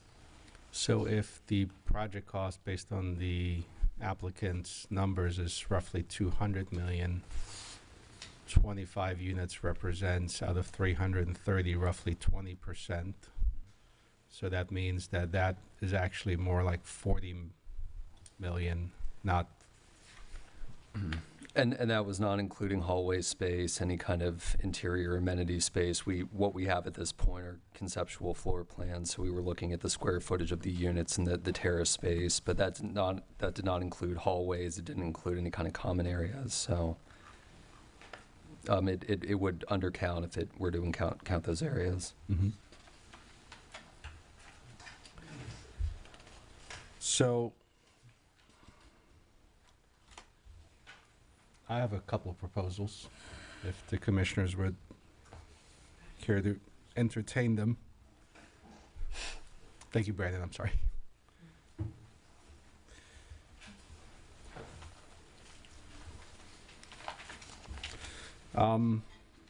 So let's start with one of the easy ones, the boat slips. So, based on what I'm hearing, is the boat slips are a great asset, a great community benefit, because they're going to help the Corey Avenue businesses. They're going to help revitalize that area. And I do agree with the last comment and other comments that we've heard from residents and emails and so on, that 4 certainly is not enough. And so I would propose 8. If we could have one of those as a kayak launch, that certainly would be benefit if it could be done.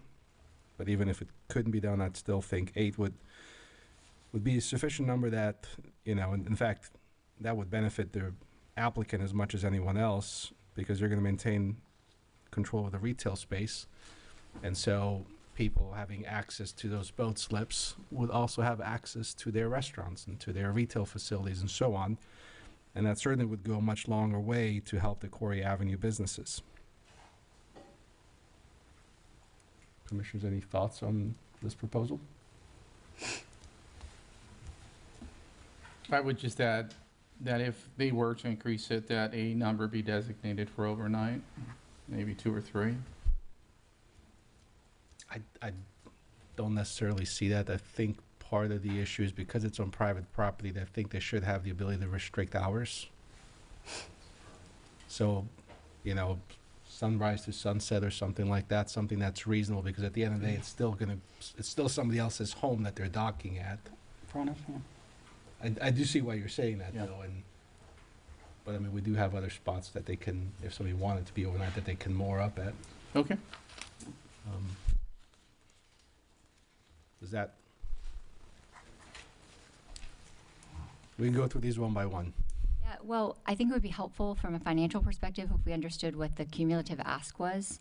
Again, the developer has already put, I can keep going through my list, and then we can... That'd be great, and then we can see everything, and then maybe, if it's okay with you, Mr. Mayor and the commission, we could have just a few minutes to kind of caucus about it. We'd like to be thoughtful in our decision and make sure that we're thinking through all of this. Well, that's going to lead me to another proposal I have, which is have we actually vote on your density units, hoping that we can work through all of these conditions here, and then postpone your CUP to the next commission meeting, because I don't feel comfortable agreeing to something I haven't had a chance to read, that our city attorney hasn't had a chance to read, that our city staff hasn't had an opportunity to review and vet. And I think that's also going to fix your comment from earlier that, you might be releasing your density units and then not have them. But this way, if the commission does vote on your density units, you will actually have second reading at the same time as a CUP. So again, I don't know how the rest of the commission feels about it, but I certainly do not feel comfortable voting on something without having read it. And we're going to be doing this in 2 weeks anyway. So at this point, I think if we can work, again, the other thing is I want answers from city staff. What's the maintenance cost of the park? So we can put a number in that we all feel comfortable with. Some of the other things I'm going to be asking for as well. We don't have an objection to that, just with one question to the city attorney. So Ralph, if you're voting on the allocation, that doesn't get, if they vote to pass it or first reading today, it doesn't get passed until the next hearing, correct? Correct. Procedurally. So nothing on the existing property, no vested rights would be affected until the concurrent vote at the next meeting. Correct. Yeah, we don't have any objection to that. It would be helpful to us to hear all of the comments and so that we can collectively go back, and I think we can come back to you also after that period of time with a better proposal that addresses your concerns in a more comprehensive way. Yeah, and that'll give you an opportunity to go speak with your project managers and figure And you out too. how we can. Okay.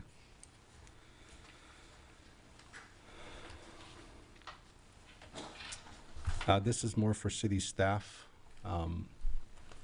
So looking at Bay Street, I just want to get it out so I don't forget about it. I think we should have a conversation, maybe it's already part of the parking study, maybe we have a community survey with those residents to see if they do want to do, just like it's down in Don Cesar, if they want a one-way turn, no left turn, for example, so that your truck drivers can't even turn south for the duration of the project. So that certainly would help your situation as well, would help the residents as well. But I think that's a conversation that the city staff can have with the residents and the District 2 Commissioner. Doesn't have to happen in the next 2 weeks.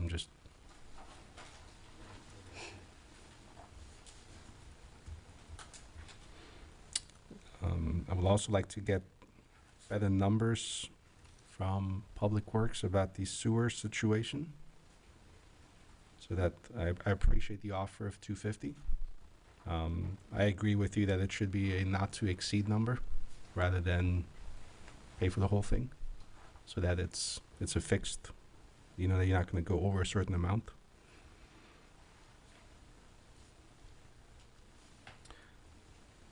I'm not even sure.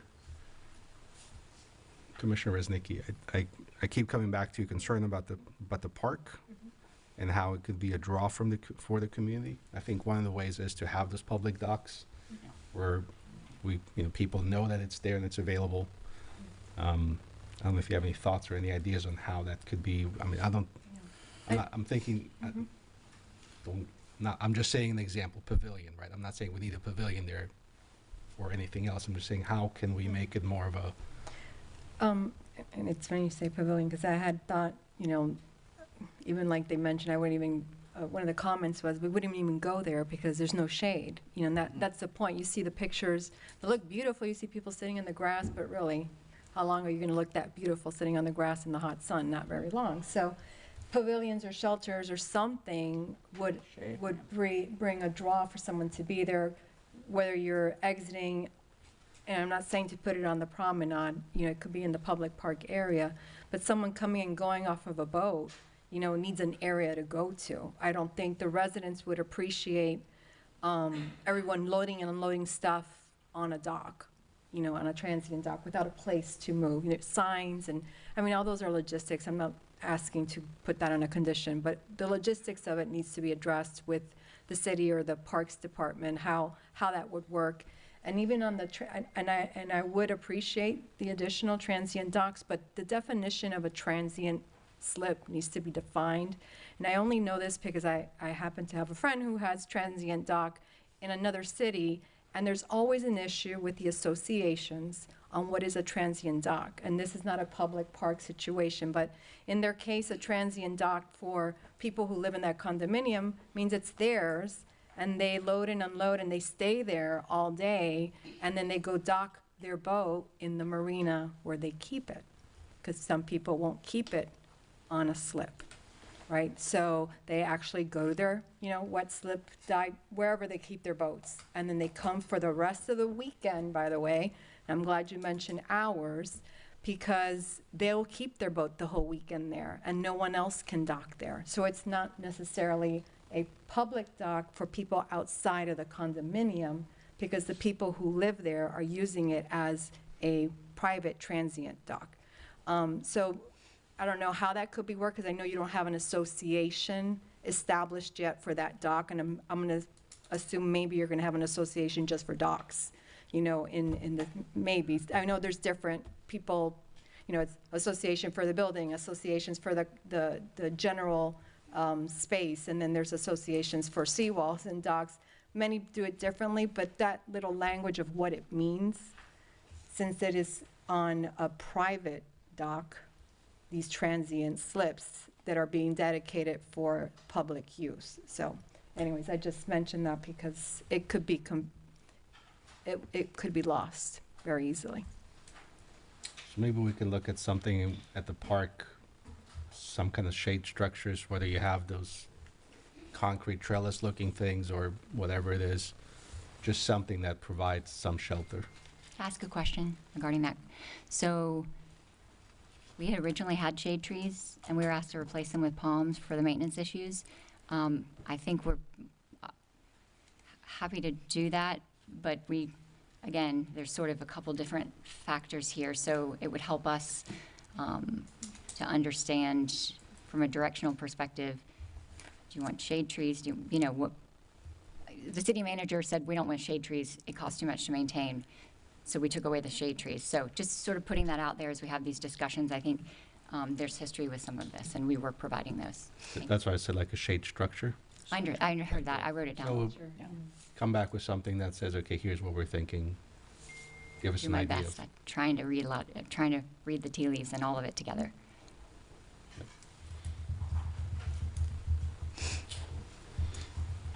Can I also ask something else about the promenade, since we're talking kind of about the slips, and they're on the promenade side, and this is going to be a legal question too, because it's an easement, right, that the public can use to access towards, the easement will be the sidewalk, but they need to go on a private dock, right, to get to the slips. Is there an issue with that? And for the easement that, and I forgot which condition it was, I think it was 1B, for the future possibility of having a boardwalk to go to Horan Park. You have a submerged land lease. Does that have to also be taken into consideration with the easement if in the future we're able to do that kind of a boardwalk over to Horan Park? Does that have to be addressed if it's crossing over a submerged land lease? Yeah, we'll look at all these permits. I know you might not have the answer. I'm just throwing it out. We're taking notes. Yes, I understand.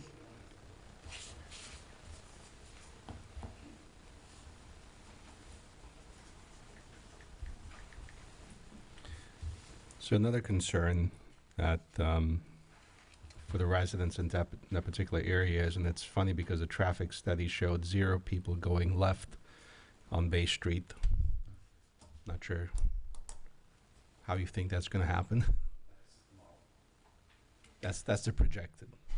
The machine did that. We added trips. Yeah. Let Becca address that. Anyway, that's not really I'm not arguing the point. I'm simply saying it's funny that the model showed 0. And so the concern, of course, is the significant increase in traffic on those small streets, and then what impact that's going to have on that infrastructure. I'll let the city attorney tell us how we could, if we were looking for contributions to help with that, to the increase that. Isn't that what transportation impact fees go to directly, Ralph? The mobility fee ordinance We can look to at impact that. on I think roadways? That combined with the no turn onto Bay during construction, but you're talking about after construction when there's people living there? Yeah. Possibly having a no left turn out of the development onto Bay Street? I'm looking at a contribution from the developer, just like we've had with other CUPs in the past, where they're contributing, whether it's multimodal or something else, you know, because they are going to be negatively impacting that neighborhood. They're adding roughly double the number of units for those streets. Actually, we're reducing trips on the street and reducing the number of units with the request, so the traffic will actually go down and impact will go down. Thinking about actual people that live there today versus how many people will live there once the project is done, you're going to be doubling the number of people and cars. What's our transportation impact fee amount or a mobility fee amount?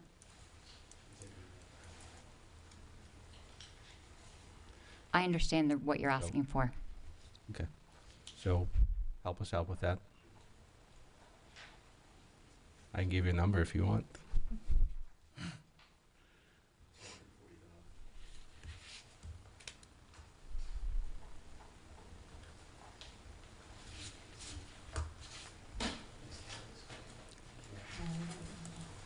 Noted. Got it.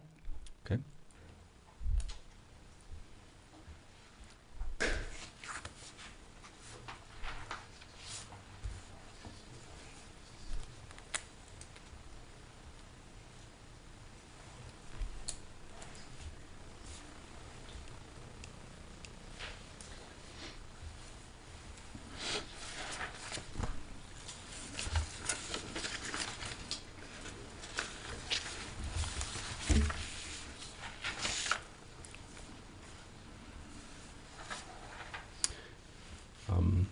Just going back to Commissioner Reznicki's comment about a connection to Horan Park. Does the easement include giving us the ability to do so in the future if we decided to do so? It does. That's how we drafted it. Okay. It actually, we wrote it so we give it now, and it can be relocated. Like, it doesn't go into effect until you have a project that is designed, engineered, and funded to be built. And then the easement will give that to you. It will be effective as of the date those three things happen. And then wherever we choose to put that easement today, if you find that you're going to have that easement and it needs to move, there's a provision in there that we can modify that easement at such time.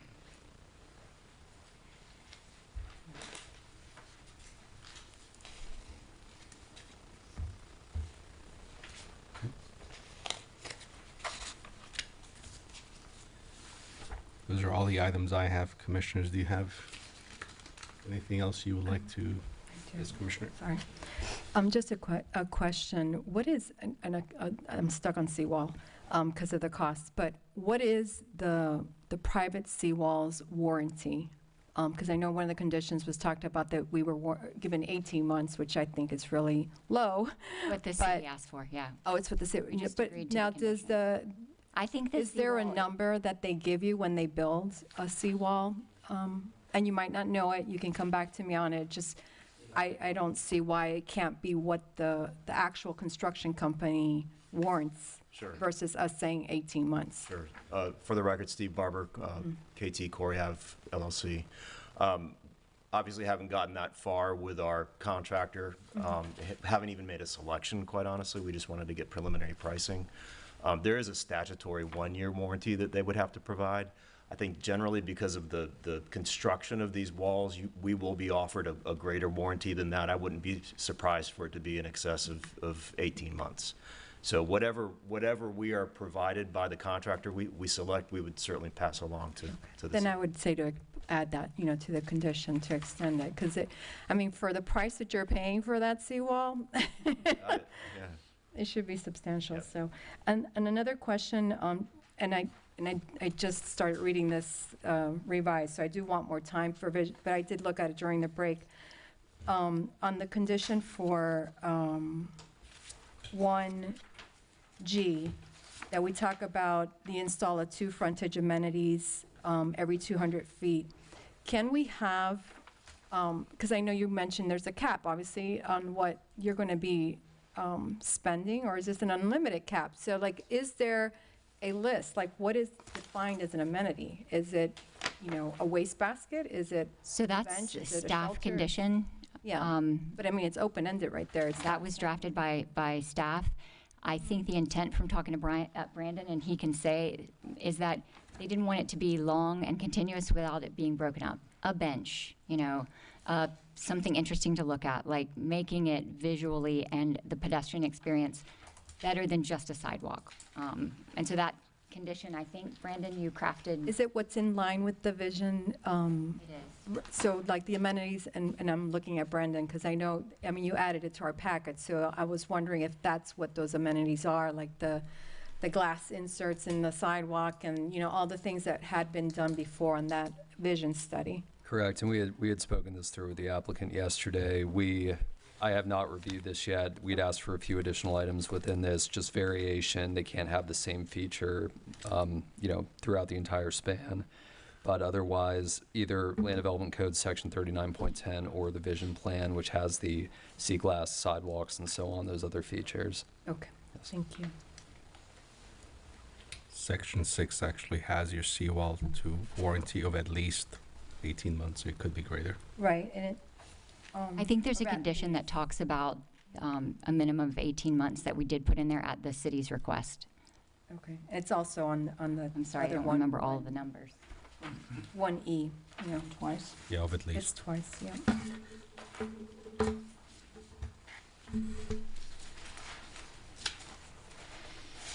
We had for the sidewalk sea glass inserts, sculptures, benches, non-commercial art, interesting sidewalk paving patterns, other features along the pedestrian promenade.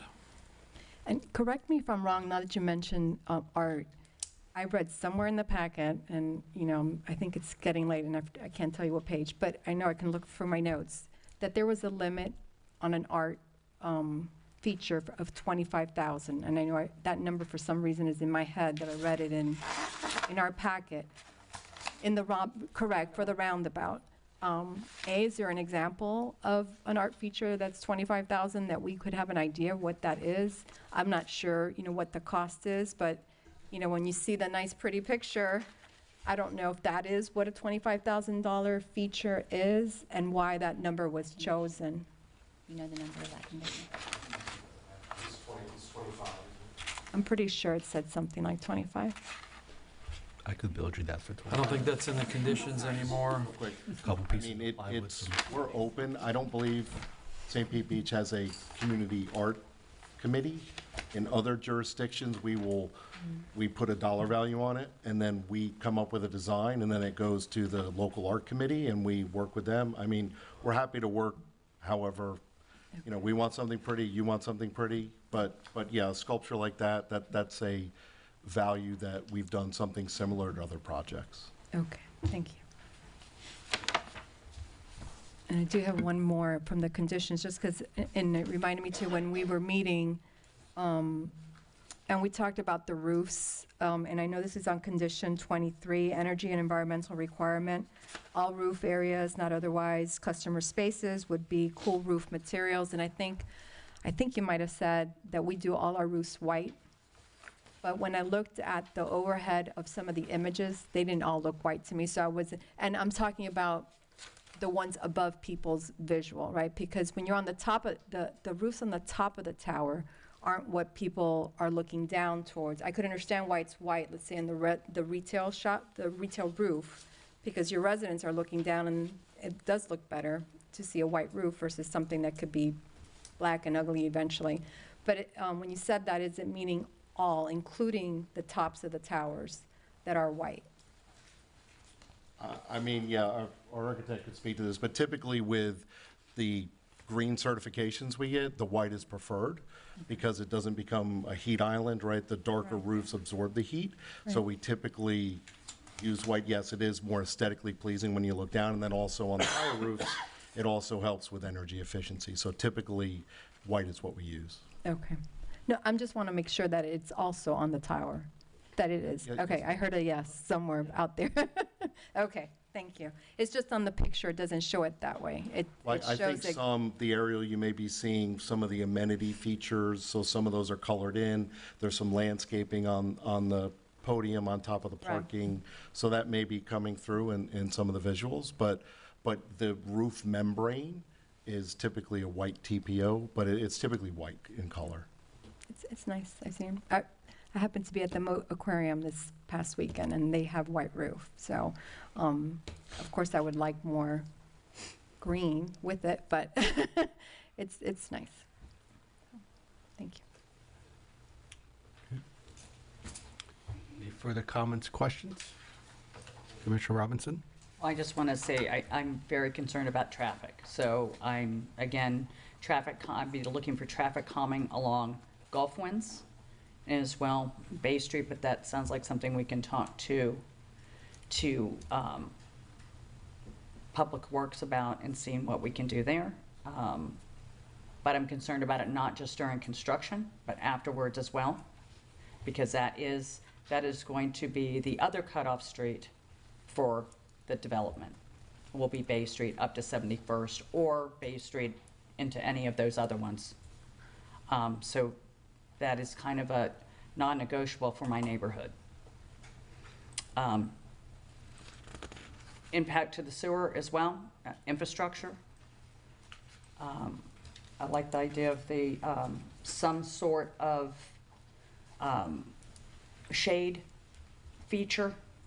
If it can't be a tree, but I like palm trees because I know if we see anything that withstood everything from last year, it was palm trees and sea grapes. And our little garden over here that did very well with sea grapes as well. So that was, Sea grapes are great shade. yeah, they're great shade, absolutely, and you can form them too. So would like to see what the number is on the park maintenance, because I just feel that, it's not just it's a big plus for your residents, for your development. And also in exchange for what we're giving up on the park for the fire truck pad.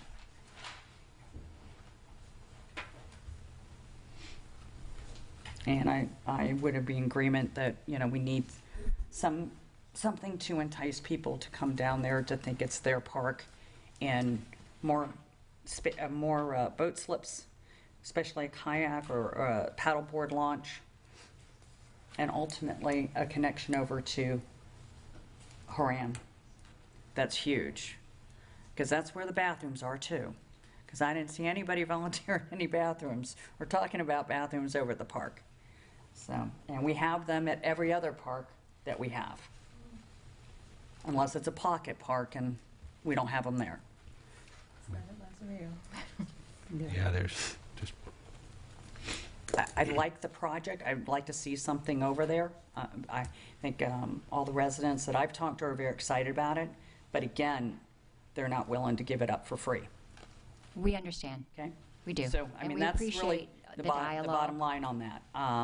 There's been too much that has been given away for free, and the residents are a lot wiser, I understand. and I this do. commission's probably a lot tougher. And it's going to be, the team's going to have to go back and determine, like, from a financial viability standpoint, sure, what can you do and what can we not do, and come back with a proposal. But we will work very hard for the next 2 weeks to do that, to get you more actual numbers, to try to address as many of your concerns as we possibly can. I would really like to see you talk to FDOT in regards to changing that turn lane, getting rid of this turn lane at Mangrove,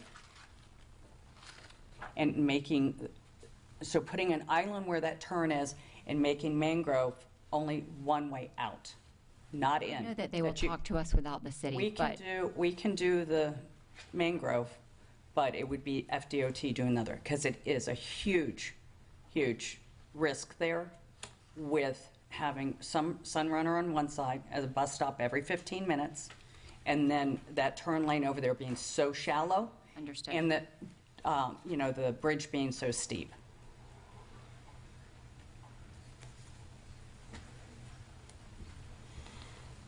Commissioner Resnicki? Oh, sorry. I forgot to change it. Commissioner Maldonado? Yeah, thank you. Yeah, I would just urge the developer to see this as more than just a business proposal or a project, but more as an investment into the community and to the long-term wellness of Corey Avenue. So, thank you. Any further comments or questions? Is there a motion? Do we need a motion on the ordinance first, or a motion to continue the resolution first? Motion on the ordinance first. I'll make a motion to approve the first reading of ordinance 2025-20 for reallocation of residential density units. Are we doing this one that just got in my hand? No.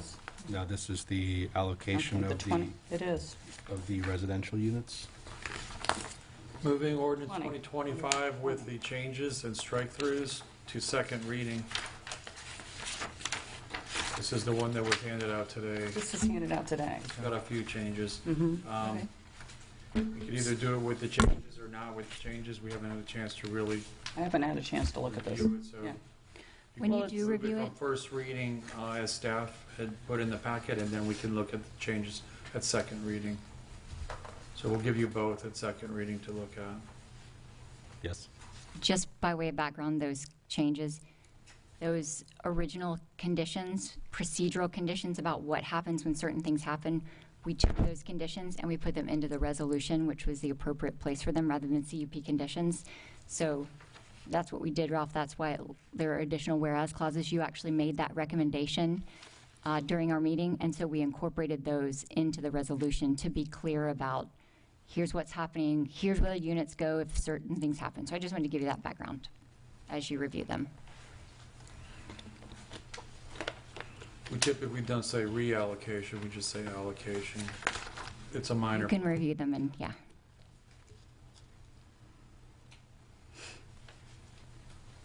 If you want to move ordinance 2025-20 to second reading, you can say that. We're waiting on a second.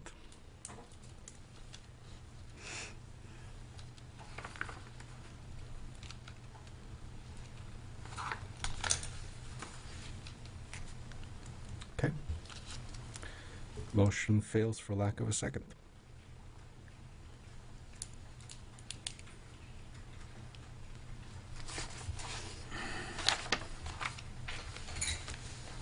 We have another motion? Make the motion to continue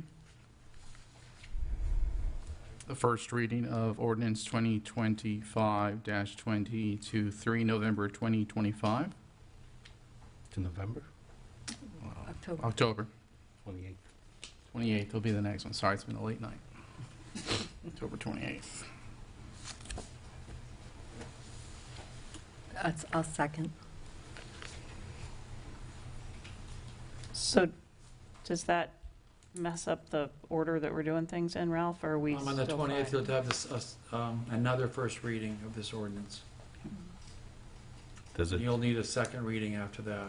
does it change anything with the notifications since we're doing date certain? I think it was already set for second reading on October 22nd, so it'll just be a first reading instead of second reading. And we'll have to notice the second reading when we figure out what date that's going to be. Depending on what happens on the 28th. City Clerk, if you'll please do a roll call. Vice Mayor Marriott? Yes. Hold on just a moment. Let me make sure I'm in the right place. Vice Mayor Marriott? Yes. Commissioner Robinson? Yes. Commissioner Ruznicki? Yes. Commissioner Maldonado? Yes. Mayor Petrulla? Yes. Motion carries. Moving to Resolution 202523, conditional use permit. Is there a motion? I'll make a motion to continue to a date uncertain at this point because I don't think we can do this at the same 28th date, or do we want to move that to a I think you further can move it date? to the 28th, and you may wind up moving it again, but at least move it to the 28th as a date certain, so we hear both of these on the 28th. Right, because You don't wanna we'll skip need to over bring back the changes and hopefully have a clean document ahead of time for you. So that would be October 8th, again. October 28th. Make a motion to continue this, first reading, I guess we're at, on, There's only one reading. I'm sorry, of ordinance 2020. resolution. Resolution 2025-23, conditional use permit number 25069.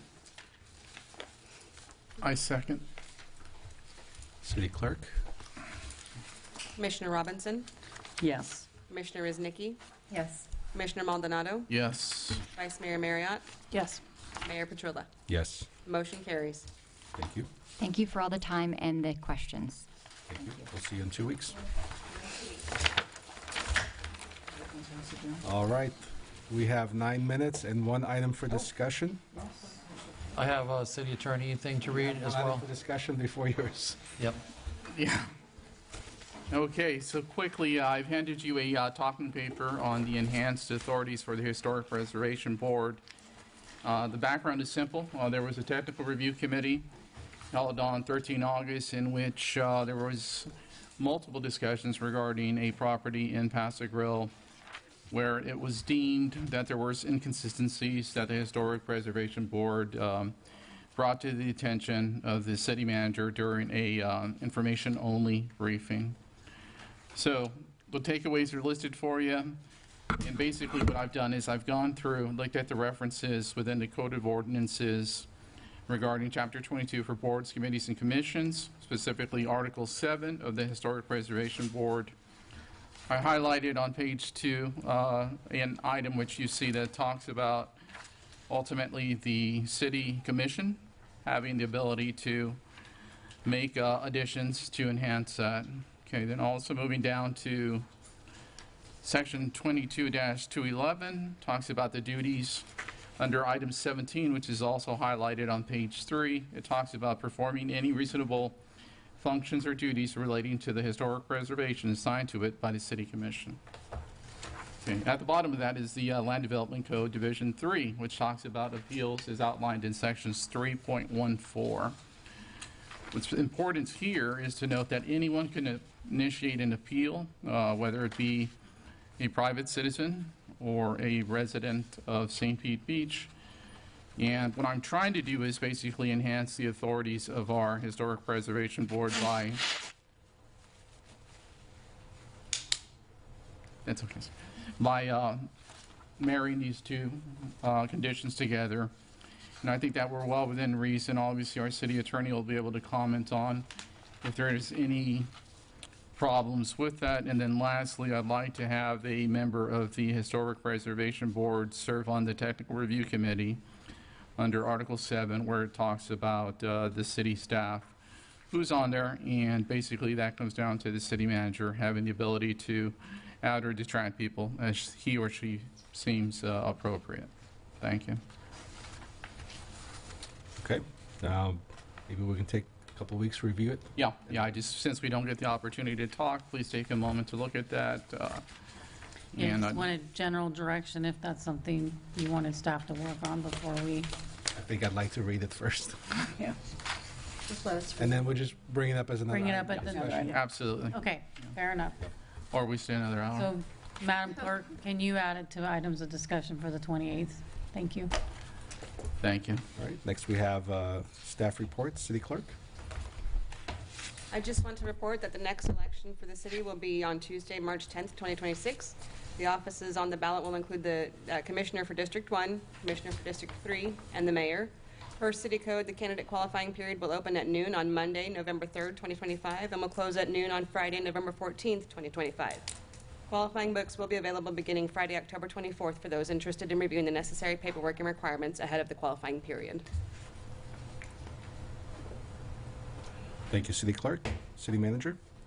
Thank you, Mayor. Commission, 2 quick updates as far as Publix and what their plan is to redevelop. We still do not have a firm update. We have been in contact with their public information office, and they told us hopefully in a few weeks they'll have some information for us. And then the Upham Beach renourishment update. Do you have an update? Oh, absolutely, if you don't mind.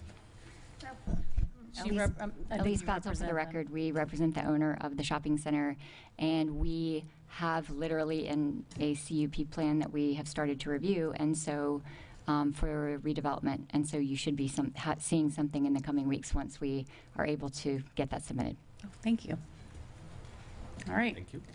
And then Upham Beach renourishment, so Gator Dredging began mobilizing barges, pipelines, and other equipment for the beach renourishment today. This project intends to restore and protect the shoreline, improve storm resiliency, and enhance the beach experience for residents and visitors. During construction, please use caution and avoid all active work zones, equipment, and any sections of the beach that are temporarily closed for public safety. Access to unaffected areas of the beach will remain open as work progresses. And they are expecting to take 4 weeks to complete, so October 20th through November 12th is the plan, depending on weather conditions. Thank you. End of my report. City Attorney? The city attorney would like to request that we all meet for a closed executive session to discuss the Red, White, and Booze LLC versus the City of St. Pete Beach. It's a federal case, number 823 CV 2704 KKM AAS, on October 28th. If we could come here early at 4:30 p.m. to discuss potential settlement negotiations and strategy sessions relating to the litigation and expenditures. The persons who will attend are the commissioners, the mayor, attorneys from the Vose Law Firm, myself, Becky Vose, Nancy Stuparich, Stephanie Vello, and attorneys from Henderson Franklin Law Firm who are representing the city in this case as well, William Boltrick, Brendan Sherman, and Richard Aiken. And also there'll be an official court reporter as provided by law. We don't expect the meeting to last more than an hour, which will give you a little break before you start the October 28th, 6 p.m. meeting. Thank you, City Attorney. District 4? Nothing for the group. Thank you. District 3?